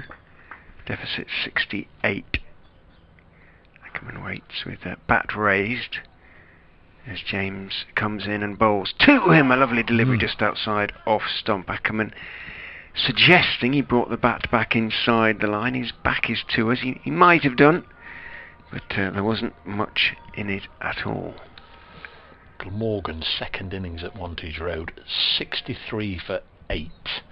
They are 10 runs away from making Northants bat again, but Northants very much on top. The young man Taylor, who got a debut century in the first innings, got a 3rd ball duck this time. Such is life. In goes James and bowls outside off stump. Genuinely left this time for sure by Ackerman. It was too wide to play it, and he didn't. Taunton play will start, well, round about now, 3:45. Somerset, Gloucestershire. They may only need an hour or two.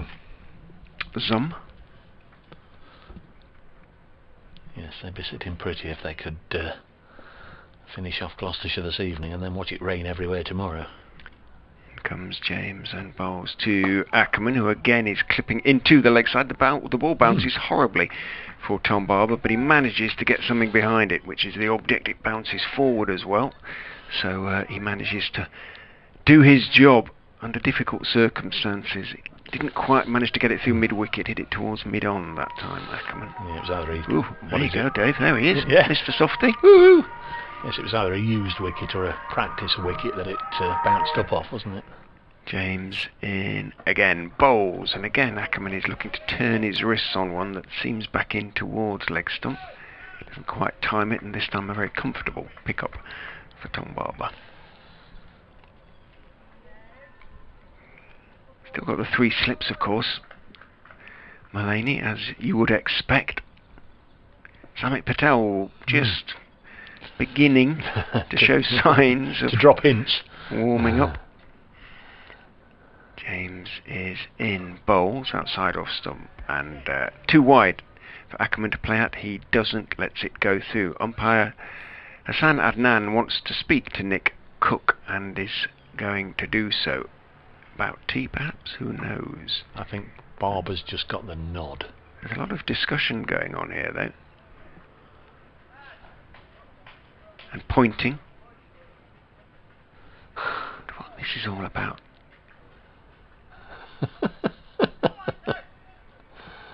Your guess, I'm afraid, is as good as... I can't imagine what it might be about. No. 53 for 2 after 26 overs. The run rate, well, 2. Leicestershire limping along, rather. Stephen Mullaney to bowl to Sam Evans, who's on 23. Young right-hander defends this one. Leicester born, making his way in the game, and he'll be greatly encouraged if he can battle out here to the interval and beyond, put a good score on the board for his side. Mullaney and umpire Cook having a natter. Nick Cook's just written something down. Phone number. Give me a ring later, Nick. Or Stephen. What's your number, mate? 53 for 2. There's Mullaney again. Bustling right on, medium pacer. And again, he was throwing his hands in the air. Thought he was through Evans, getting it to wobble nicely. Let's get a high number of his wickets as LBW victims. Square leg umpires coming striding in again. Just got a little closer there, didn't he? Maybe it's because Tom Moores is standing up, just to be ready in case there's a stumping appeal. Barber continues to stretch that long leg. Don't get too many stumpings these days, but Zach Crawley out stumped for 267 in the test, wasn't he? Just pushed into the offside, and there's no run. Was it the highest ever score made by a batsman in Test cricket to be out stumped? Okay. You would have thought, yeah. They do make stats. Have stats for everything, don't they? Yes. 53 for 2. Here's Mullaney. Sun's just got a little stronger. Oh, this one's popped up. And, yeah, it was indeed. That could easily have gone over Tom Moore's right shoulder and away for 4 pies, couldn't it? He did really well just to react quickly. Short of stature, most wicket keepers are. Tom Moore's, he was crouching down there and then suddenly had to stand up and still take it above his head as it popped. Difficult for both Evans to play and the keeper to stop. Once again, bobs down as Stephen Mullaney bowls, and Evans not looking for runs, just looking for survival. Pushes into the offside. Did have a couple of balls early on that he punched away, but it's been a rearguard resistance from Sam Evans for the most part. Great tonic for those that are to follow. George Rhodes doing next, and then Harry Swindle's the keeper. Tom Taylor and Ben Mike, the first innings half centurions, as Mullaney bowls again, and some oohs and ahs as the redoubtable Evans blocks another one, end of the over. 53 for 2. Is that the galloping horn or whatever it was? The Vuvuzela, I'm afraid.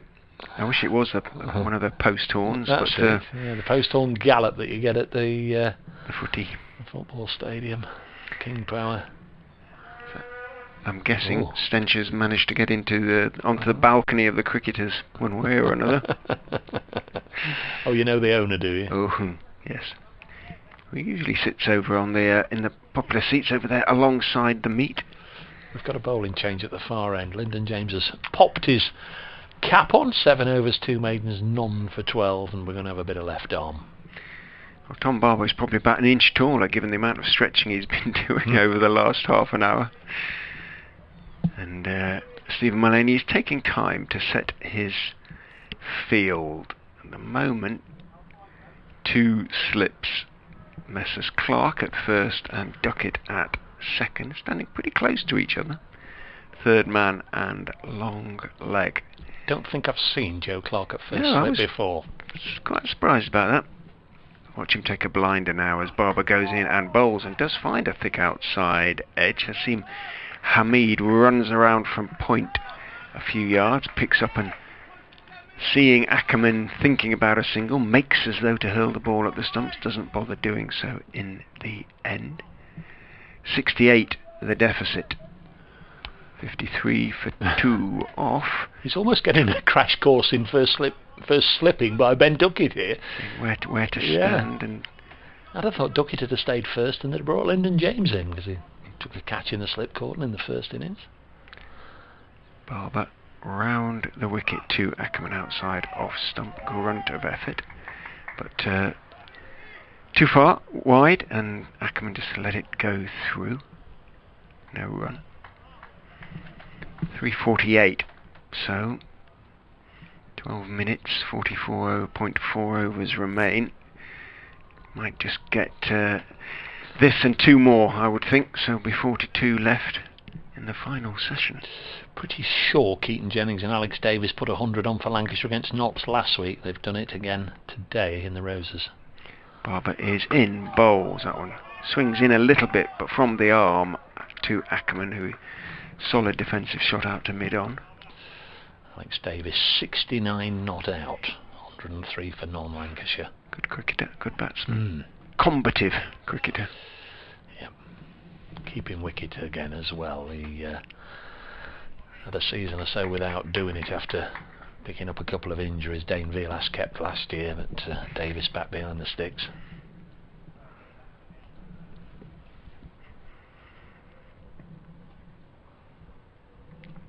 Barber down the slope, bowls to Ackerman, short, and Ackerman flings his head and sort of chest back, but it was quite a long way wide of him, but quite a sort of abrupt reaction, obviously, from the batsman. Might get another 1 or 2. Short balls, wasn't entirely convincing.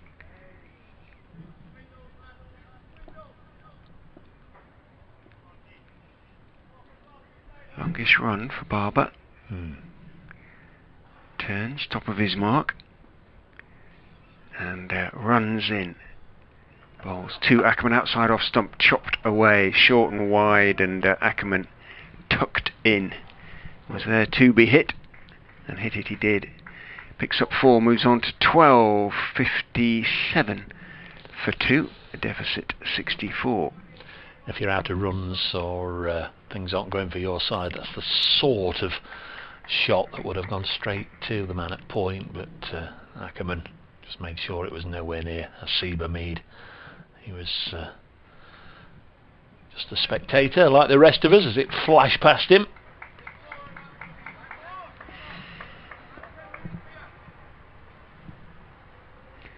Young left armour, the young fast bowler, turns, tosses the ball from hand to hand, starts his run. Bowls, that's a better delivery on off stump, swinging in a bit, Ackerman right behind it, back down the wicket to Barber, fields in his follow through, and then it tosses it away because it's the end of his first over. 57 for 2 remains the score. He's off now, so we can't sort of look at it again, but the last time I went to do an update I was just thinking about Lyndon James, and I said he reminded me of somebody. Andy Caddick came to me, Andy Caddick, whilst I was next door. I definitely think there's a little bit of the former Somerset man in Lyndon James' lovely rhythmical smooth action.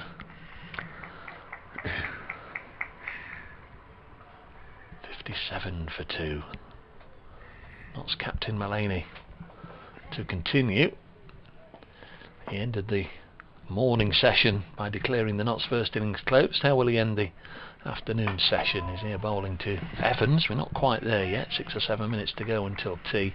This one's again just blocked into the offside. Evans has taken root on 23. 81 balls. But I don't think he's scored for 20 deliveries or so. When did the last wicket go down? 36 for 2. So they've added 21. And it's defended. Oh yeah. He got 8 off 1 over. He did, from James, I think it was. Yeah. But since he's been down there, Mullaney's bowled at him. He's just block, and that's absolutely fine. It's not a criticism of him. I'm sure for his own well-being, he'd like to keep turning the board over. Mulaney's bowling accurately, and he's steadfastly refusing to buckle. He has clipped this one away now down to Barber at long leg for a single. Moves on to 24, 58 for 2. So yes, I would have thought that Ackerman had dominated the scoring in this partnership, but it's just about even Stevens, with Ackerman of course taking quite a long time to get going. He was 1 off 20 or so balls for a while. Captain to captain, Mulaney to Colin Ackerman with 2 ends, and he blocks. There's been a couple of Hilton Ackermans, hasn't there, in the past, senior and junior Northants players, but they just had the 1 end, didn't they? I think. Must be a fairly common name in South Africa, I guess. I guess it means something man. I wonder what Acker means in Afrikaans, as you say. There's Mulaney bowling.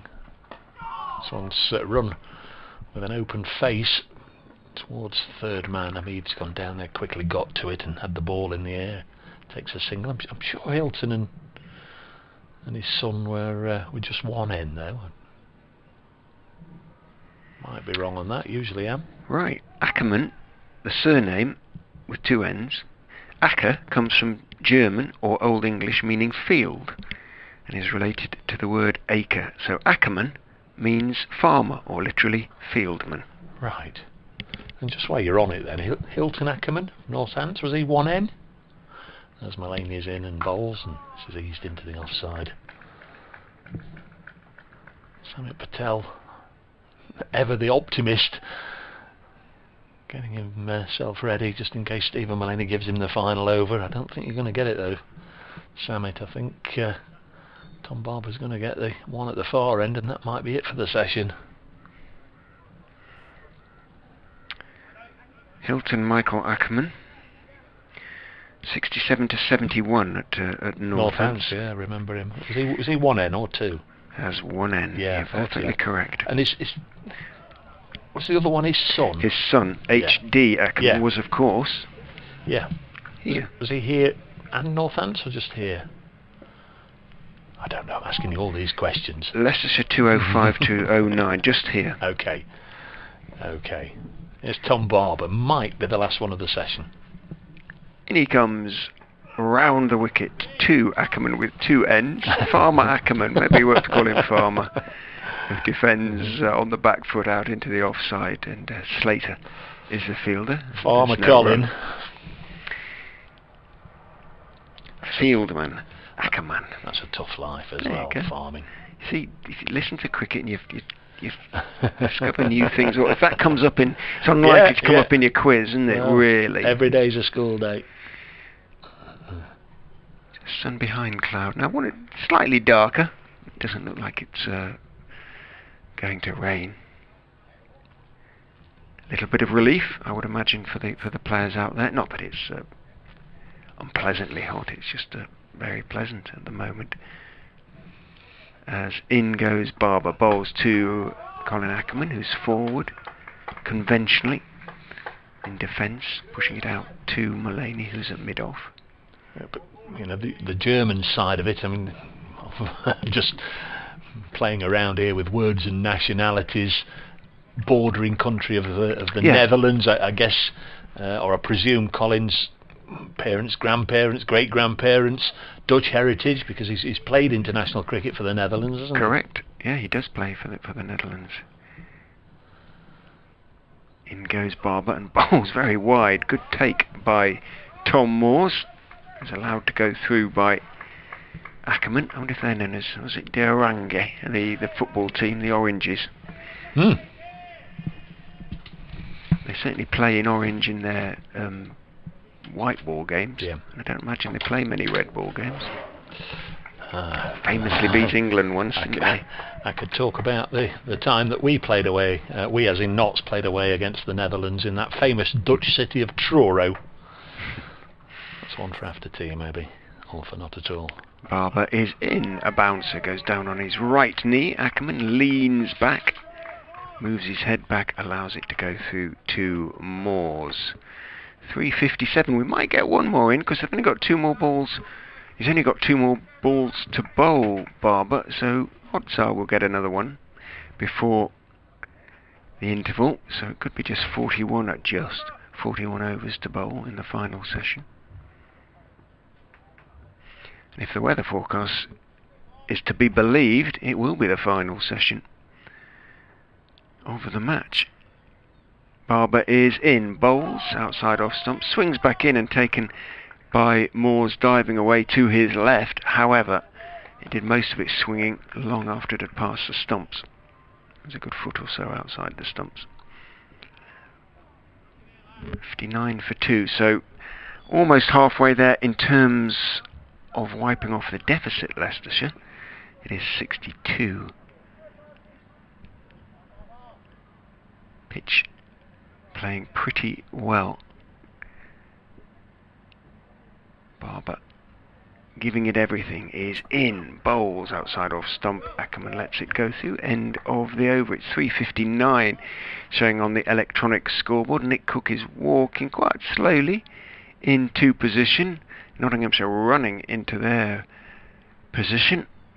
Nick Cook arrives, staring as he does so at the scoreboard. We will get one more over, and it'll be bowled by Stephen Mullaney, the Nottinghamshire skipper. 7 overs, 4 maidens, 1 for 13 for Mullaney. Going into this final over of the session. Man has gone in very close in the gullies, on his knees as Mullaney goes in and bowls to Evans, who's forward to delivery on off stump, playing the ball back down the wicket. And there is no run. Not quite sure who that is. It could be Clark, who's been the other close fielder, because I can see no, Clark's at first, Duckett at second. Quite a tall man, but because he's got his helmet on, can't see who it is. In goes Mullaney, bowls. Oh, and he did feel for that one, I think. Sam Evans bounced past the outside edge. He's sort of plunging forward rather. Didn't get anything on it, fortunate not to do so.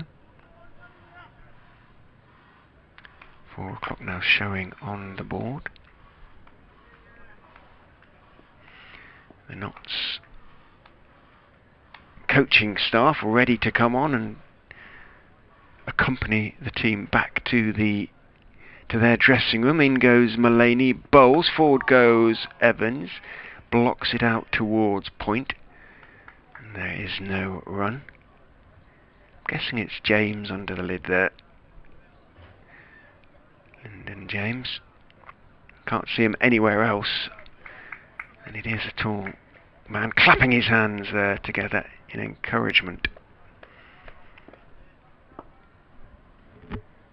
59 for 2 as Mullaney is in. Bowling, forward is Evans. Straight delivery, pushed out into the offside. Patel picks up, and there is no run. Evans within a couple of deliveries then of batting through the session. 24 off 88 balls. 59 for 2. Painfully slow after the excitement of the morning, as in goes Mullaney and bowls. Evans reaches for that one. Big stride though. Getting to the pitch of it, pushes it out to Peter Trigo in the covers. 1 ball to go. Umpire Cook and umpire Mullaney.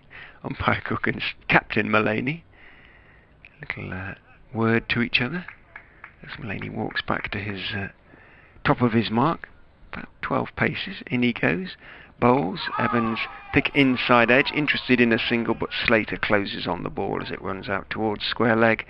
Throws to Moores and then keeps going, because that, ladies and gentlemen, is tea on the 3rd day. Leicestershire taking it in a position of still of some peril. 59 for 2. They are still 62 behind, with 8 second innings wickets in hand. Update, and then we'll get a cup of tea.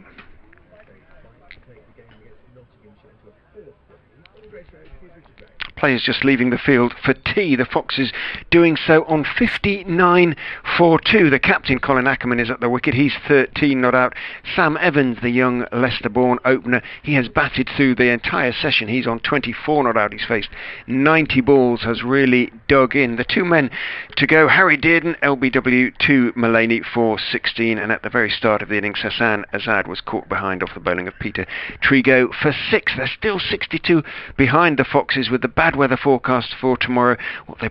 All they have to probably do is bat through the final session, but that will take some doing. There are 41 overs remaining. Leicestershire 59 for 2 in their second innings.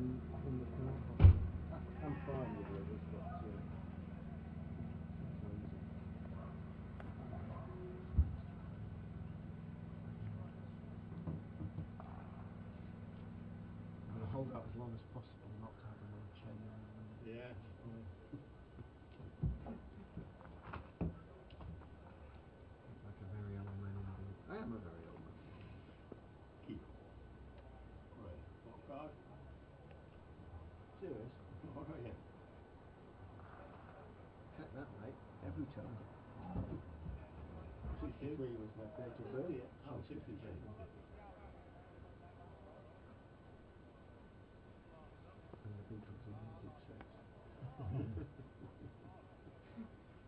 45, yes indeed. My best friend now at Bracegirdle. Tell my wife.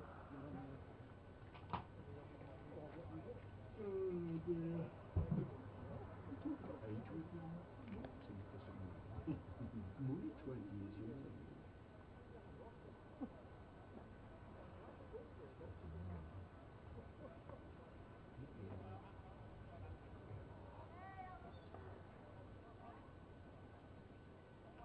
On his own. Umpires are now not talking to each other. A very good afternoon and welcome back to the Fisher County Ground, Grace Road, for the third and final session on this third day of the Bob Willis Trophy first class match between Nottinghamshire and Leicestershire. Ball by ball commentary brought to you by the BBC Radio Nottingham, Dave Bracegirdle, and BBC Radio Leicester, myself, Richard Ray. And I say final, Dave, and it might be final if the weather forecast is to be believed. It is a shocker for tomorrow. It's suggesting it's going to start raining in the early hours and basically not stop until we're all underwater. Leicester are about to resume their second innings after an enterprising declaration by Nottinghamshire at lunch. On 59-4-2, they need another 62 just to make Nottinghamshire bat again. The two men at the wicket, Colin Ackerman, the captain, on 13, and Sam Evans, the young opener who batted through the afternoon session. He faced 90 balls for his 24 not out. Knots need an early breakthrough, simply because the weather forecast is as bad as it is. They're looking to enforce victory today. They are, but we suspected it, and it turned out like that. It's not really a wicket where you can expect a side just to crumble in front of your very eyes. There shouldn't really be any reason that Nott should be able to go on a bit of a roll here and take wicket after wicket after wicket. They're going to have to earn them, and have been made to work hard for the first two. One to Peter Trigo, one to Stephen Mullaney. Interesting to see how the Nott skipper mixes up his attack in this session. Will we get a little bit of Samit Patel? Will the skipper continue himself? Remains to be seen, but they're going to carry on as they did before the break with Tom Barber. From the Bennett end, here he comes then.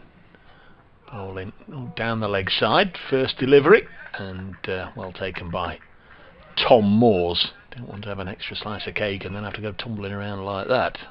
First ball after the break, a loosener from Barber. Ackerman is on strike. Do they do actually have anything at tea? A protein bar or banana or something, I would imagine. Not a deal when they're in the field, I guess. Depends, I suppose, on your role. If you know you're just going to be fielding at third man, I guess you can have a bit of cake and a sandwich. This gets through to the keeper, but if you're going to be bowling it, especially if you're going to be right into the attack, it'll just be a case of perhaps changing the shirt, maybe a little energy gel or something. 59 for 2, and all the old talk of 3 square meals a day, it doesn't really apply to either county cricketers or county cricket commentators. Come to that, does it? Used to here. Well, almost. Well, it didn't, because you can still squeeze in a breakfast before you come and an evening meal when you get home. But no, fabulously looked after here. This one's edged. The third ball of the session was off the outside edge of Ackerman's bat, but it went down into the ground, and Ben Duckett, who's at second slip, comfortably behind it, as we mentioned just before the break. Joe Clark is at first slip. We've not seen him there before. I can't remember seeing him field there before. But Duckett's taken responsibility. He sort of took that across Clark, didn't he? Neatly. But he's sort of been the permanent first slipper since coming to the club, and the likes of Matt Carter and Mullaney at second. This one goes straight through to Moores. Asiba Mead has either been the third slipper or the gully or the short leg when needed in the first 3 games, but he did get quite a nasty finger injury in the last match, and he's not really been anywhere near the catching positions. He's at backward point, and he has had one or two slashed in his direction, but he's not gone in the catching cordon. Notts haven't needed a short leg throughout the match, I don't think. Summit didn't bowl in the... he did bowl a little bit in the first. This one, well, it's got up big and it's burst through the gloves of Tom Moores and gone away for 4 byes. There's cries to catch it, but didn't come off the bat. It just took off, didn't it? Unexpectedly, and Tom Moores leapt up, get a glove there. He's just explaining to Ben Duckett exactly what happened. Duckett, wicket keeper, of course, of considerable experience, did it quite a lot at Northants. So too Joe Clark, who had to go and fetch the ball, but 4 byes is the end result as Barber bent his back, dug it in. 63 for 2. Has bowled some very sharp spells indeed in his short Nottinghamshire career so far, Tom Barber. I think the pitch doing him a little bit of a disservice here. Not really. Seems as if he's pushing it through, although that one was quite rapid, but off the target, and Ackerman left it alone. So a maiden to the bowler, although it did go for 4 byes. Leicestershire 63 for 2. The deficit is 58, and we've got, in theory, exactly 40 overs to go in the day. 4:30 now. That's a 7 o'clock finish if they go at the rate. Summit might hurry one through 1 or 2, might he? They're going the rate they're supposed to, yeah. If these two sort of stay together for an hour, I don't know whether Stephen Mullaney will not accept that it's going to be hard to enforce victory. Well, he knows it's going to be hard to enforce victory on a decent pitch. He's going to Peter Trigo now, having been bowling himself beforehand, but he might just look to hurry on through. A little bit of cloud building up away to the southwest now, but the forecast is for it to stay dry before the heavens open at around 2 or 3 o'clock in the morning. You know, if they can get a wicket in the early part of this session, yes, absolutely. Give them a huge lift. Time to nip next door. Peter Trigo is going to try and make that happen. He's got 3 slips behind Sam Evans as he runs up past umpire Cook and bowls a little in-swinger that is just stroked back to him by Evans. Applause from first slip in particular, who's Clark, Duckett at second, James at third. Duckett favours the wide-legged stance, if that makes sense.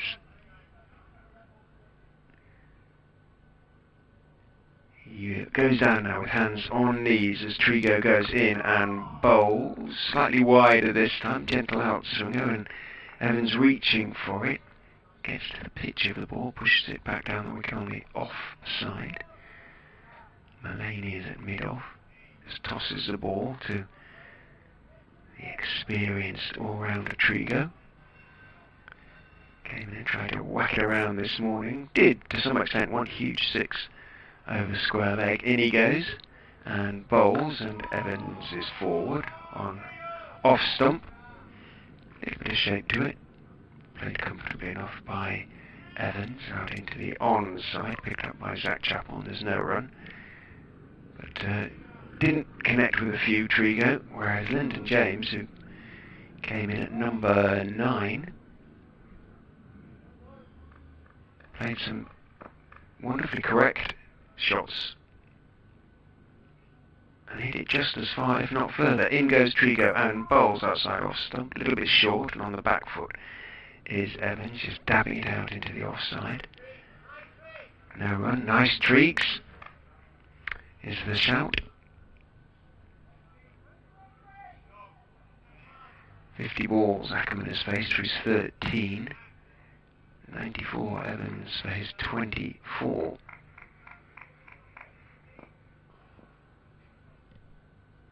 Trigo is 77 on his back, runs in and bowls onto off stump. Slightly short of the perfect length because Evans can go onto the back foot and defend it back down the pitch. No run. Nottinghamshire's 12th man has a drink in his hand on the edge of the boundary. But somebody says they don't want one. Barber, can't be Barber, he's over there at wide long leg. Anyway, the 12th is heading back now to a seat.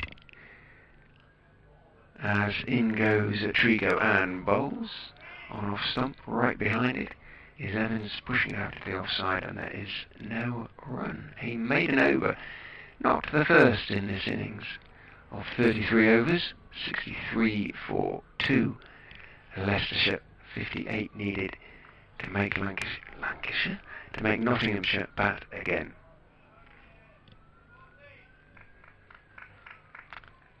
Ambulance siren. Over in Ayleston somewhere, Nick Cook kicks a bit of loose dirt away as he walks back towards square leg. Tom Barber, whose last over, after his first loosening delivery, was pretty rapid, comes in to bowl to Colin Ackerman. Down the slope he comes, bowls to Ackerman. That's too wide, although it's quick, and it rises nicely and is taken right in front of his chest by Tom Moores. It's far too wide for Ackerman to play at. Lets it go through.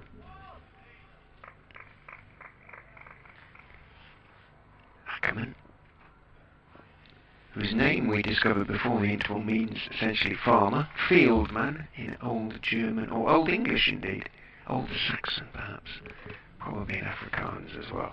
In goes Barber and bowls on to off stump. Ackerman stands up tall and plays it firmly, but in defence, back past Barber, only as far as Mullaney, who's at mid-off now, who picks up, and there's no run.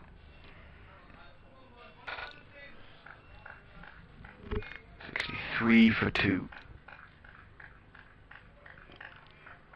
Mullaney, the sort of captain who'll lose patience or mix things up a little bit, or really stick to plans 4 or 5 overs a time from the seamers.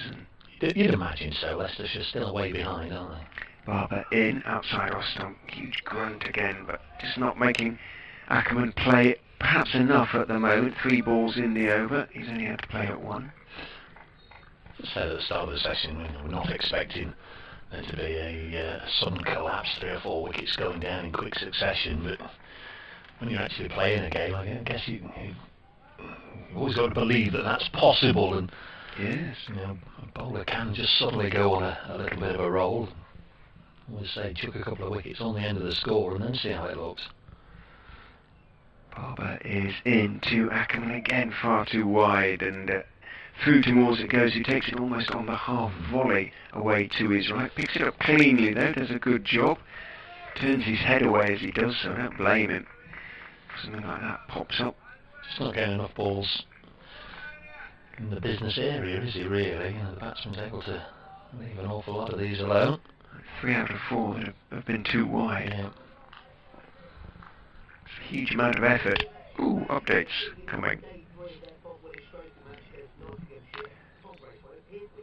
Yeah, just started again after tea, which Leicestershire took on 59 for 2. They've moved on to 63 for 2, the captain.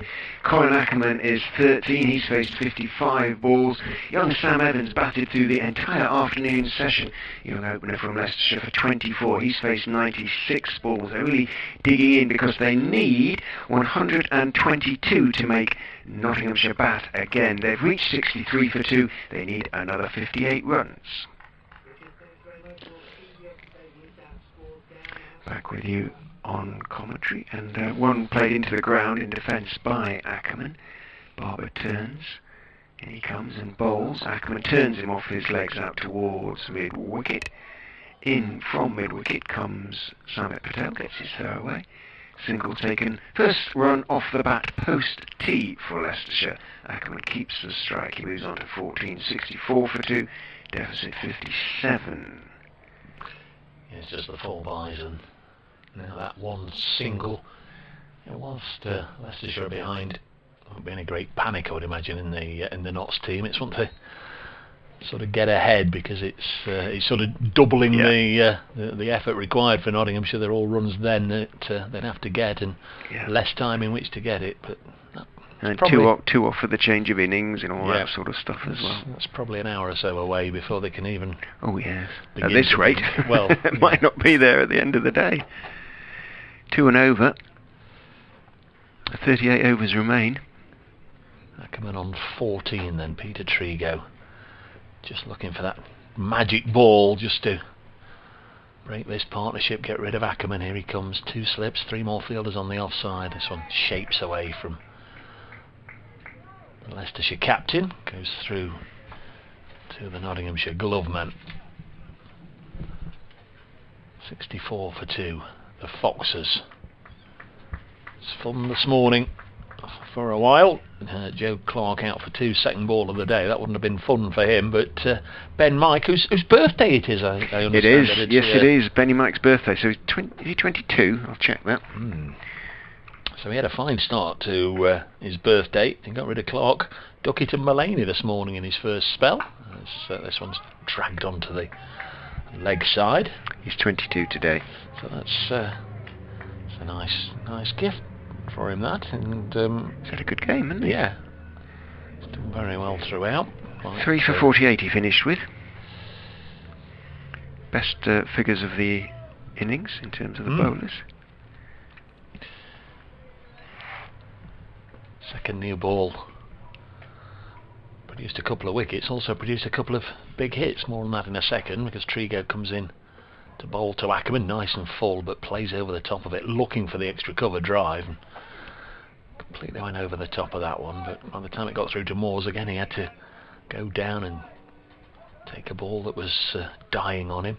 Leicestershire took the second new ball when it became due at the start of the 91st over, and first delivery absolutely bang on target from Tom Taylor. It might just have kept a fraction low, but it bowled Samit Patel neck and crop, knocked his middle stump back at a really ugly angle.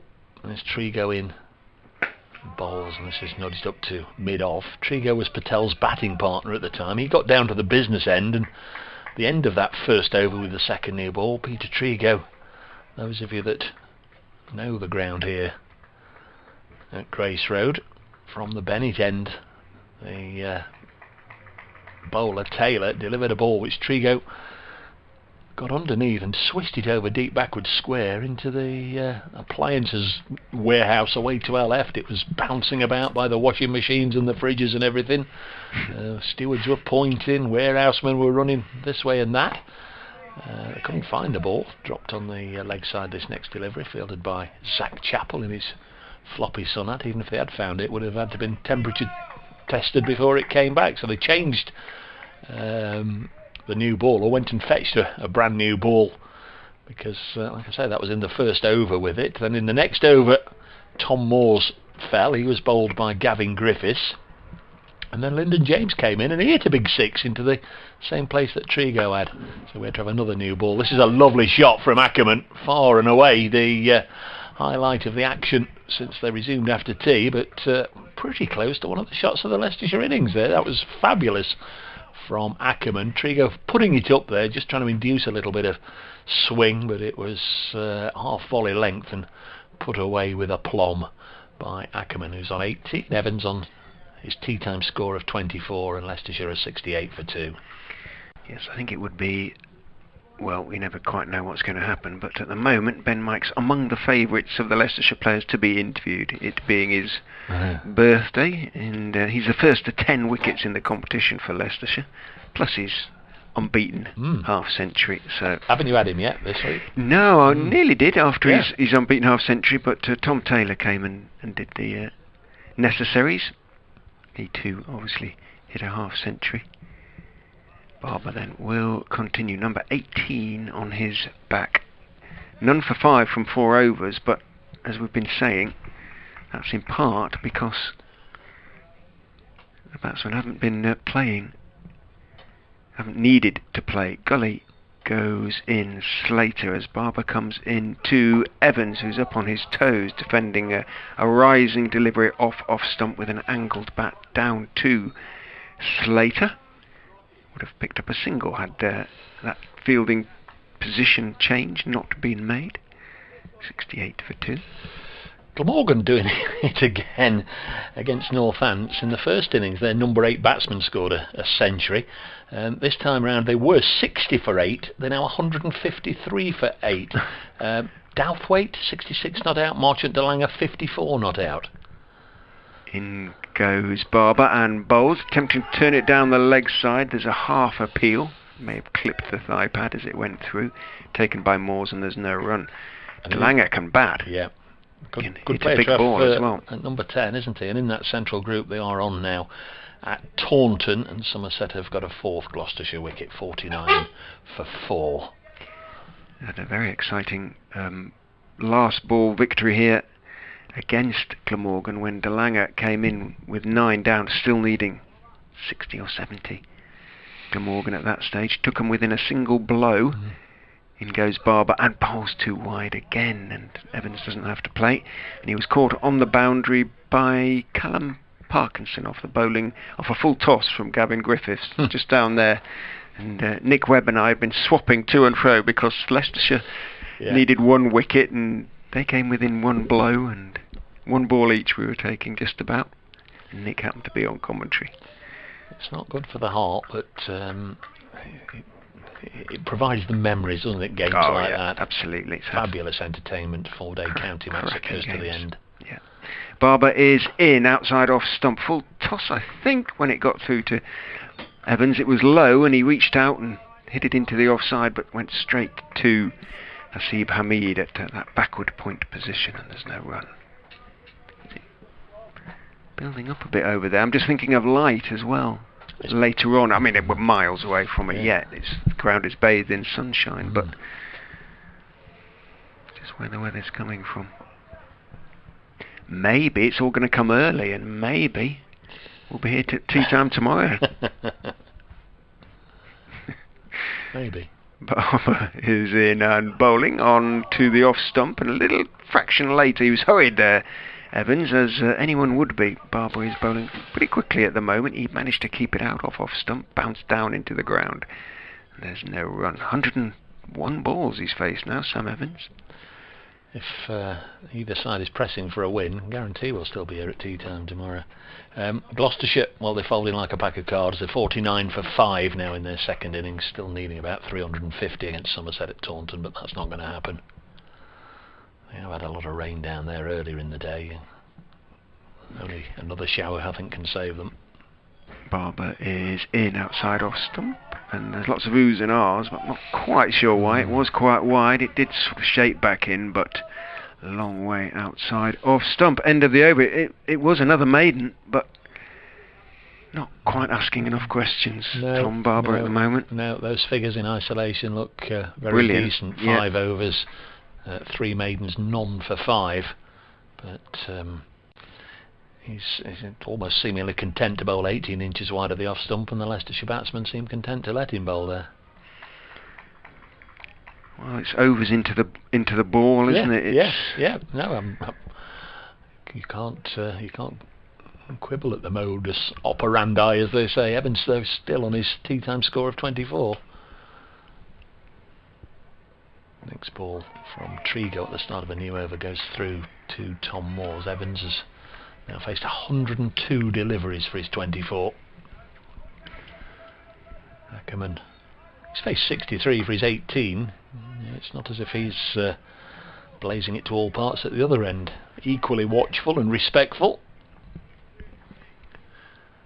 Wonder if we'll have a little bit of Zach Chappell before Mullaney elects to take pace off the ball. Here's Trigo. In again to Ackerman. Again, the oohs and the ahs, they've definitely been pumped up, I think, by the coaching staff again during the interval. Let's go out there, support everybody, and all the other good things that you hear them say, or it's sort of reported back to you that this is the last word in the huddle before they go on the field. Let's encourage everybody, and obviously with no crowd in, no sort of gentle buzz of the spectators that we're normally accustomed to, you can hear it very clearly. 68 for 2, Trigo again.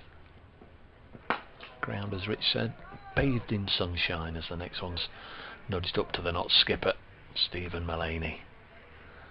That last Nottinghamshire victory that we've talked about in Chelmsford back in June 2018. Mulaney wasn't even playing in that one, he was away on Lions duty. Chris Nash was skippering the side. Chris Nash, who played in the first couple of matches against Derbyshire and Yorkshire. There's Trigo. In once more, bowls to Ackerman. This is pushed up again to the Nottinghamshire skipper. 68 for 2. Trying the old too shortish mid-wicket ploy, if you like, Mulaney. I think I've only ever seen it work once. It's a bit of a wall, they call it, don't they? Lyndon James and Zach Chappell. Good luck if you can get it through or past those two, but Ackerman isn't trying. So he chops this into the offside.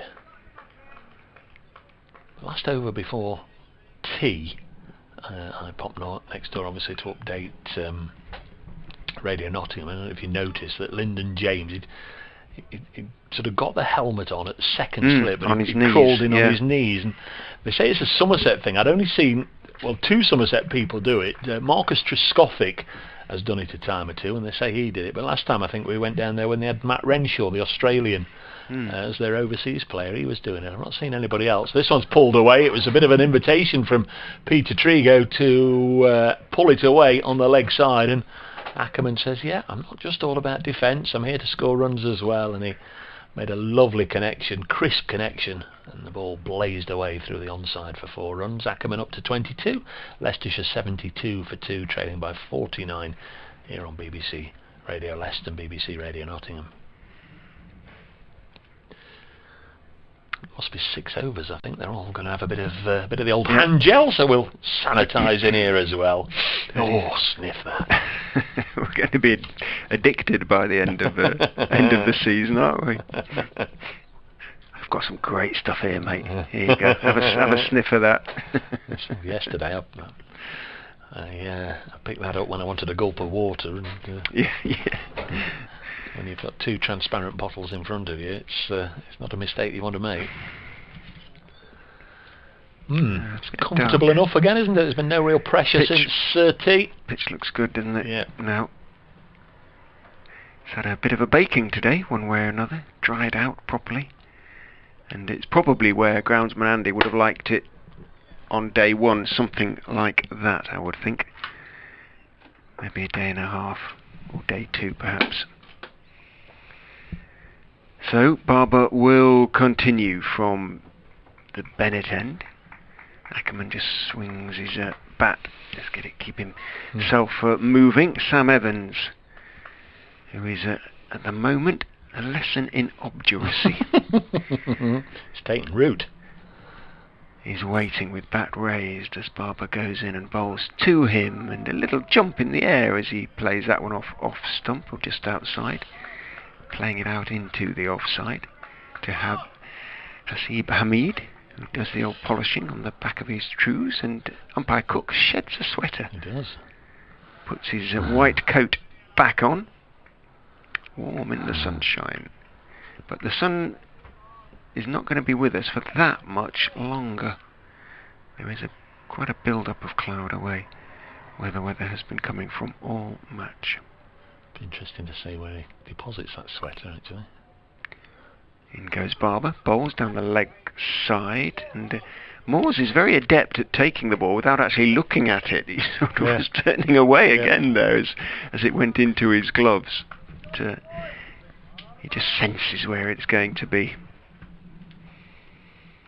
The sweater has been looped on the back of his umpire's coat, obviously. It is his, isn't it, though, so he doesn't... Yeah. That's okay. It's got one of those... Well, I guess it is a loop, isn't it, that you can shove your sweater through. They have proper cable knit jobs as well, the umpires, don't they?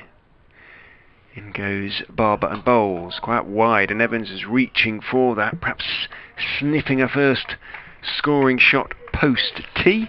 Doesn't happen. It's the bottom of the bat and rolls out towards extra cover. Not, we're not that close. I've not heard anything, but in a club game, if somebody had been out there 6, 7, 8 overs without scoring, there'd be the odd comment or two, wouldn't there? Oh yes. Yes, indeed. You see this square, mate? Have you ever hit one off it? Any danger? The circumstances of this game were rather different as Barber goes in and bowls too wide again. And Evans just lets it go through. Skip, can we all go off and have a cup of tea? Because he's not going to score a run, and all sorts of things. We've heard them all over the years.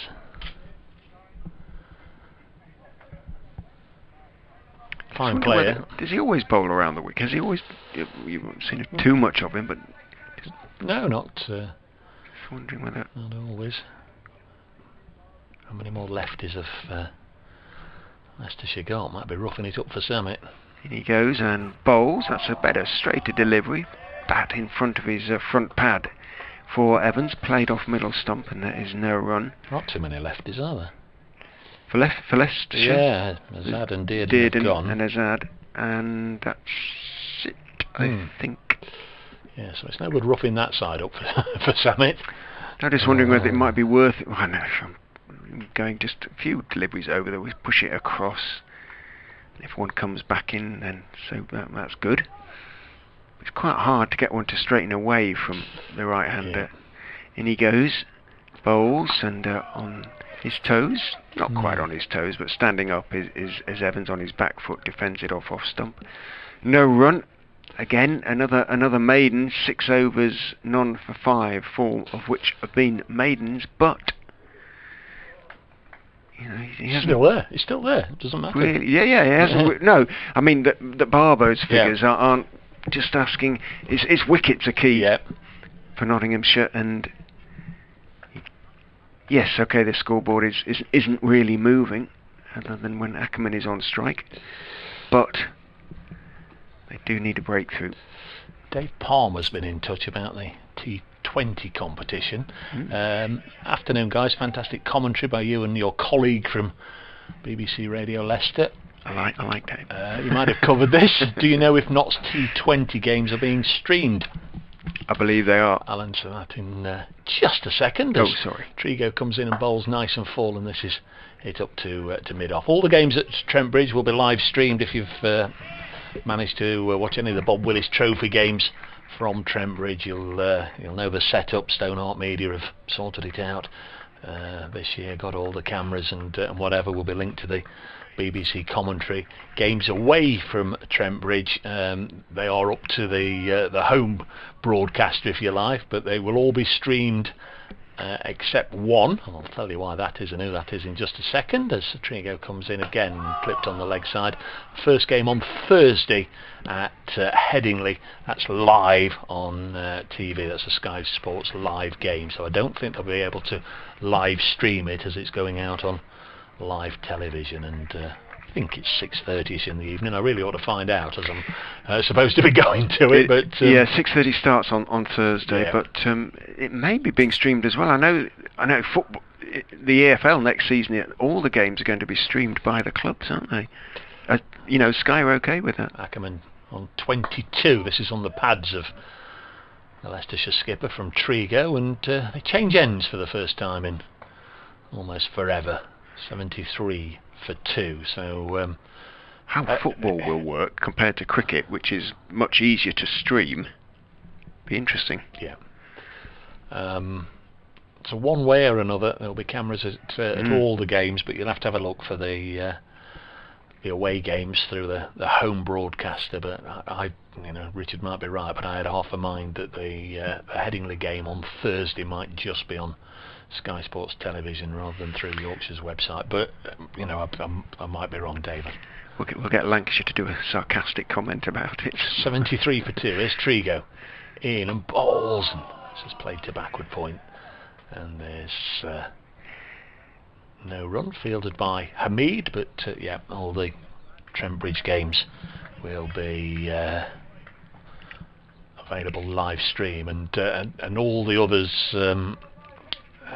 Normally BBC Radio Nottingham put the T20s on the radio. They'll be on the FM or the digital radio, with obviously in years gone by myself, Colin Fray, Robin Chipperfield, Paul Johnson, etc. This is pushed into the offside, fielded by Patel, and there's no run. But because of the the current circumstances, the current situation, the current guidelines, the 6 county cricket commentators in the North Group, myself, Richard, Dave Fletcher, Martin Emerson, Scott Reed, and who am I missing? Jonathan Doidge at Yorkshire. We'll be doing the games between us. So obviously myself and Richard will be doing the Leicestershire, not Leicestershire games, rather than a full radio commentary with summarisers, etc. 73 for 2. But that's the plan at the moment. Slater Fields, end of that over from Trigo is now through 12 overs, 1 for 34. Let's just see if, I think Barber's going to get himself ready for another over. It's interesting the position of Ben Slater, or the position of him at the end of the last over. He just went in at a leg slip, leg gully sort of position, but I don't think he is in this over, and that's maybe because Ackerman's down this end rather than Evans. Nick Cook waving the Nottinghamshire 12ers on. I think Trigo's going off, isn't he? Going off, okay. Sol Buddinger, I think, is going to come out and have a bit of a runabout. Well, it has been 21 balls that Evans has faced since tea without scoring. I don't know how many it was before. I've just messaged the Leicestershire scorer, Paul Rogers, to see if Paul can tell us off which delivery Evans scored his last run. It's 37 minutes ago since the session started. So, he's not scored a run in an hour, we can say that certainly. Yes, absolutely. Ackerman is on strike on 23. Barber to continue. In he comes, bowls. That's a better line on off stump, but Ackerman just stands up and plays it back down the wicket to the young left armour. Just going over would just seems to me would just give him another option or two occasionally, or ask a different sort of question. Seemed to work for the likes of J.K. Lever, etc. In goes Barber and bowls to Ackerman on off stump, just to flex it down with an angle bat towards third man. Zach Chappell down there with his sunglasses perched on the back of his Nottinghamshire sun hat. There comes Slater, look, it's going to pop into that leg slip area. Worth a try. Come on, Barb, is the shout. See if he can swing one towards the hip of Evans, and he tickles it behind. It'd be a good catch. I always think leg slips it's going to come to you quickly, whatever happens. Yep. So he is going over now. Yeah, you should get a good sight of it though, shouldn't you? You know, he's there specifically for that. You should, to a left armour, yes, you should be able to follow the ball from his hand. In he goes and bowls to Evans. Good luck. You're not going to get a catch from a delivery like that, which is well wide of off stump. Or if you are, it's going to come at you like a tracer off the inside edge as the batsman throws his bat at the ball. 74 for 2. Ackerman has 24. Sam Evans has 24.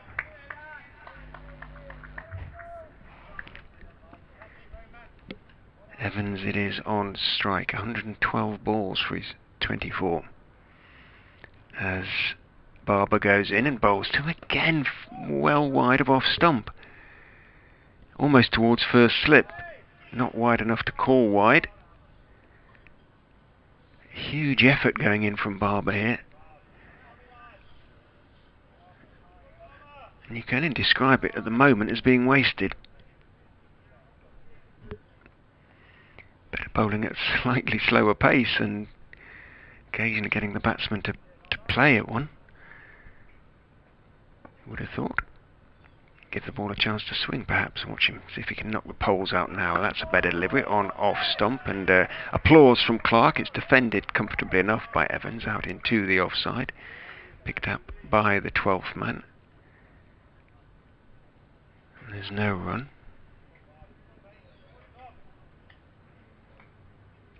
Dark away to the southwest at the moment. The clouds beginning to encroach upon the sun. Might have to have the floodlights on for part of the final session, How many overs we got to go? Still 32 to bowl. In goes Barber and bowls short outside off stump and just leans back. Evans lets it bounce through. So not a maiden this time, a single from it, but again, batsman, you have to play at 2? No more than that out of the 6. Deficit 47 for Leicestershire now. Samit Patel is going to have a bowl.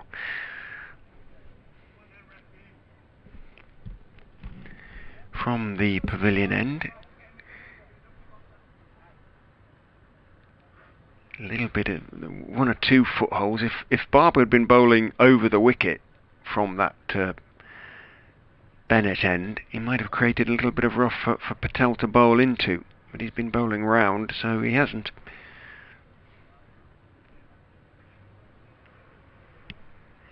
However, Patel did unquestionably straighten 1 or 2 on the first day. It sometimes just happens on the first day, and then the wicket dries and settles down, and the turn isn't there again until days sort of end of day 3, day 4 really. Well, we are coming towards the end of day 3, but as I've been telling you, the wicket was, because of the weather, just slightly underprepared in the opinion of Tom Taylor, Leicestershire's all-rounder. So it is now almost at its best. A little bit of a delay while Hasib Hamid puts on all the necessary pads and protection. He is now ready at short leg as Patel goes in and bowls and is slapped away into the offside by Ackerman out towards deep extra cover. The 12th man makes the stop, gets his throw away well to the bowler, but Evans is quite quick between the wickets and had comfortably made his ground. Patel didn't bother taking off the bails. Ackerman overtakes. Sam Evans moves on to 26. Patel tosses one up and is hit hard down into the ground looking for the drive. Ackerman doesn't time it at all. Duckett's at extra cover now. Mullaney is at slip. And there's no run.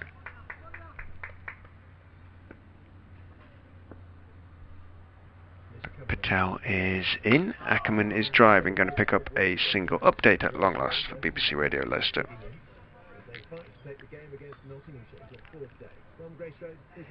Yeah, and doing so successfully at the moment. No wickets since tea. 77 for 2 Leicestershire. They took tea on 59 for 2, having lost the wickets of Hassan Azad for 6 and Harry Dearden for 16. But young Sam Evans batted through the entire afternoon session for 24. Believe it or not, he's still on 24. In fact, he's going to pick up his first single of the evening session. He's moved on to 25 off 116 balls, a feat of some concentration. They need another 43 runs simply to make Nottinghamshire bat again, but they should do that in some comfort. 31 overs to go, Leicestershire 78 for 2.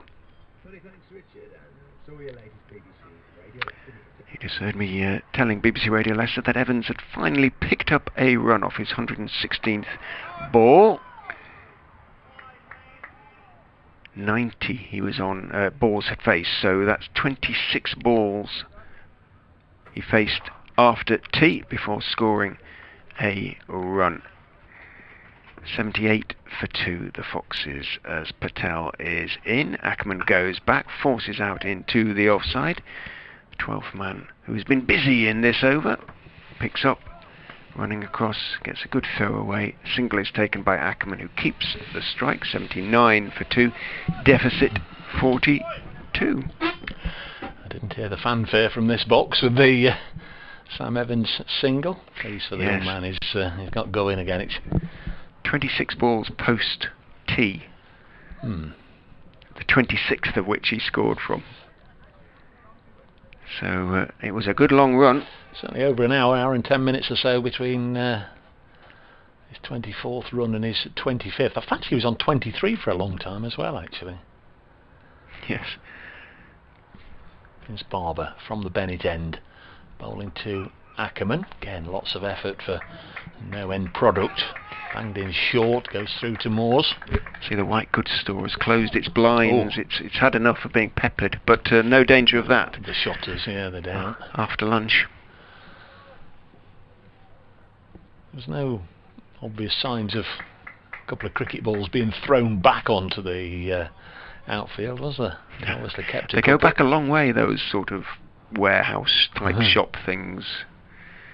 79 for 2. Here comes Barber again. This time down the leg side, and it'll go for 4 somethings. Let's have a look at the umpire. 4 buys.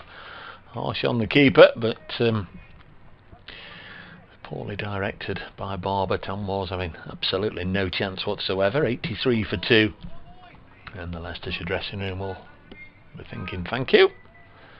Gets us 4 runs closer to where we need to be. Are the lights starting to flicker on? They or are. Is it, They are.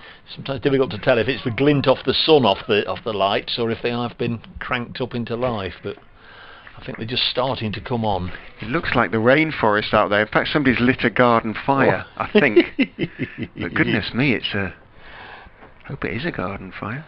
Here is the next ball. That's a nice looking shot from Ackerman, but well fielded by Sol Buddinger again, who's acquitted himself very well indeed, throwing himself around, playing nicely.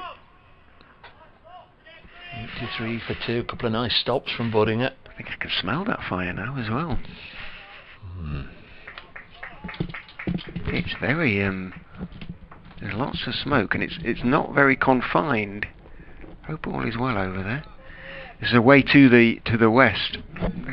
Looks like this. I'm hoping it's the start of a garden fire. 84 for 2. Evans is on strike. Barber to bowl to him. We've got a leg slip down the leg side. Tumbling Tom Moores takes it.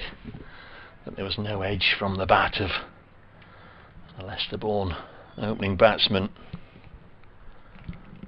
Sam Evans. He had a little. Yeah, he's got to be a bit careful of that. Make sure to get everything out of the way.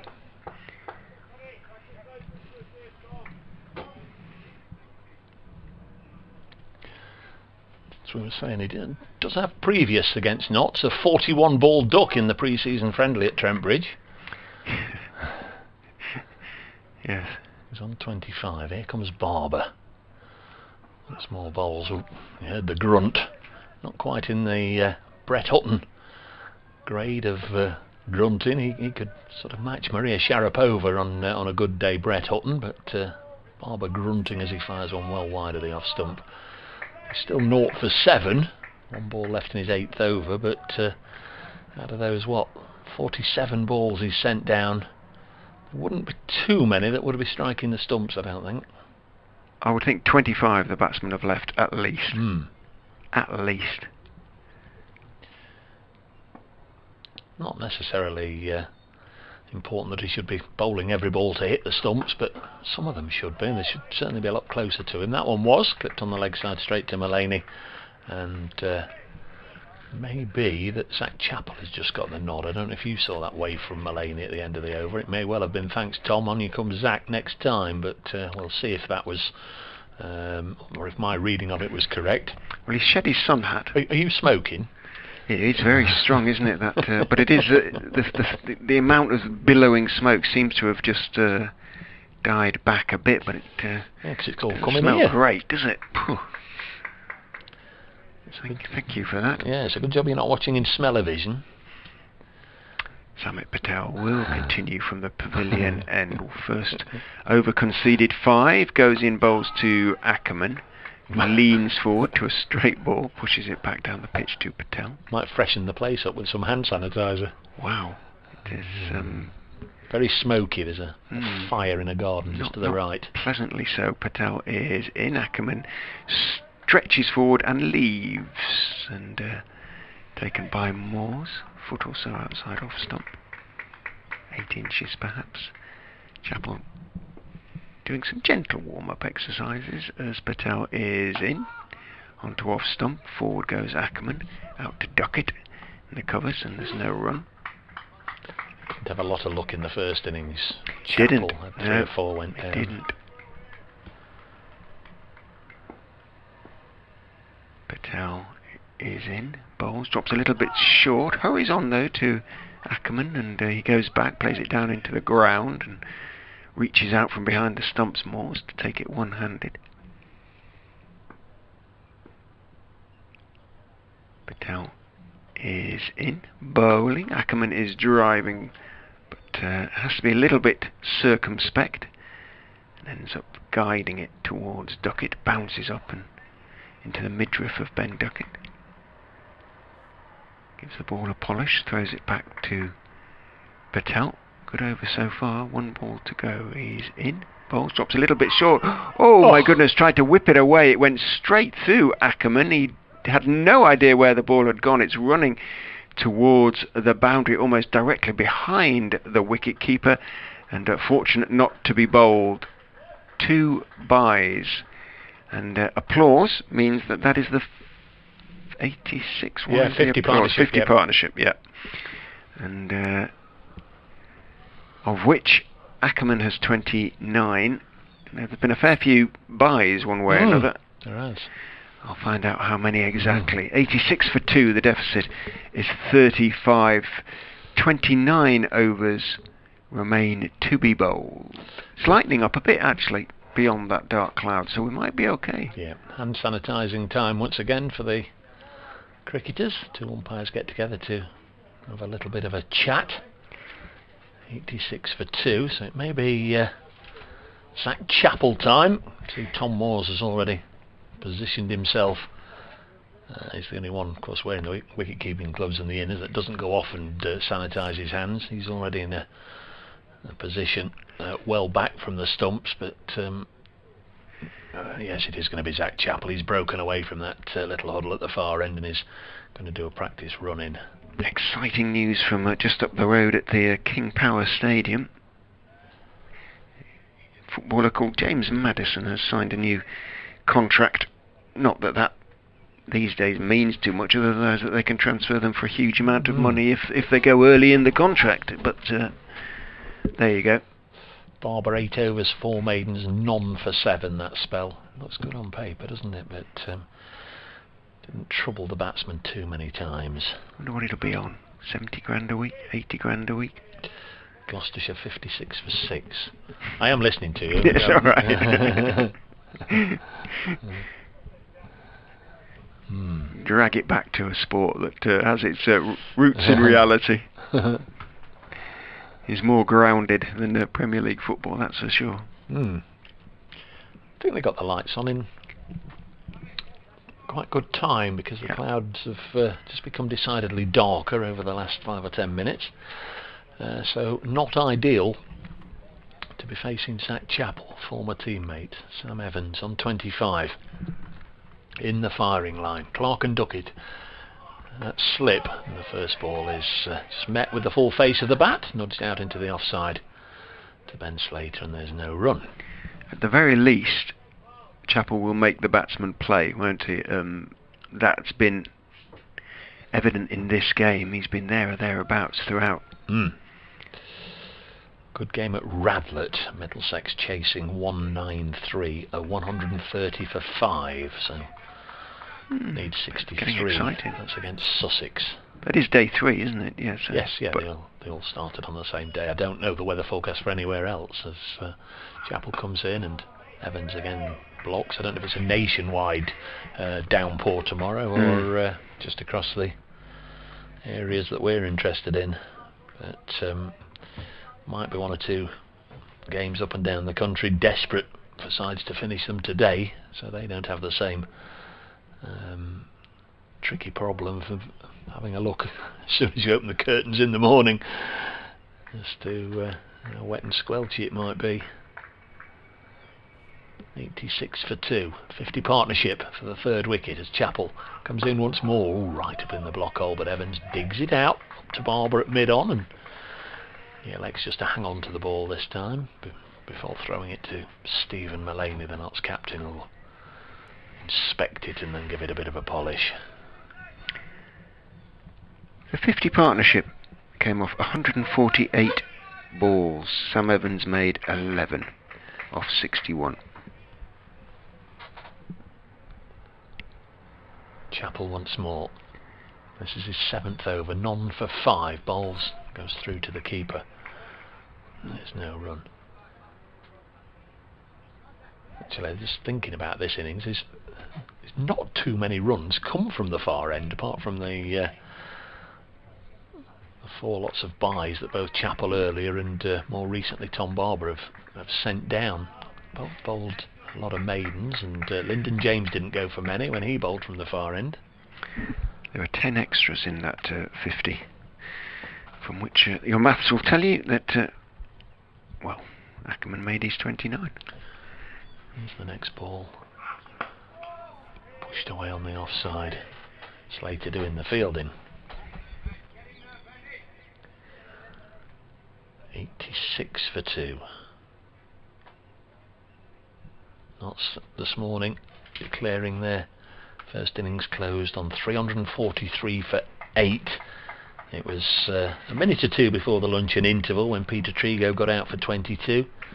But off they trooped for lunch, and during the interval news came that Stephen Mullaney had declared with a lead of 121. I guess as Chappell comes in and bowls, and again well wide of the off stump, left alone. And as we said earlier, in a normal season, so close to a 4th batting bonus point and with sufficient overs to press for a 5th, they'd have gone on and on. But these are different times. It's a poor forecast for tomorrow, so Mullaney at least trying to create something from what may turn out to be a fruitless situation. It may not, but giving himself and his bowlers 2 full sessions to try and bowl Leicestershire out.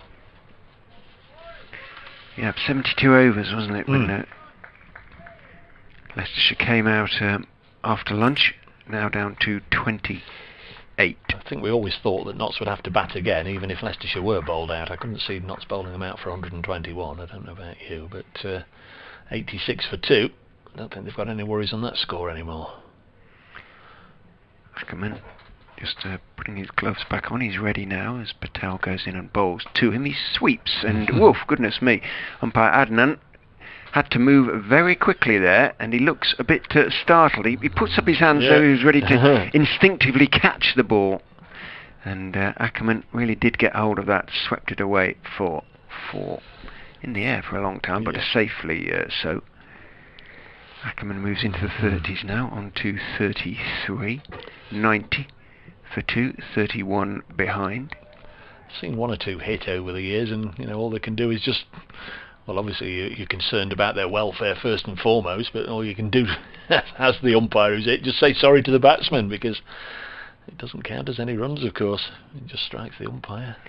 Patel is in again. Forward goes Ackerman on off stump. Angles the ball out in defence, out into the offside. Mullaney's warming up again.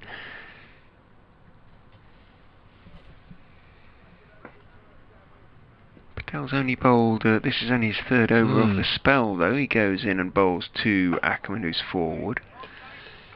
On middle and off stumps, back down the wicket to Patel. Well, he did have the one in the last over, didn't he, that beat everything. Yes, I mean, perhaps a fraction early. In goes Patel, tosses that one up and pushed out into the offside with a little bit of a flourish of the wrist by Ackerman, but can't get it past Duckett. Sliding rather than diving across from cover. He does play the long game, Samit. He will try and set a batsman off over the period of 2 or 3 overs. Patel is in. Ackerman's forward in defence, back down the wicket to Patel. I hope he stays on, because it's good to watch him, and he also gets through his overs quickly. He's in again and bowls, and Ackerman, thick inside edge, bounces once before taken by Hamid, who sort of offers to backhand the ball at the stumps, doesn't bother doing so because she sees Ackerman's back foot firmly anchored. End of the over, just the one scoring shot, but a strong scoring shot off the very first ball, a 4, 90 for 2. Just having a look, Stephen Mullaney chatting with Tom Moores there as Seba Mead wandered over. It's going to be Chappie, as they have been yelling to continue. 7 overs, none for 5. His figures at the moment, 90 for 2 Leicestershire. They're 31 behind. Mullaney again turning his arms over as if he's preparing himself for the 100 metres butterfly final. And he's not going to be bowling for the time being. Here comes Chappell from the Bennett end. Sam Evans is on strike. This one's like so many before, just met with a dead bat. Runs out onto the offside. Asib Hamid comes in, does the fielding, and runs all the way to the slip cordon to have a bit of a chat and wait for Joe Clark to polish the ball before he gives it back to him. Does do an awful lot of galloping about Hamid in the field. I guess he's a good teammate to have out there. He'll keep the spirits up, provide the energy. Slater's been brought in from the covers to a gully position.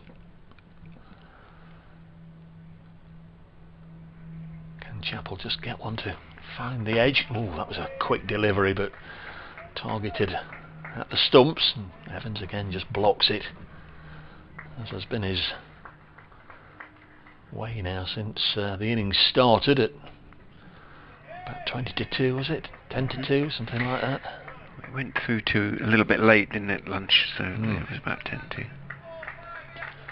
90 for 2. Men out of Sanazad for 6 to Peter Trigo and Harry Dearden for 16 to Stephen Mullaney.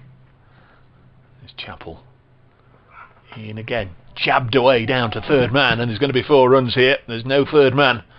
Slater dived in vain in the gully. It wasn't a catch, and in truth it wasn't that close to him, but he flung himself as best he could, and a welcome boundary to Sam Evans, proving the old adage, if you stay there long enough you will get a scoring opportunity.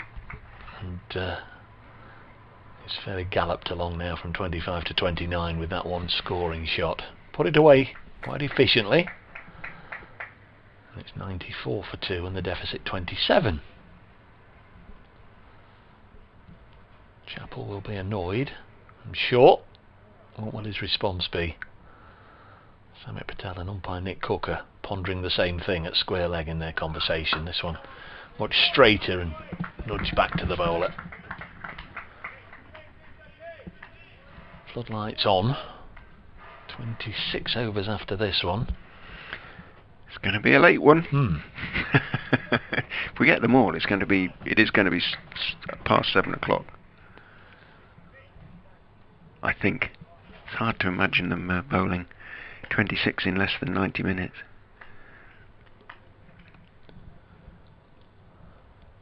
The shaven, schooled Chappell in again, bangs it in short, and it was a peculiar way to play it by Evans, as Zach Chappell has just commented to him as he ran past him. He sort of bobbed down but left the periscope up and had a little bit of a swish over his head. Gets a run away on the leg side, but it was almost it was like the body didn't want to play it and bobbed down to duck underneath it, but the bat said no, I can hit this, and the bat stayed up there and had a bit of a lazy waft at it. Gets a single. Gets into the 30s, but not entirely convincingly. Probably get another bouncer or 2. Scored 5 in this over. 6th of his runs coming in a short space of time after going either side of tea. About an hour and 5, an hour and 10 minutes we're guessing, without scoring.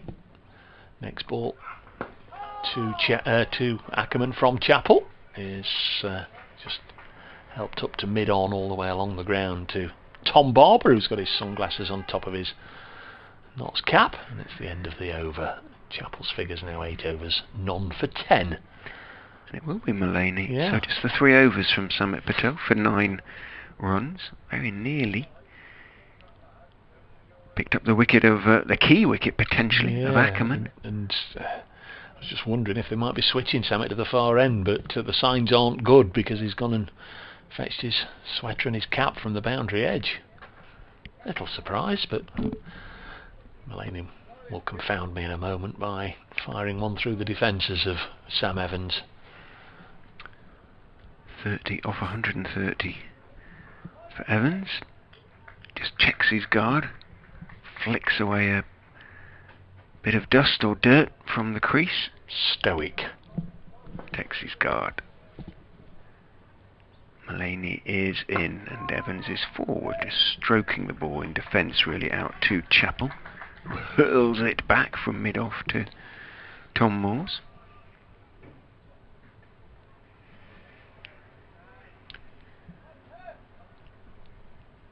There's a little bit of light cloud now behind the dark cloud that's over Fisher County Ground. It may be Mullaney's thinking with the grey cloud it might just start to swing again a little bit. You can see one or two showers in the far distance, but they are distant, very distant. In goes Mullaney and bowls, looking for a little bit of in swing outside off stump, and there is a little bit of shape and reaching for it. Evans pushes it out to Patel.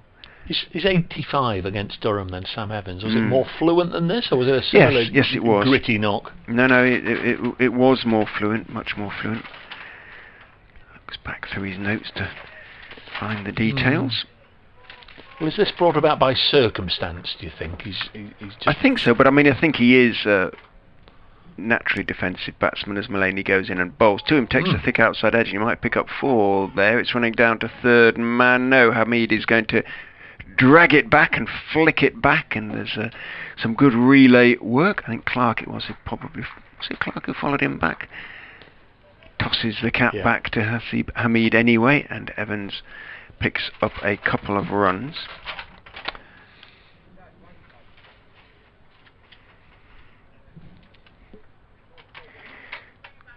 Strange, that game. As a youngster, you know, you've got to find your own way, haven't you, in county cricket, I guess.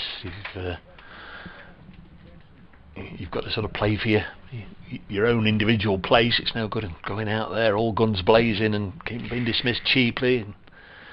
His 85 came off 175 balls and included 9 fours. Mullaney goes in, drops short, chopped away by Evans for 4. So Mullaney's just taken the pressure off. I'm not sure he feels too much pressure in that respect, but that one sat up outside off stump and got what it deserved in the end. Evans moves ahead of Ackerman again onto 36 off 134 balls. Well, it's almost making it look ridiculous that he was over an hour without scoring, because he scored 11 in the last half a dozen balls he's faced, and the 100 is up. No rapturous applause, of course, so it's a good job we were looking at the scoreboard. 101 for 2, so Leicestershire only 20 behind. Mullaney 6 off the last 2 balls. Dave's going to update BBC Radio Nottingham as Mullaney goes in again off the back foot. Again it's steered away for 4. Suddenly Evans is scoring runs at a quite ridiculous rate. 10 off 3 balls. He moves on to 40 now off 135 balls. Well, whatever his scoring rate, he's doing a sensational job for his side. Sam Evans. In fairness, the 85 against Durham pretty much set up what would have been a Leicestershire victory. They went into the last hour needing 82 off, I think 16 overs as Mullaney goes in and bowls. Evans is right behind that one on one knee, and Ackerman was 61 not out when the weather... Well, we had a heavy rainstorm for about only 10 minutes, but it was enough because it took... 3/4 of 40 minutes or so to clear the ground again. Would have left only 4 overs in which Leicestershire would have been needing to score 80 odd, and they reluctantly accepted the inevitable and called it a draw. So end of the over, 105 for 2, deficit 16. Ackerman on 33 now will be on strike. Evans on 40 now, the non-striker, and the scoring rate's now not that different. 35 to Ackerman, 29.4 to Sam Evans. Zach Chappell to continue. Comes racing in down the slope and bowls, and he falls as he delivers the ball, and he stays down. Ackerman pulls it out behind square, picked up by Hamid, but Chappell fairly tumbled now. He's limping very badly on his left foot. Not looking at him, slightly nonplussed, as nobody's sort of running up to see if he's alright, but he doesn't look as though he is, but he's going to try again. He's limping badly on his left foot, Zach. lost his footing in his follow-through there. Trigo saying, should I warm up and bowl? Chappell is walking very gingerly and tentatively back to the top of his mark. Well, is he going to keep bowling? Looks that way. He stayed down for a while, and he's limping now as he walks towards his skipper, Mullaney. Says, you going to be all right? Yes, he says. And it does look to be easing whatever he's done to himself. Ackerman wanders down to have a word with Evans, having picked up a single and moved on to 34, 106 for 2. And Chappell comes running in without any obvious problems. In he comes and bowls outside off stump, 2 wide and allowed to go through. So perhaps, like Leicestershire before him, Nottinghamshire have got to know Chappell a bit, and Leicester's main problem was keeping him out there for any sort of run of games. He needs really. Nottinghamshire hoping to do that with him. Sometimes you have to say to a young bowler, just try and get on with it, try and run through any problems you think you might have. In goes Chappell and bowls on off stump, and delivered that without any issues. Defended by Evans out into the offside, picked up by Mullaney, and there is no run. Quite steady drizzle at the back here, Rich, behind us. Just coming from my commentary box to yours, and yeah, it's a case of running in here quickly. It doesn't seem it like where they're playing, but yeah, it is just behind raining. Nothing on the windows of the commentary box. No. Maybe it's just behind us over the town. Curious, you can sort of see a bit from our perch. Chappell is in and bowls to Evans outside off stump, allowed to go through, no run. I was just saying to the listeners, Dave, that one of Leicester's problems with Chappell was keeping him out there, and he quite often sort of said he wasn't fit when they kind of felt that he could maybe give it a go. And his reaction to falling over there, the limp, you'd have thought oh crumbs, he's in real trouble here. But none of the Nottinghamshire players really sort of went to him to see if he was all right. And perhaps through radio, Leicester. Yeah, they have, successfully as well. Sam Evans leading the resistance. He's faced now 140 balls for his 44, and he's only gone on to 44 because he's picked up 14 runs off his last 4 or 5 deliveries. So he really has been the main man as far as the Foxes are concerned. The captain is with him. Colin Ackerman is 34, not out. They came together when the score was on 36, and Harry Dearden went leg before wicket to Stephen Mullaney for 16, 36 for 2. They looked in a lot of trouble at that stage, but they've gone a long way towards perhaps saving the game if the forecast for tomorrow is to be believed. They're 110 for 2, 11 short of making Nottinghamshire bat again. Full delivery from Chappell is defended by Evans out into the leg side. He picked up a 4 off the previous ball through the leg side, and has been scoring relatively freely in the last 2 overs. But I can see the drizzle in the trees now, and the players, ladies and gentlemen, are leaving the field. Yeah, you're talking about Chappell there. I would say that if he is going to fall over like that, do it on a length. We mentioned Marchant de Lange, and I mentioned that he was going along nicely, and you said he's a prodigious hitter of a cricket ball. Well, he's had a day to remember, and it's still going on. He's hit 9 sixes and 6 fours, batting at number 10 for Glamorgan. He's currently 109 not out.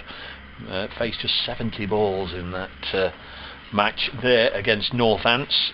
Glamorgan were 60 for 8. They're now 245 for 9, with their number 10 reaching 3 figures. But here, closer to home, in the heart of the East Midlands, the familiar sound of the tractors coming on with the covers. It's raining, and it's never a good sign when the umpires are leaving the field. Very often they'll stay out there and just supervise things and check the light and all the rest of it, but I don't they're think it'll coming be off raining into long. the dry. I honestly don't think it'll be raining long, but it might be a problem with the light for a while. Let's have a look at the current weather forecast, or what it says is currently happening. 50% chance of showers from 6 o'clock, 40% from 7 o'clock.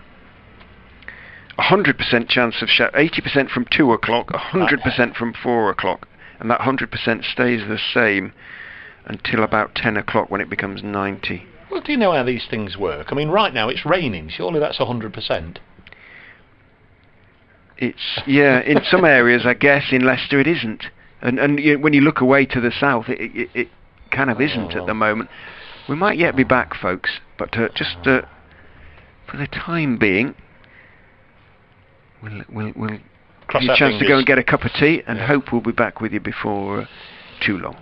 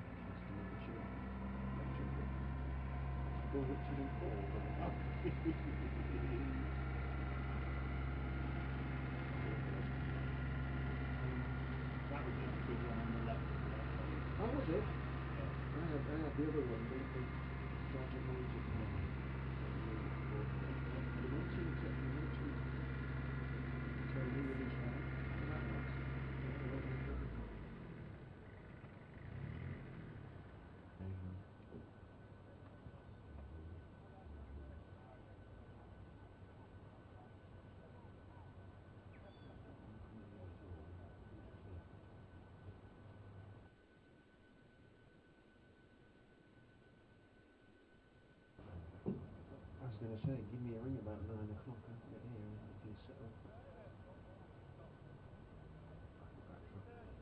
Lunchtime if it really, if they're not like it here anyway, and they'll be all out there and saturated. It's live. It's not like we're going down the cold face for 12 hours, is it? No, this is true.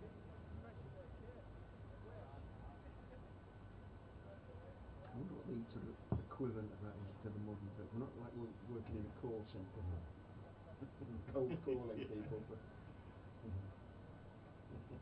12 hours. How are you? No, I'm not trying to send it back. Exactly. And that automated one, I understand you've been involved in an accident. How do you know?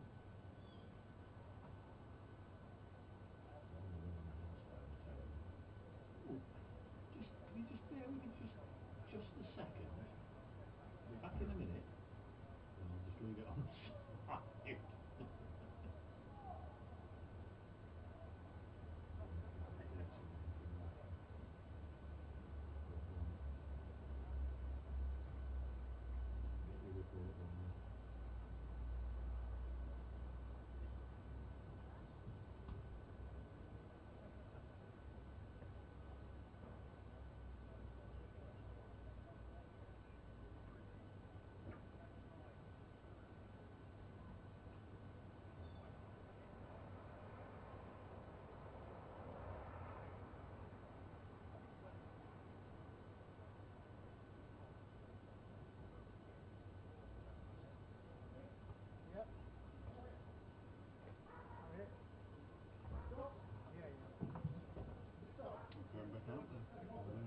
They've got their caps on and everything.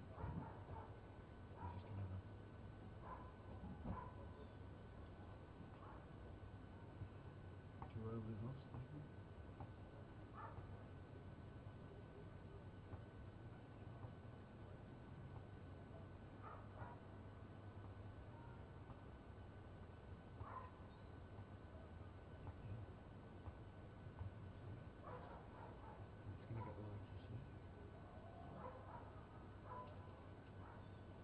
Go the covers.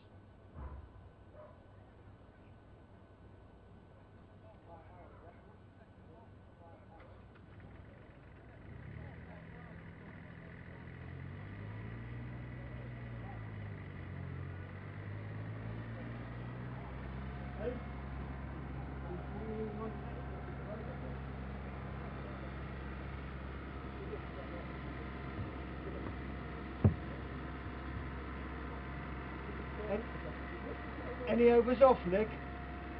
Any overs off? Must be joking. Waving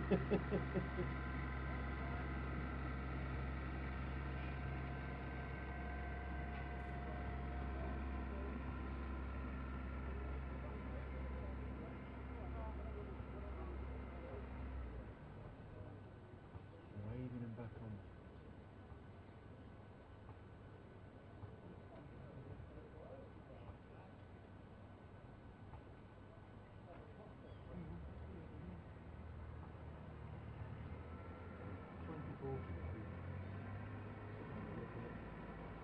Quarter past 7. Yeah. Nothing off.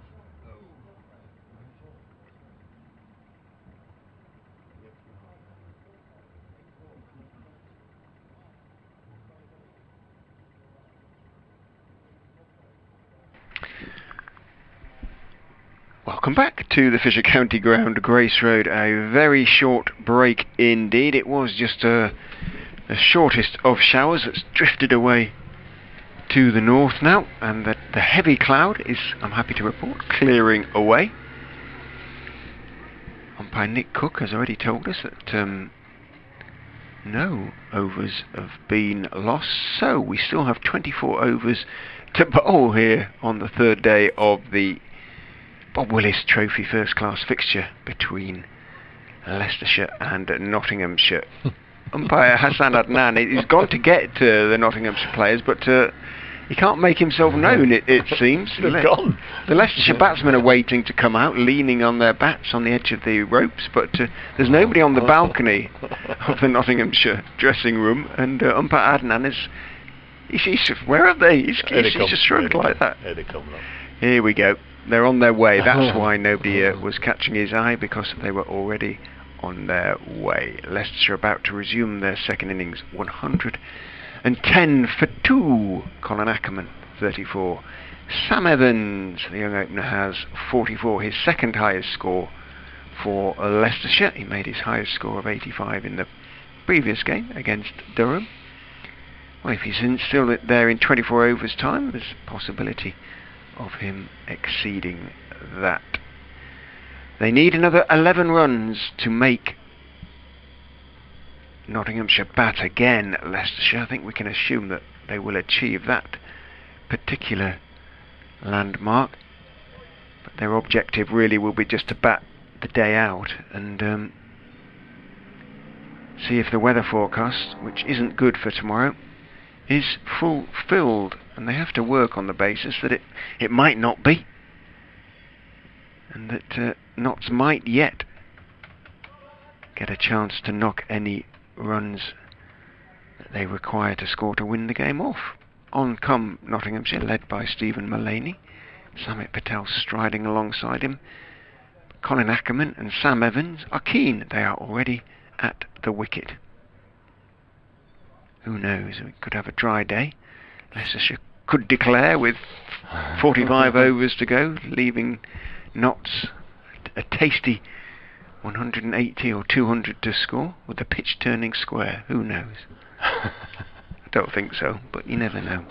A silver shiny sixpence says it doesn't. I think you're right. Here they come then in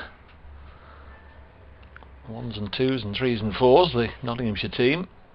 A little gathering of Stephen Mullaney, Samit Patel and Zach Chappell march purposefully out towards the middle. The two that you always see together, Clark and Duckett, have already walked out side by side and are waiting patiently at first and second slip respectively, and one or two of the others are a little slower to get out there. Nick's signalling 2, I think. Okay. He signalled that to us, saying that there will be 2 overs off. I'm watching the remain. Are you sure that's what he was signalling to you? It could.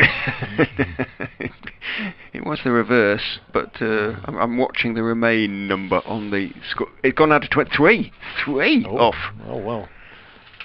He was teasing me when he told me when we went on air that I'd be joking if I thought there were any off. So 3 overs lost. 5:45, 21 overs to go.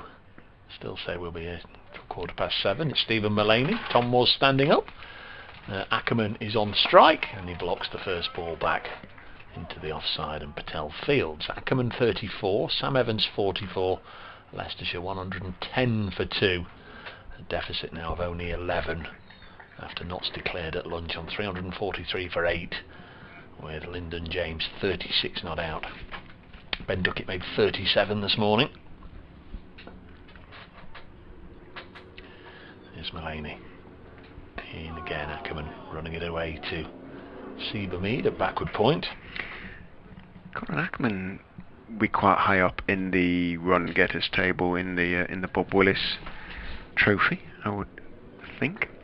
We'll have a little scooch at that then for you. Don't know if he's. I could add it up myself, couldn't I? If I looked. I've got him. I've found him. He came into this game on 280. Here's Mullaney in. Balls and cut away for 4. Raw from somebody in frustration. Maybe the bowler.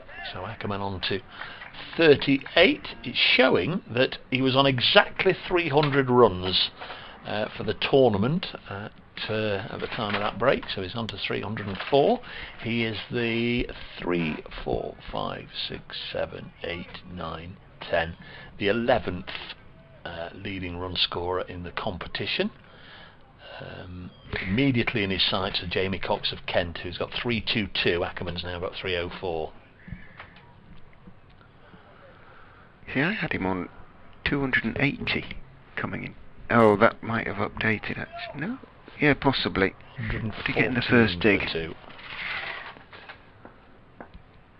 on 38 here. Yes, Mullaney comes in again. This is pushed down the ground. This will be 4 more. Nice looking shot from the Leicestershire skipper. We'll just keep an eye on it anyway. Yeah, certainly absolutely. reached 300. Yeah. And beyond. But a couple of nice shots there mean that the deficit now is only 3. Stephen Mullaney in the one over before we went off, and this one has gone for a few, hasn't he? Sam Evans took him for 2 4s and a 2 in 3 balls. On Mullaney-like. Patel probably wondering why he was taken off in the circumstances. Yeah. 118 for 2. Ackerman now on 42. Wide of the off stump taken by Tom Moores. Chappell giving every indication that he's going to be bowling the next over from the far end. He was bowling prior to the rain interruption. His figures are 9 overs, none for 15.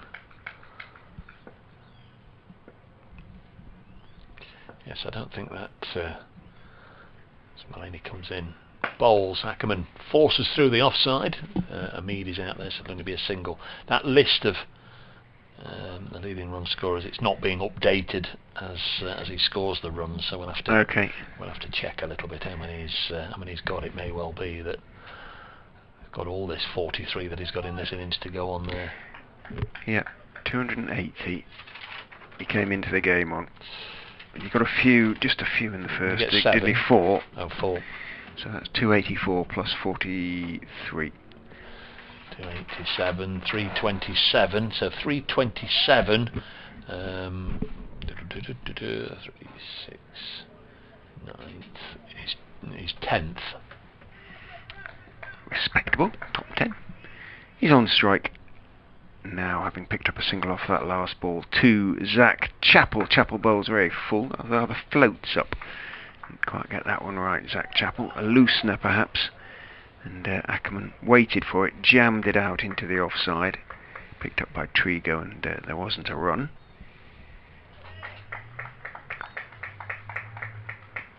Well, less than 20 overs now, 19.5, 10 to 6. Maybe we'll be done by 7. Especially if Stephen Mullaney throws the ball back to Samit Patel. A deficit just 2. As Chappell is in, bowls very wide to Ackerman, who just ignores it and then wanders off towards short leg. Samit Patel does bowl a delivery to Stephen Mullaney, perhaps making a point. Or no, he doesn't bowl the ball to his captain, but he just practices a delivery. Lewis Rees of Derbyshire out for 122 against Durham. Had a very good game here. Reese batting and bowling, as I remember. In goes Chappell, very wide again. Ackerman again. Has nothing to do with it.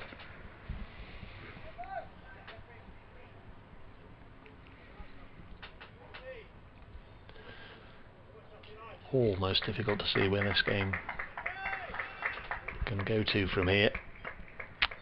Yeah, especially if a lot of players lost tomorrow. Brunty remembers that game as well. And Marchant de Lange with his 62 ball 100 against Northants. The game here 2 years ago against Glamorgan outside off stump. A bit closer, but still a leave from Ackerman. He's now out for 113, de Lange, so Glamorgan are 261 all out, having been 60 for 8. That's not a bad effort from the lower order. They lead Northants by 188. Got something to bowl at there. Yeah. Again, you just wonder about the weather in Northampton tomorrow. Yes, it's not far away. About 40 odd miles south of us. Chappell goes in and bounces a little bit, and Ackerman, who was starting to go forward, just pulls his right hand off the bat as it jumps up a little bit and hits the splice, bounces out into the offside. Effort ball from Chappell. Good one.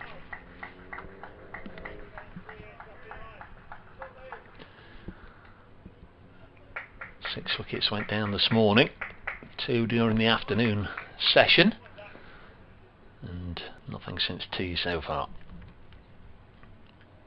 In comes Chappell and bowls to Ackerman outside off stump and allowed to go through. So Chappell 10 overs, none for 15. It's been pretty good stuff again, as it was in the first innings from Zach Chappell, but perhaps not quite as threatening this time round. The pitch has flattened a little bit, there's no question about that. The ball now is 50 overs old. Chappell doesn't look particularly comfortable as he walks back towards us, but I think he's okay. Mullaney's going to continue. Yeah, just maybe the skipper doesn't mind the Leicestershire batsmen going after their shots a little bit, but there's been nothing risky. The ones they have put away to the fence have been by and large deliveries that have deserved the treatment. Evans on 44, and Stephen Mullaney to bowl to him. Still got a couple of slips in place. Evans pushes into the offside too. Patel is eager and keen to get there and again fire it into the gloves of Moores. It just gives the impression he enjoys playing cricket, Patel, and he's not going to stop until he's carried off, really. I think it was a bit of a shock to him last year when he lost his place and he dropped for the first time in more than a decade, and then allowed to go to Glamorgan on loan. But then in the winter he managed to get a few games down in the Big Bash in Australia as this is pushed into the offside, and there's no run. Obviously Dan Christian, skipper in the Melbourne Renegades, Harry Gurney was down there, and Gurney picked up an injury. They needed somebody who was on the other end of a phone that could get on a plane virtually the next day, and Samet was there, and he did a pretty decent job by all accounts. Great experience. I guess to say you've played in the Big Bash, so he's appeared in a lot of the global tournaments now. And comes Mullaney, bowls up, a little bit of a shape away off the seam from Stephen Mullaney. Just got big on Evans, but he was able to leave it alone without taking any chances. We're set very fair now. The sun's back out. Yep.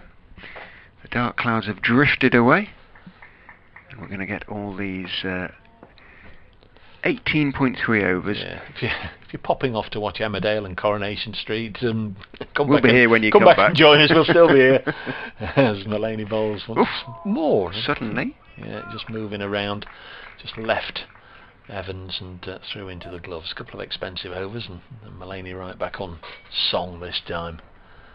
Nick Cook just having a look at the crease. I'm sure he's just marking it a little bit because it needs freshening up rather than Mullaney overstepping.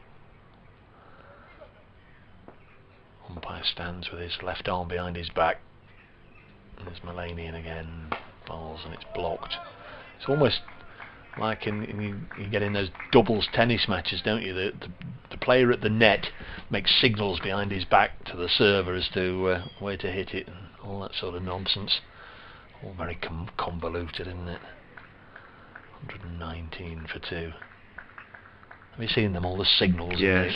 And after every point they've got to rush up and touch gloves, whether they win the point or lose the point, or touch hands. Whisper to each other. Yeah, 119 for 2, a game of secrets. Doubles tennis, Trigo. It's got the attention of umpire Cook at the end of that over. They've got their chin in their hands, in whether they're covering their mouths in the way the modern footballers do. But there's no cameras here that are going to pick up any, or long distance microphones that are going to pick up any indiscretions, I don't think. Did you hear the one about? End of the over, Leicestershire are 2 behind. Still going to be Zach Chappell.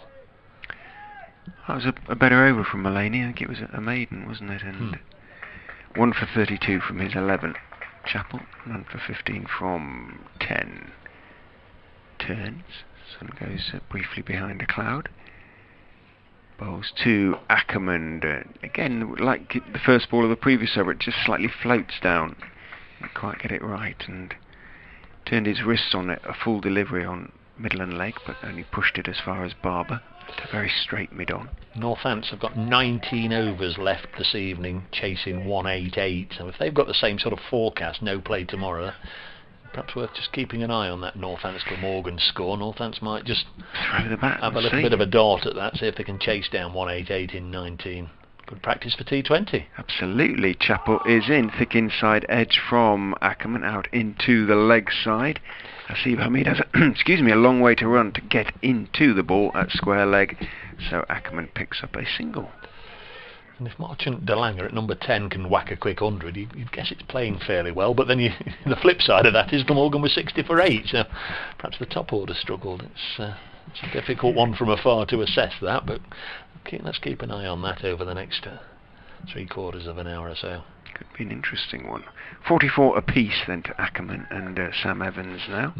Pint for the marker.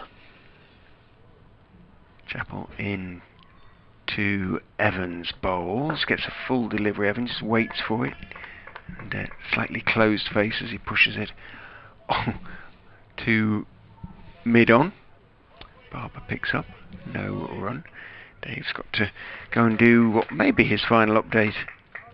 Oh no, there's more. Oh, it's a Monday. It's no longer a Sunday. It's a Monday. So perhaps like ourselves as a sports programme on BBC Radio Nottingham. Chappell is in. Bowls outside off stump, reaches for it a bit. Evans, it's a full delivery, gets to it, steers it out in the offside, doesn't time it. Quite low down in the bat and on the bat, and Patel comes running in from point, picks up. There never was going to be a single.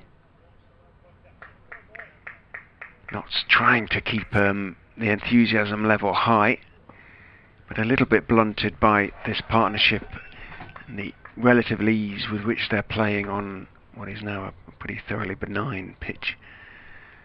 Chappell is in and bowling full, and again timed nicely this time by Evans, in off his legs out into the leg side, but too close as far as he's concerned to Hasib Hamid, who makes a sharp stop away to his left, and there's no run. And that ball having been bowled, Hamid retreats to the square leg boundary. They are prepared to give Sam Evans a single, Nottinghamshire. A single is all Leicestershire need to ensure that whatever happens henceforth, Nottinghamshire will have to bat again. Chappell is in, bowls, and there is that single just tucked into the leg side. Barber has to run around from mid-on to mid-wicket. The single is taken. Evans keeps the strike, which is presumably what Mulaney and Nottinghamshire wanted to happen. He moves ahead of Ackerman in the run chase onto 45. Leicestershire 1-2-1 for 2 are level. The scores are level. So they have 8 second innings wickets in hand.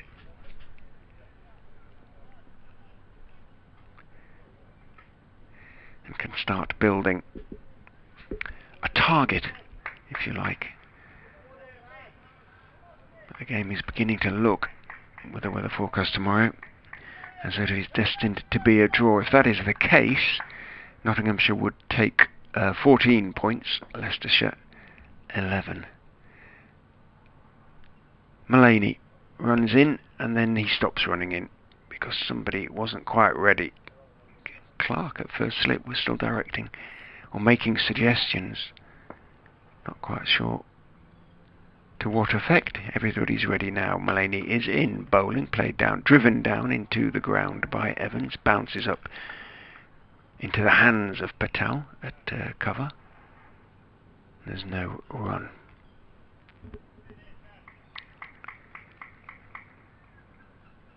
A little not despondent, but a little flat. Mullaney now. His Knots did their very best to give themselves a chance of winning the match today. In goes Mullaney, bowls on off stump, dropped out into the offside. He's going to have to hurry. There's an appeal because Patel picked up and threw and hit the stumps, but Ackerman had made his ground. But good work by Samit Patel again. Keep coming back to it, but he does look fitter than I've seen him for, frankly, many a long year. Seized on that one quickly, threw down the stumps, but Ackerman had made his ground. He did have a fair bit of ground to make up to get to the ball. Patel away to his left. So, Evans on to 46. Will he be first to his half-century? Will either batsman get to a half-century? 122 for 2, Leicestershire are ahead. Mullaney is in, bowls, turned down to fine leg by Ackerman for 4. Pretty sure he got a bat on that. He did indeed get a bat on that. So Ackerman leaps ahead onto 48.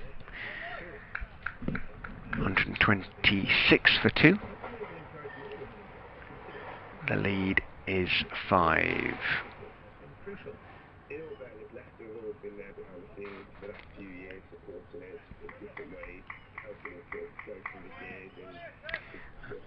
Partnership now 90 between these two. Here comes an update for BBC Radio Leicester. Yeah, in the form of a captain who's Colin Ackerman. He's 48, not out. Sam Evans, the young opener, he's battled away since lunch, since Leicestershire had to bat again after Nottinghamshire declared. He is 46, not out. They've added 90 so far for the third wicket. They looked a bit of trouble, Leicestershire, when Harry Dearden was leg before wicket to Stephen Mullaney for 16, 36 for 2 at that stage, but these two have gone a long way towards certainly saving the game. It's a bad forecast for tomorrow. If that is fulfilled, there won't be much play and the game will be drawn. At the moment, Leicestershire lead by just 5, but they've only lost 2 wickets. They're 126 for 2. That one defended by Evans, back down the wicket. That's a little bit short by Mullaney on off stump. Ackerman leans forward, guides it into the offside, but Lyndon James moves to his right at backward point, makes the stop, and there is no run.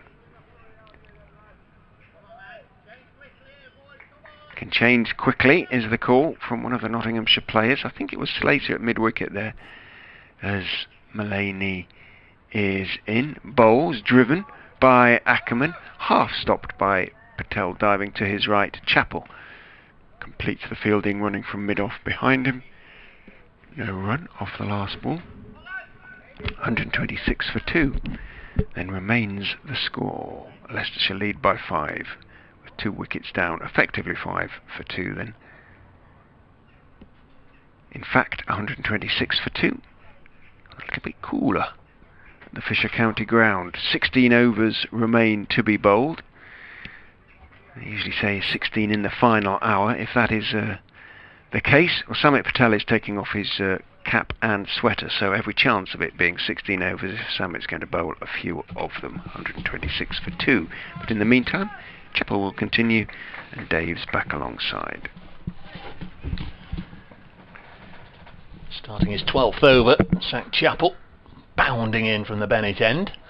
Bowls, and Evans has run that down to third man. I just wondered if it was like changing his action there from Chappell. May just have been a slight optical illusion, but I just thought he's tried everything else and came in. Richard's looking at the replay. Just seemed as if he just altered his angle just a little bit there. 127 for 2. Got to try something new. Yeah. Both batsmen knocking on the door of a half century here. Hard fought for both of them, but well deserved if they get there. Chappell to Ackerman, who's on 48. Short, pulled away on the leg side. Hamid is out there. We'll keep him to 1, so Leicestershire's lead goes up to 7. 7 for 2, effectively. The day might end with Leicestershire hoping to have a nice dry morning tomorrow. You don't know, do you? The way it could all change over the next hour. Certainly Nottinghamshire would have hoped to have had the Foxes far more than 2 wickets down by the time they'd cancelled out the 121, but it's just not happened for them. Not created too much in the way of chances. Oh, Chappell delivery this time. Fall on the stumps, but kept out by Evans, who's on 47. It almost looked like it sneaked through, didn't yeah. it? But thought it had. Evans just closed the bat on it. They play very late, these guys. Lyndon James warming up at long leg. Will replace Chappell, I would think.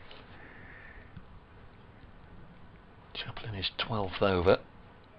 1 for 19.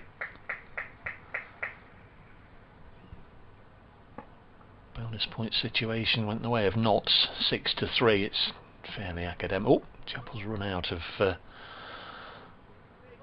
his approach there. Just veered away, whether he felt his delivery stride wasn't right or sense that the batsman was going to back away. I'm not sure, but he backed away himself, Chappell, so I'm going to have to start all over again. We must mention, say hello to Paul and Richard, who were out there doing sterling work with the rest of the ground staff, pulling the sheets and the tarpaulins on for that rain delay. Next ball clipped on the leg side by Evans. Move on to 48. Again, Hamid doing the fielding. 129 for 2 is the score. We've had 3 runs in 4 deliveries in this over. The lead is 8. I liked how the board flipped from deficit to lead in an instant. It's the second that Leicestershire had wiped out their first innings arrears.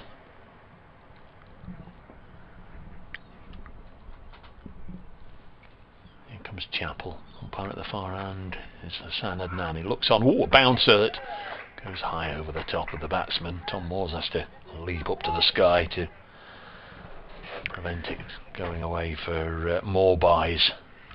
Enthusiastic applause for the effort, I think, from the Nottinghamshire team. Barber too is doing some spectacular stretches down there, lying on his back at mid-on. Not sure he'll be on before too long. You never know. Just keeping his back warm and stretched. Here comes Chappell. And again bowls. Ackerman pushes it back to him, and then Chappell fires the ball down to this end, high over the top of Ackerman, but into the keeper's gloves at the end of the over.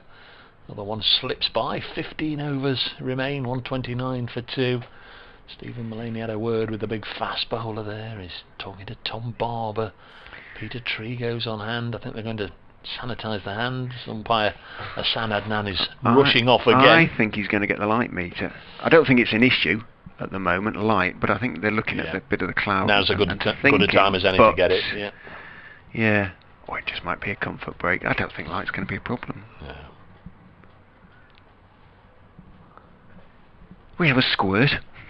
We'll have a squirt, as they say. Elsewhere, Test match, Pakistan 88 for 2. It's been a fairly frustrating day there, on and off. Day 4 in the Test match. North Group, Derbyshire 259 for 3, replying to Durham's 337. Yorkshire made 260 at Headingley. Lancashire 173 for 3. Northampton won without loss after 2 overs, so they're not going helter-skelter after that 188 they need to beat Glamorgan. Gloucestershire 61 for 6, barely hanging, 61 for 7 make that, barely hanging by a thread against Somerset at Taunton, where they had a lot of rain earlier. Worcestershire 410 for 7, innings closed. So Warwickshire second time round 55 without loss, scores absolutely level in that one. They finished for the day at Arundel. Day 3 has come to the close with Essex 249 for 3, and that's it. That's all the cricket they've had in 3 days there. Essex 249 for 3, and Middlesex on the brink of victory against Sussex at Radlett. They are 178 for 5, needing just 15 more to beat Sussex. It's closed at the Oval. Kent 118 for 9 in their second innings, leading Surrey by 182. Somebody's practicing. It looks like they're practicing off spinners. I don't know who that is. Is that Clark? It is Joe Clark. Has he put a little bit of off spin? I don't anticipate him getting a bowl before too long, but you never know. He might get a couple before the close. Well, of course, this was a big blow for Notts. We're not entirely sure when Matt Carter picked up his injury, but the day before the game he was in the 12 to come here, and he bowled very, very well indeed the couple of previous games. So if it was a late decision for him to miss out, it was a real old shame for Notts, and for him, of course. Samit Patel then, from the pavilion end, is in to Evans, stays a fraction low, bat a long way in front of his front pad as he pushes it away on the on side, picked up by Clark. Short leg and slip are the close catches. As Patel is in, tosses it one up, driven along the ground firmly but very much in a sort of defensive mode by Evans, and Patel himself feels, and jumping across the pitch he's in again, bowling, and Evans is looking to drive, and does, but not too hard, and it goes more or less straight to James, who's at a wideish cover.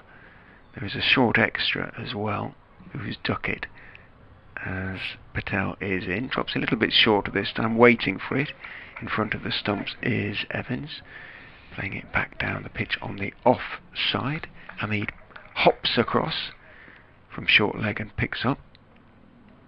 Patel is in and bowls again. Forward goes Evans. That one is drifting on towards middle and leg, so he pushes it out into the leg side. Clark comes in and fields. Barber continues to warm up, and James has kind of stopped warming up, so perhaps it's going to be Barber rather than James. Patel to finish his over is in, and that one pops up, and is he out? There's an appeal. Yes, he's going. Evans has gone, maybe little inside edge onto the pad.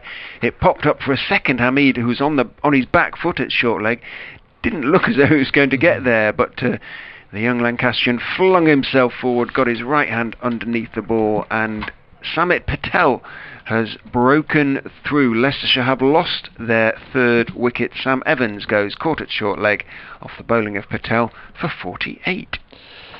Yeah, you've got to feel a little bit sorry there for Sam Evans.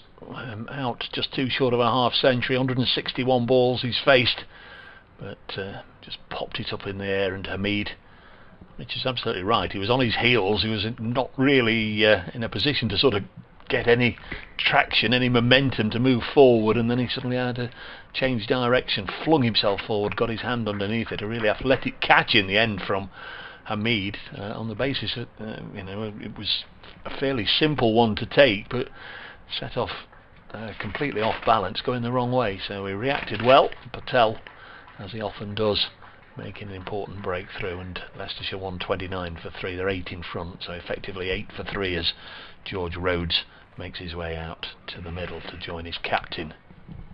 Well, as Ben Slater shouted about 10 minutes ago, look, everything can change quickly. And were Nottinghamshire to go bang bang, then bang. Well, things would feel rather different.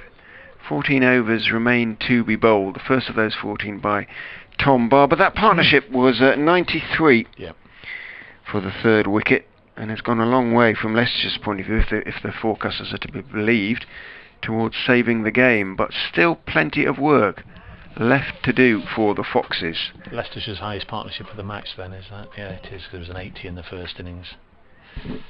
Gloucestershire 63 for 8 against a rampant Somerset.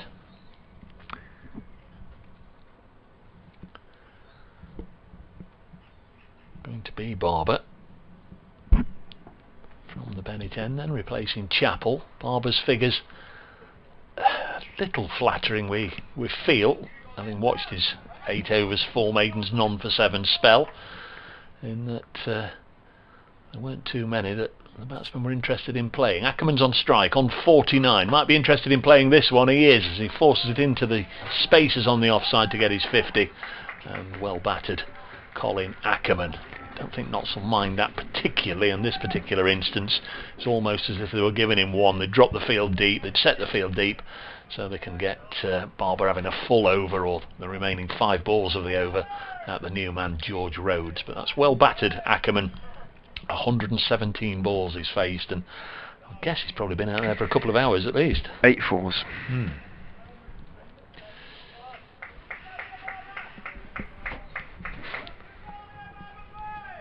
So in comes Hamid again at short leg for the new arrival George Rhodes.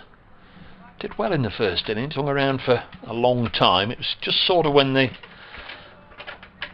innings began to get a little bit of momentum. He was the first one into double figures, and he made 19, eventually dismissed, caught behind off Chappell, but just started to begin the fight back, if you like. 130 for 3. He needs a knock. George Rhodes got an opportunity here. Tom Barber, left arm round, bowls. Oh, good evening, Mr. Rhodes, he says, as he bangs one in short, and Rhodes drops to the ground. Gets well underneath it. 50 without loss. 50 without loss. 50 to Ackerman. Rhodes yet to score. Suddenly we've got a load of goals circling. Well, the lights attract the moths, don't they? And the moths in turn attract the gulls. I think that's how it works. Is that it? Oh right, I thought you were sort of teasing me a bit there, but is that right? The lights attract all the insects and everything, don't they? Those floodlights. I mean, they're quite warm. There's warmth in them, and obviously the light. So this is steered to Trigo at point, and there's no run. Loads of them, but they're just staying around the one floodlight. Well, that's where all the insects will have gathered, presumably. 6 others, or 5 others, I should say. 30 Interesting for 3. theory, that. The moths. Perhaps a bit early in the evening for moths, thinking about it, but something's down the leg side, taken by Moores. That looked to be a quick delivery, actually. Tom Barber, I think, has just been urged by his skipper here, just running fast, just try and shake him up, do something. Well, he's giving it his all. 1 for 8 his figures in 9 overs. Of course, the darker it gets, the more of a handful Barber will become. Not easy to pick him out in broad daylight, but in the gathering gloom, somebody high 80s banging it around your ear hole. Just got to be careful. The next one is defended by Rhodes. No run, no addition to the total. There's that out for 6, Dearden 16, and then Sam Evans. Really lengthy rearguard effort, out for 48. Yeah, valuable in terms of time and age into the ball and tiredness into the legs of the bowlers. 130 for 3. Next ball defended by Rhodes. I think they're expecting obviously a different day tomorrow at Northampton to what we're expecting at Leicester, because they're only 5 without loss after 3 overs. He said they've got 188 target and only 19 overs tonight, but 5 after 3. Fair enough. A little bit darker now. There's a little bit of dark cloud around, but plenty of light behind it, so I don't think it's going to be an issue, especially with Samet bowling. 1 for 9. Sending his mid-off, who's Chappell, back a few yards. Likewise his mid-on. Just go on. Back. Who is Trigo? Trigo more inclined to listen than Chappell, it seems. Well, Ackerman's moving Rhodes out of the way so he can see Samet's approach. In he goes, and Ackerman is forward. Big stride. He's quite a tall man, Ackerman, and that was a big stride got everything behind it, pushed it excuse me, out into the onside. Clark came running in. That was interesting, wasn't it? The batsman making the non-striker get well out of the way just so he can see Samit all the way to the crease. Patel in again, he sweeps and he got a little edge on that, otherwise there would have been a shout for leg before there, because I think that went through and hit him on the back pad in front. So little bottom edge, I suspect, might have just saved Ackerman's bacon there. 130 for 3 as Patel is in, tosses it up pleasantly, drives Ackerman out to Chappell, who is halfway back, so comfortable single for the South African. He moves on to 51, 131 for 3. The farmer's bacon. Yeah, Ackerman. Interesting that. I'm sure he knew that, but I might ask him about that sometime. Did you know? Fieldman, it means, isn't it? So farmer's man, farmer. Farmer man. Stop blathering, Richard. In goes Patel and bowls to George Rhodes, who is forward very correctly, pushing the ball out to Duckett off stump at extra cover. Lots of suggestions being made now. Duckett saying, can I go closer? Might get a catch, you know. Yeah, get in there. Sniff his whitener, they used to say, didn't they, when everybody used to whiten the pads. Forward goes Rhodes to that one, on off stump. Out to Duckett, just rolls out to him, and there's no run. Get in there, so close you can sniff the whitener. Ackerman rehearses a few gentle drives at the non-striker's end. Patel is in, Rhodes is forward, getting to the pitch of that one. Pushing it back out to Duckett. The sun comes back out at the Fisher County ground as the darker cloud drifts north. 12 overs remain. Leicestershire 131 for 3. They lead by 10 with 7 second innings wickets in hand. Still going to be Barber. 9 overs, none for 8.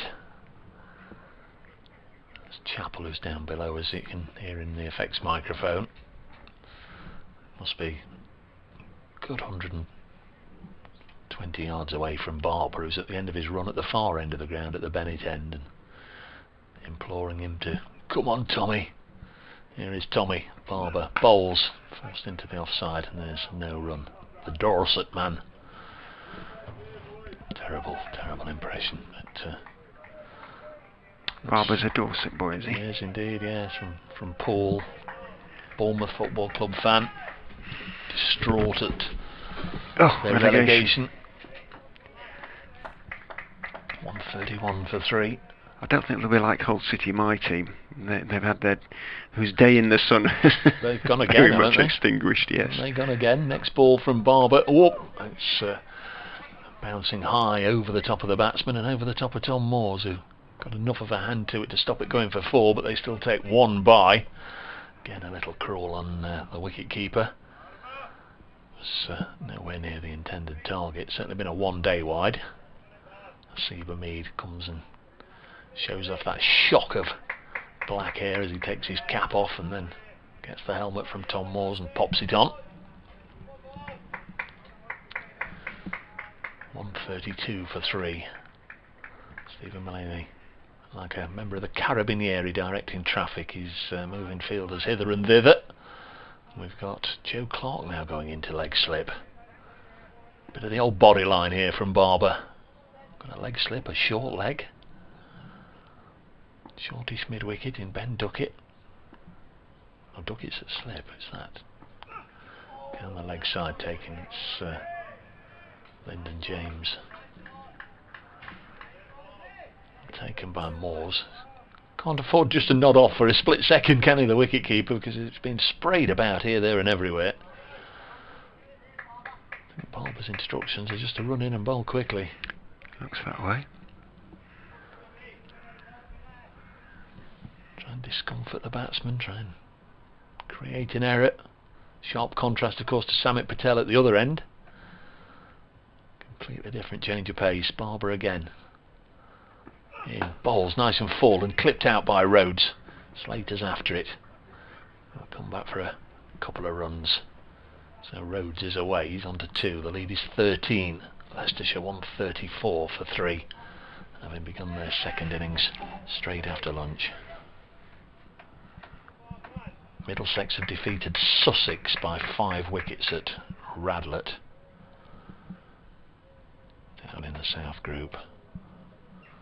Not sure what that does for anybody down there. Essex were the leaders, won 3 out of 3, haven't they? But they still haven't finished the first innings of the match in that one. They've had so much rain at Arundel. I guess it's fairly soggy on the outfield. Next ball is a beauty. One of the best deliveries that Tom Barber's bowled, but Rhodes just playing inside the line. Did well not to nick it. It's an uncomfortable delivery, certainly for anybody to receive that one. Nicely bowled. 134 for 3. They're off for bad light at Taunton, with Gloucestershire 63 for 8 in their second innings, still needing 322. Somerset will be gnawing their knuckles in frustration. They had Warwickshire 9 down last week and lost the final date. There's Barber in. Oh, and again, it's a fairly slippery, quick delivery that Rhodes has to duck underneath. Goes through to the keeper, and Barber preserves his fairly decent figures. 10 overs, none for 10.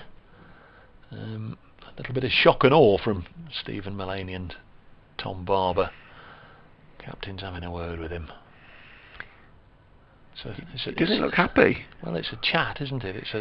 It's a chat rather than Mullaney having made the decision about have one more or how do you feel or whatever. It was a chat as to how he's feeling, how he thinks he should go. Yeah, possibly. Well, I think he's bowling to instruct. I'm sure Yeah. he's bowling to instructions. I think you're right, but whether he's been told he's going to be taken off, I don't think so. No. Patel is in and bowls. Ackerman is forward, just pushing the ball back up the pitch to Samet, and there's no run. Get in there. 10 overs after this one. Patel bowls. Forward goes Ackerman again. Back down the pitch. 6 of those. And it's coming up to this, the final update. past. Not sure, says Dave. Might need me at 7 or before. In goes Patel. Bowls. That's drags his length back a little bit. Just dropped out into the offside by Ackerman again. There's no run.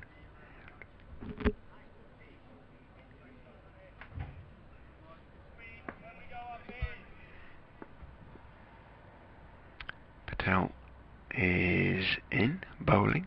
Drops very short this time. Ackerman goes back, tries to force on the leg side, doesn't time it, and it just again bounces back to Patel down the pitch. No run. Trico and Chappell both sort of 2/3 of the way back at mid-on and mid-off. Forward goes Ackerman. Hasib sprawls to his left to feel the thick inside edge along the ground. All the way. 1 ball to go in the over.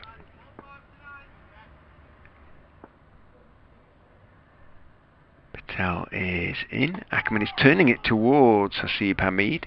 Takes it on the bounce, flicks it back at the stumps, but Ackerman had gone nowhere. End of the over. A good maiden from Samet Patel. Leicestershire remain 134 for 3, leading by 13. And it looks like it's gel time, and nobody is exactly rushing towards those gels. On comes the Nottinghamshire 12th man, carrying drinks as well as a gel. So he's saving his team a trip back all the way to the boundary. George Rhodes has a drink. Colin Ackerman doesn't. The captain keeps his helmet on as well. Rhodes takes off his helmet and his gloves. But Ackerman is in the zone. He's concentrating very hard. 51 off 128 balls for Leicestershire's skipper, and that is his 4th half-century of the competition.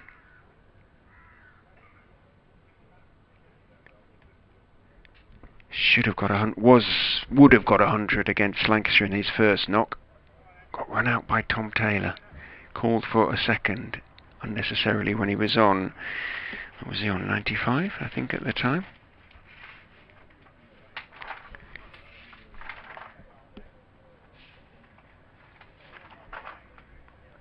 .94. Keaton Jennings throw from the boundary at mid-wicket. Came off just 141 balls. Short boundary at Worcester. Ackerman leans on his bat and watches as Rhodes prepares to face Barber coming over the wicket now. The left armour bowls up into the ribs of Rhodes, who's right behind it. Just pushing it down towards Hasib Hamid at short leg, who fields, and there's no run. Rhodes leans on his bat. Tom Moores and Joe Clark, who's at leg slip, in discussions. Duckett at first slip. And Hamid, they are the catchers, close catchers. There is a deep square leg as well, as in goes Barber and bowls a bouncer. Good bouncer, straight one, but Rhodes just ducks underneath it calmly, lets it go through.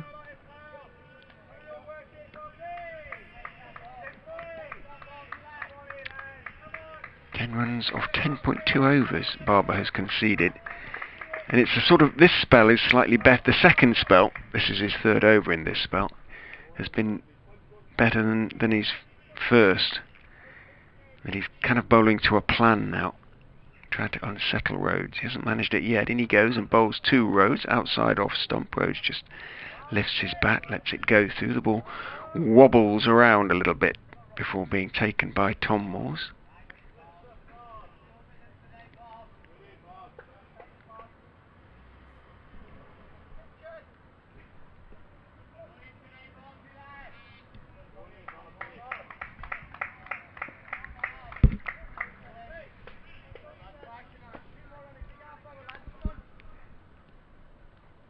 Turns, casting a very long shadow as he comes in now down the leg side and swings away, taken by Moores. Rhodes sort of got in position to glance and then remembered that there's a leg slip. Didn't do so, got out of the, made sure nothing on the bat. And Barber, seeing that, decides to go back around the wicket for the last two, well, the fifth ball of the over anyway. Whether it will be the last two remains to be seen.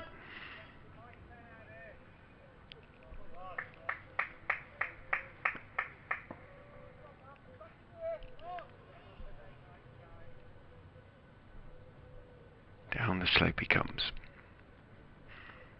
Bowls two Rhodes, swings in, but Rhodes right behind it. It's a good little knock this from Rhodes. He's only faced 17 balls, but when he's had to, he's been right behind every single one.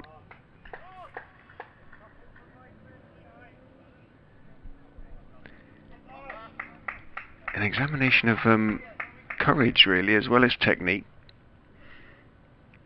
And he's shown he's not lacking in either, George Rhodes here. Barber back over the wicket, comes in and bowls two Rhodes on off stump. Up on his toes, defending that out into the offside end of the over. Another tester from Barber in terms, as I say, of courage as much as anything. And Rhodes very much passed the test. Ooh. 134 for 3. 134 for 3 Leicestershire now. The resistance being led by the captain Colin Ackerman, who has passed 50 in the Bob Willis Trophy for the fourth time this season. He's on 51 of 128 balls. They have lost a third wicket, that of Sam Evans, who battled away. He faced 161 balls for his 48 before giving a catch at short leg off the bowling of Samit Patel. 134 for 3 means that Leicestershire now lead by 13 runs with 7 second innings wickets intact, but with the forecast today for tomorrow being what it is, the odds are they're going a long way towards saving the game already. Ackerman 51 not out. In goes Patel, stroked by Ackerman down towards deep mid-off, picked up by Zach Chappell. single taken. He moves on to 52, 135 for 3.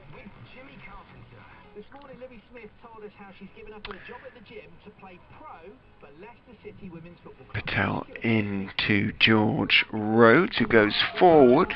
Wasn't quite at the pitch of the ball, but no great turn, so able to push it out into the offside.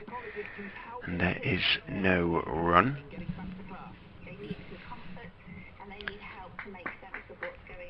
Patel hurrying through his overs as ever. And somebody said something, because George Rhodes stepped back at the last moment. Ready again now, as Patel is in. Bowles.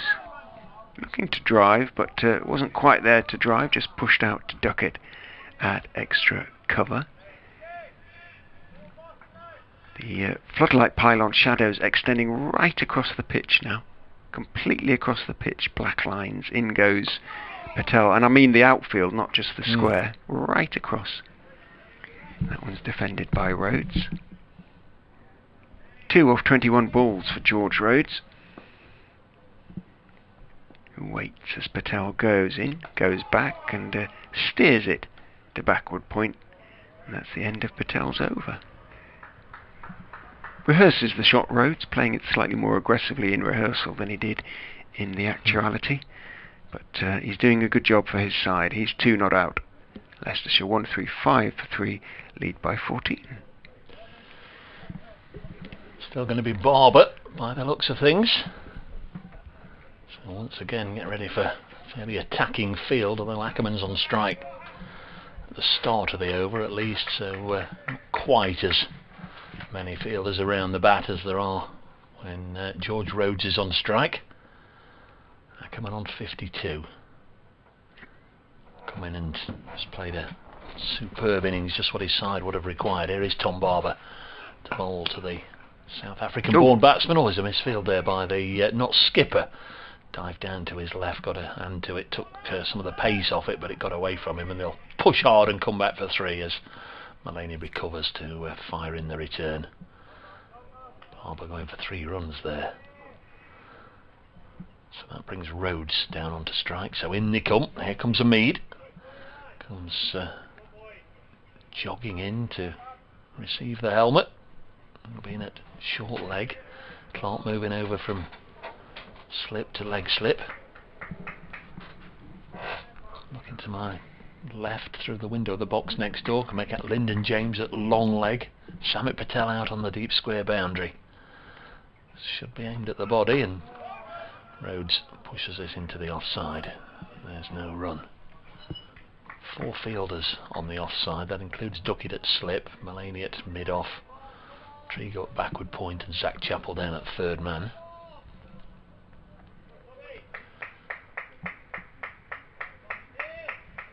Glorious conditions right now. It's almost the best part of the day, isn't it? 138 for 3. Rhodes has 2, stands with his bat held aloft and brings it down to play an immaculate defensive push back to the former Middlesex bowler. Player's been abandoned for the day at Taunton with Gloucestershire 8 down. Cruel on Somerset if they lose tomorrow as well. 2 consecutive games they've been denied by the weather. 138 for 3. They must still be in pretty good shape to go through to the final, but they might just have to win the last game now. Well, it'll be against Worcestershire, and they're the only side that can sort of topple them in the central group. But this is chopped to backward point, fielded by Trigo. Number 77 on his back. Can't remember what he had at Taunton. Might have been 7 actually. Thinking about it. Comfortable enough stop at backward point. Rhodes has been in now for, well, he's faced 25 deliveries since coming to the crease at the fall of Sam Evans' wicket. Stephen Mullaney gone over to have a chat with his bowler, and again there's going to be 1 or 2 adjustments to the field. Change of thinking perhaps. Clark's gone from leg slip back into the slip cordon. Ben Slater's gone to leg slip. Samit Patel in off the fence to square leg. Here comes Barber. pounding. Ooh, pushed into the offside. One bounce to Mullaney. Pounding his way in. Barber from the Bennett end, as he has done throughout the game. He's not pulled a single ball from our end of the ground. Makes a bit of sense. Certainly did on the opening day, when the breeze was very much in favour of the bowler coming down the hill. I don't think it's been as bad today. There's hardly been a breath of wind. So they might have tried either Chappell or Barber from this end, but that's not how it's panned out. Next ball is popped up into the leg side, falls short of Hamid at short leg. Don't think he could have done anything about that, but once again, almost a suspicion that he might just have been on his heels. Didn't have enough momentum to fall forward, did he? First time really that Rhodes has really looked discomforted. He's dealt with the short stuff well so far, but he didn't deal that well, and it just tensed up a little bit as anyone would, as it bounced and swung at a quick pace towards his sort of chest and just popped it up. Hamid again, just weight seemed to be just slightly back. I don't think he was ever going to get anywhere near it, but he was in the air for a while. Yeah. Patel is ready to go, but somebody else isn't. Ackerman was.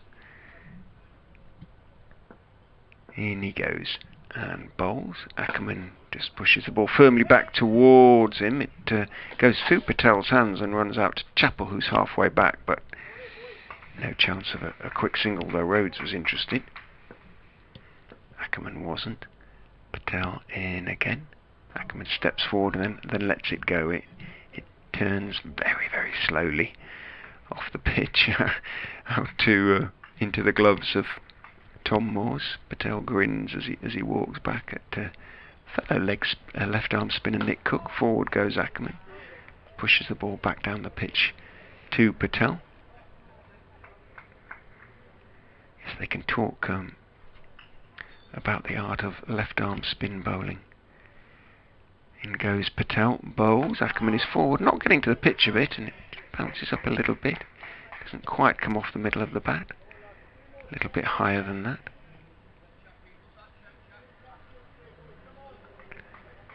Ben Duckett, Joe Clark trying to encourage their teammates as in goes Patel, bowls, and again draws a slightly false shot from Ackerman, not getting to the pitch of it, and Patel knows that he sort of beat Ackerman in the flight there, but there just isn't anything much in the pitch for him. So can he do it for the third time? In he goes and bowls, and that's a fuller delivery, so Ackerman is able to get the pitch of it and push it firmly into the offside. But a good over from Sumit Patel. Asked a question or two in it, and he will feel he got the better of the batsman on a couple of occasions. 8 overs, 1 for 11. Sumit Patel. Leicestershire remain 138 for 3 now with just 6 overs to go. Yeah, as much as we keep banging on about the forecast tomorrow, you can't do anything about what happens when everybody arrives at the ground here tomorrow, but what Notts can do is just keep applying the pressure this evening. They can really give themselves a bit of a boost if they can get rid of Ackerman tonight. If not, then they'll want to get rid of Rhodes. Here is Barber trying to do precisely that. Rhodes pushes into the offside. He'll probably get a couple of runs here. No, says George Rhodes. Mullaney was trying to give them 2 there, and there's a suggestion in the reaction of the Nottinghamshire players that was a deliberate thing by whoever said no, that either Ackerman didn't want Rhodes at this end or Rhodes didn't want to be at this end. Bit of kidology really, isn't it? 139 for 3. I think they probably could have gone for a couple. So Ackerman is on strike on 55 for the remainder of the over if he chooses to be, or if he's good enough to stay there. Sure he is. He won't want to throw it away now. He's batted really nicely and blocks this one. Listen to all the oohs and the ahs.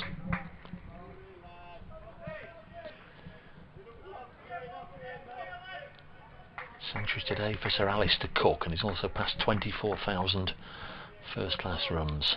66th century for Essex. It's a very decent effort, isn't it?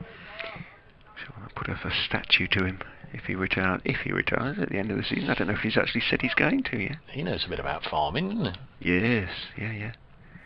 Ackerman on 55. Next ball just keeps a little low, but it's out of harm's way, wide of the off stick. So it passes through to Tom Moores. His wife's family are farmers, aren't they? Believe They so. have a farm. I believe so, yeah. I wouldn't say I know him on a personal basis. No, but he's You talked about it, understand? hasn't he? Helping With- out in the winter and things like that. I would imagine he could afford his own farm right now. Should he want one? I've not been round for a meal lately. 139 for 3. Did see him in the same England under-15 side as Samit Patel all those years ago. This is dropped on the leg side. Hamid comes in to do the fielding. Fresh-faced chorister from Bedford School at that stage. Yep. Still, he's quite fresh-faced. A bit cragglier than he used to be, perhaps. Yes, he's been good for cricket. He's had a fabulous career. Also worth listening to when he's on the microphone. Next ball pushed back to him by Ackerman. Where are we now in this over? 5 balls have gone. Samit, I think, will fancy bowling at Rhodes. By no means somebody that needs to be shielded, but I think Notts will be a little angry if Ackerman's given an easy single here. Samit will want to have a little dart at George Rhodes rather than Ackerman, if you can call what Samit bowls as having a dart. Here comes Barber, 13th over. Bowls pushed into the offside. He won't get that single. Straight to Mullaney. In comes Samit, who's rushing in, look, from the boundary edge. He wants this. Shadows are long. Very long. Clouds are high. Sky is blue. The day is perfect, but it's going to end in 5 overs time. Round about 5 or 10 past 7. I wouldn't like to be fielding on the sort of east side of the ground at the moment, because the sun is now quite low in the west, obviously. But it's very, very bright, blazing away. Not so very high. As Patel goes into George Rhodes, who gets a very full delivery that he just blocks back down the pitch. Could almost take a photograph with all 11 Nottinghamshire players in it, couldn't you? There's nobody out on the ropes now. They'd all be casting a very long shadow indeed. Again, somebody is saying something, chuntering away, and perhaps it's chuntering, perhaps it's insects, but I think it might be. And Rose is saying, well, look, what can I do about it? It's not me who's saying anything. Rhodes waits as Patel goes in, bowls 2, and he goes back, and plays it down into the ground, picked up by Hamid, and there's no run. It's a fairly placid surface now, isn't it? Very, yeah.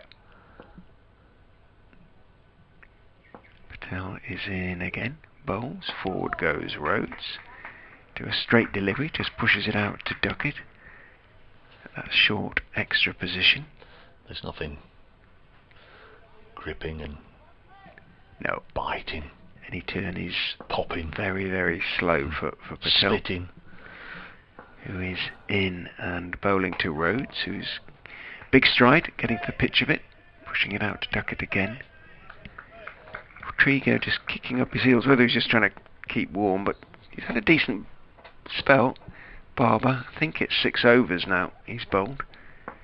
Hostile overs too. In goes Patel, bowls, and reaching forward, he's beaten a little bit in the flight there, but it doesn't turn, so no issues for Rhodes. One good thing about the bowlers leaving their caps on the boundary edge, you sort of have a bit of a clue that Yes. when somebody's been taken off or not, and he's not got his cap on, Barber, so I assume he's going to have another over.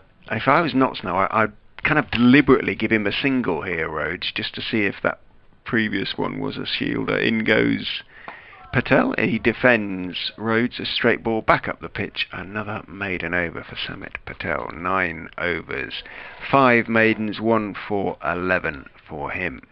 And Dave's right, Barber will continue. Just looking at Ben Duckett, who's got the ball and is polishing. He was waving to the 12th man and then pointed to his head. I just wonder if he wants a helmet bringing out. Get in there short. So we'll have to see.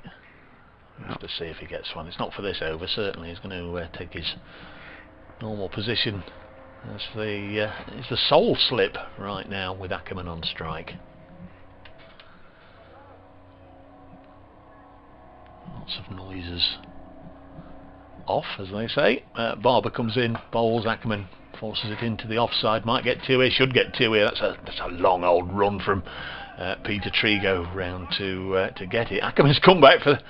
Yeah, Rhodes said no, didn't he? But Ackerman wanted it, so again, tired looking Trigo, wasn't it? Jogging out round the boundary edge.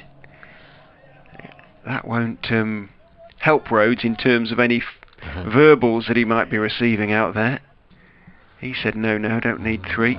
But Ackerman was halfway up the pitch. Yeah.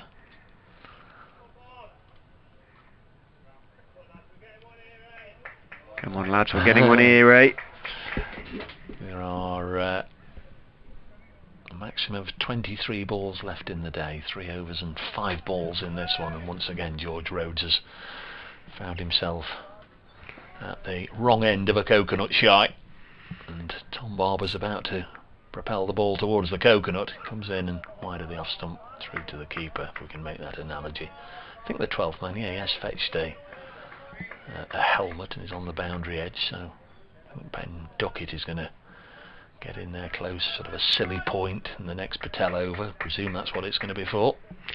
Hamid took quite a big step closer, perhaps instructed by Duckett, perhaps, or Mullaney.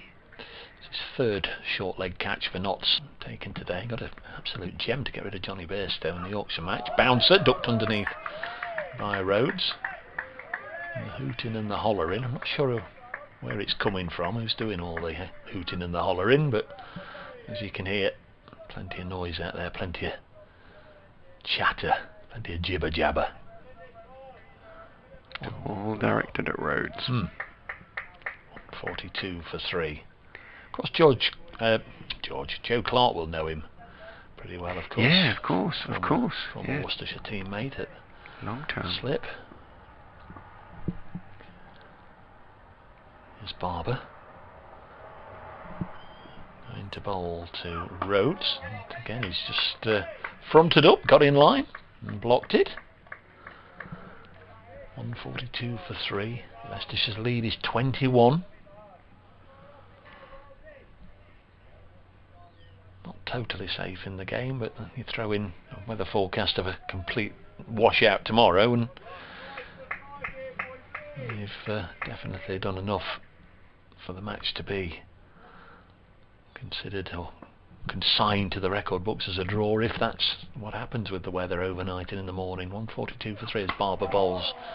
Rhodes eases this as far as the not skipper Mullaney, so 1 ball left in this over and then 3 to come here on BBC Leicester, BBC Radio Nottingham. Thanks for your company today. 5 to 7. I think we can probably say this will definitely be the latest finish of the season. You never know what might happen in the last round of games, but it's hard to believe, given the number of overs we're supposed to play in this competition, that it'll go much later than this. The old hand sanitising breaks have been quite lengthy, haven't they? And the extra overs, yeah. we did lose 3 of them, but we'll have had 95 then today. Here's Barber in once more. Bowls another bouncer, which Rhodes manages to get out of the way off. So that's the end of that one. The 67th over of the innings. 3 remain in the 3rd day's allocation. On comes that helmet then for Ben Duckett. Interesting to see where he goes. Samit Patel's going to bowl, clearly. Nasib Hamid is at short leg. Now is Duckett going in at silly point, or is he going to just adopt one of those sort of kneeling positions that we saw earlier, very close at slip.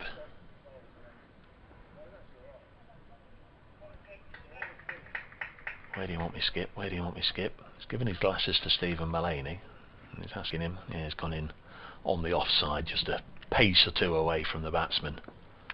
Patel in, bowls, forward goes Ackerman, pushes the ball back down the pitch off the stumps to the all-rounder, blows on his left hand, in again, bowls, tosses that one up a little bit more, pushed out into the offside and half a step down the wicket, but it wasn't travelling particularly quickly, the ball, and Patel able to get across and pick the ball up before any real chance of serious consideration of a single. Patel in again, bowls, forward goes Ackerman, pushes the ball back to a similar sort of position, picked up by Patel again, running to his left, no run. Duck it in that very close silly point position, almost as in goes Patel, brings Ackerman forward in defence again, back down the wicket to the left armour. 142 for 3, 21 the lead. Duckett comes out of silly point. In comes the fielder from the extra cover boundary. They just don't want to give Ackerman a chance of a single here. Nottinghamshire. Patel is in. Ackerman goes back to a slightly short ball and turns it into the leg side, but only as far as Joe Clark at mid-wicket. 2.1 overs, 13 balls, legitimate deliveries to come. In goes Patel. Ackerman is forward. Another maiden has been bowled. 142 for 3 remains the score. Certainly wasn't long in rushing through that over. 12 balls left. Leicestershire's lead is 21. If you're just catching up with events in the day, well, I can tell you Notts resumed. Start of the third morning on 221 for 2. Second ball of the morning before a run had been added. Leicestershire picked up the wicket of Joe Clark. He was dismissed for 2. A top edge pull going to mid-off from the bowling of Ben Mike. Bouncer, and well, Rhodes has just about managed to sway out of the way of that one, and he very nearly lost his balance, very nearly toppled over there, so that's going to provoke a little bit of reaction from the Nottinghamshire fielders. That was quite a slippery bouncer, and yeah, he had to take the 8 count there, I'm afraid. He was wobbling, he didn't go over, but almost. That was a sharp one from Barber. So after Clark fell this morning, Ben Duckett was next to go, also to Ben Mike, took the first 3 wickets of the day. Duckett out, caught by Dearden for 37 on the fence. This one wide of the off stump through to the keeper. Notts were 258 for 4. They played with a very positive attitude all morning, really looking to push on, get on with it. In all, they lost 6 wickets before lunch. Stephen Mullaney fell to Ben Mike, bowled for 18, chopped on his stumps, 260 for 5. Second new ball was taken, and it did for Samit Patel the very first delivery. Tom Taylor bowling Patel for 13, that was 282 for 6. Tom Moores was bowled by Gavin Griffiths for 5, 293 for 7, and Trigo was last out. Next ball is pushed back to Barber, fields off his own bowling, remains 142 for 3. Peter Trigo was caught by Alex Evans down at third man, slicing Gavin Griffiths there for 22. That was 343 for 8, right on lunch, and Stephen Mullaney declared. Lyndon James was 36, not out. Worth noting that both Lyndon James and Peter Trigo hit big sixes, and we're talking big sixes, out of the ground and into the appliances warehouse, the white goods warehouse, away to our left down the Milligan Road. Big blows, both of them. Next ball is clipped away by Rhodes, but he won't get a run. He's hit it straight to Samit Patel. So beginning straight after lunch at 1:21 in arrears, Leicestershire lost Sanazad, caught behind by Tom Moores off Peter Trigo for 6. That was 14 for 1. Harry Deard and LBW both Stephen Mullaney for 16. That was 36 for 2. And then after a partnership of 90, 93 in fact, between Sam Evans and Ackerman. Sam Evans was out too short of a battling half-century, caught at short leg by Hamid off the bowling of Samit Patel.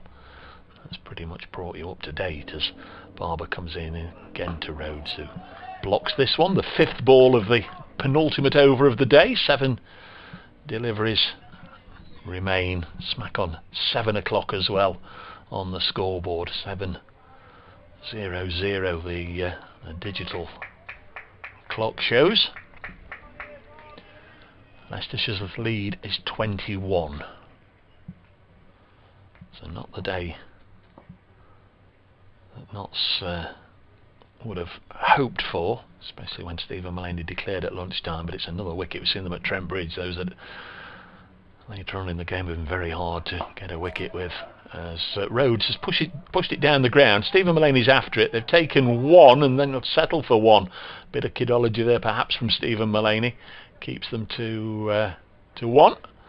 So there'll be 1 over left and Rhodes will be on strike, and Notts I think would prefer to bowl.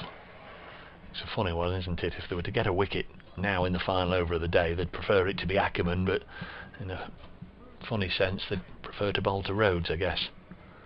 But let's see, 140, has that gone on? Yes, 143 for 3, the lead is 22. So Rhodes has 4, Ackerman has 58, and we're fairly close to the end of the day. Zach Chappell's picked his sweater up from the boundary edge and he's tucked it in along with his cap down the back of his flannels. So it should be fun if Chappell's got to do any ball chasing. First ball of Patel's over is cut out into the offside. Fielded by Slater, there's no run. 5 balls remain. Leicestershire's lead is 22. Samit Patel with 1 of the 3 wickets to fall, pressing for another one. Clipped away. Barber by the square leg umpire Fields. Hamid almost breathing on the batsman's body at short leg. Duckett doing the same on the other side. They're both fairly close in. Oh, and he's backed away, Rhodes, once again, and Samit Patel sure isn't too happy about that. Once again there might have been a little bit of chatter, or perhaps the batsman just wasn't ready. Looked up and Samit Patel only comes in off a short old run. Maybe felt he was hurrying him and he wasn't ready. Rhodes nudges the next one into the offside. Lyndon James this time picking up, and we're halfway through the final over of the day. Leicestershire 143 for 3. It's the 1 wicket to go down in this session. Samit Patel took it, he's pressing for another, but Rhodes has none of it as he reaches forward and smothers what little spin there is. Duckett's getting closer and closer at silly point, and this one is played to him on the bounce. It's very, very close in there on the offside. His right foot almost on the cut strip. Can't do that, of course, has to stay off it as Patel bowls and Rhodes blocks, and that is it. That's our allocation for the day at 7:03 according to the scoreboard. 143 for 3 Leicestershire, well battered. Colin Ackerman in particular, 58 not out. Well battered George Rhodes came under a bit of fire there one way or another with Chappell, and then Barber steaming in at him. Samit Patel with fielders round the bat bowling at him, but Rhodes hung on, faced 51 balls for his 4 not out, and we have got through to Stumps here at the Fisher County ground. The players and the umpires take their leave. What will happen tomorrow morning? Will those 2 Leicestershire batsmen be able to resume their innings, or will the weather have the final say? We will find out when we come back tomorrow morning. We'll be on air just before the start tomorrow morning at 11. Let's hope it is to bring you some cricket. If not, there'll be a little bit of an update on the weather. But from Richard Ray and myself, Dave Bracegirdle, many thanks for your company today. Thanks to everybody that's got in touch, but all those of you that haven't, you are very much appreciated. And from what is now a sunlit Fisher County ground at Grace Road, from Richard and myself, we bid you a very good evening.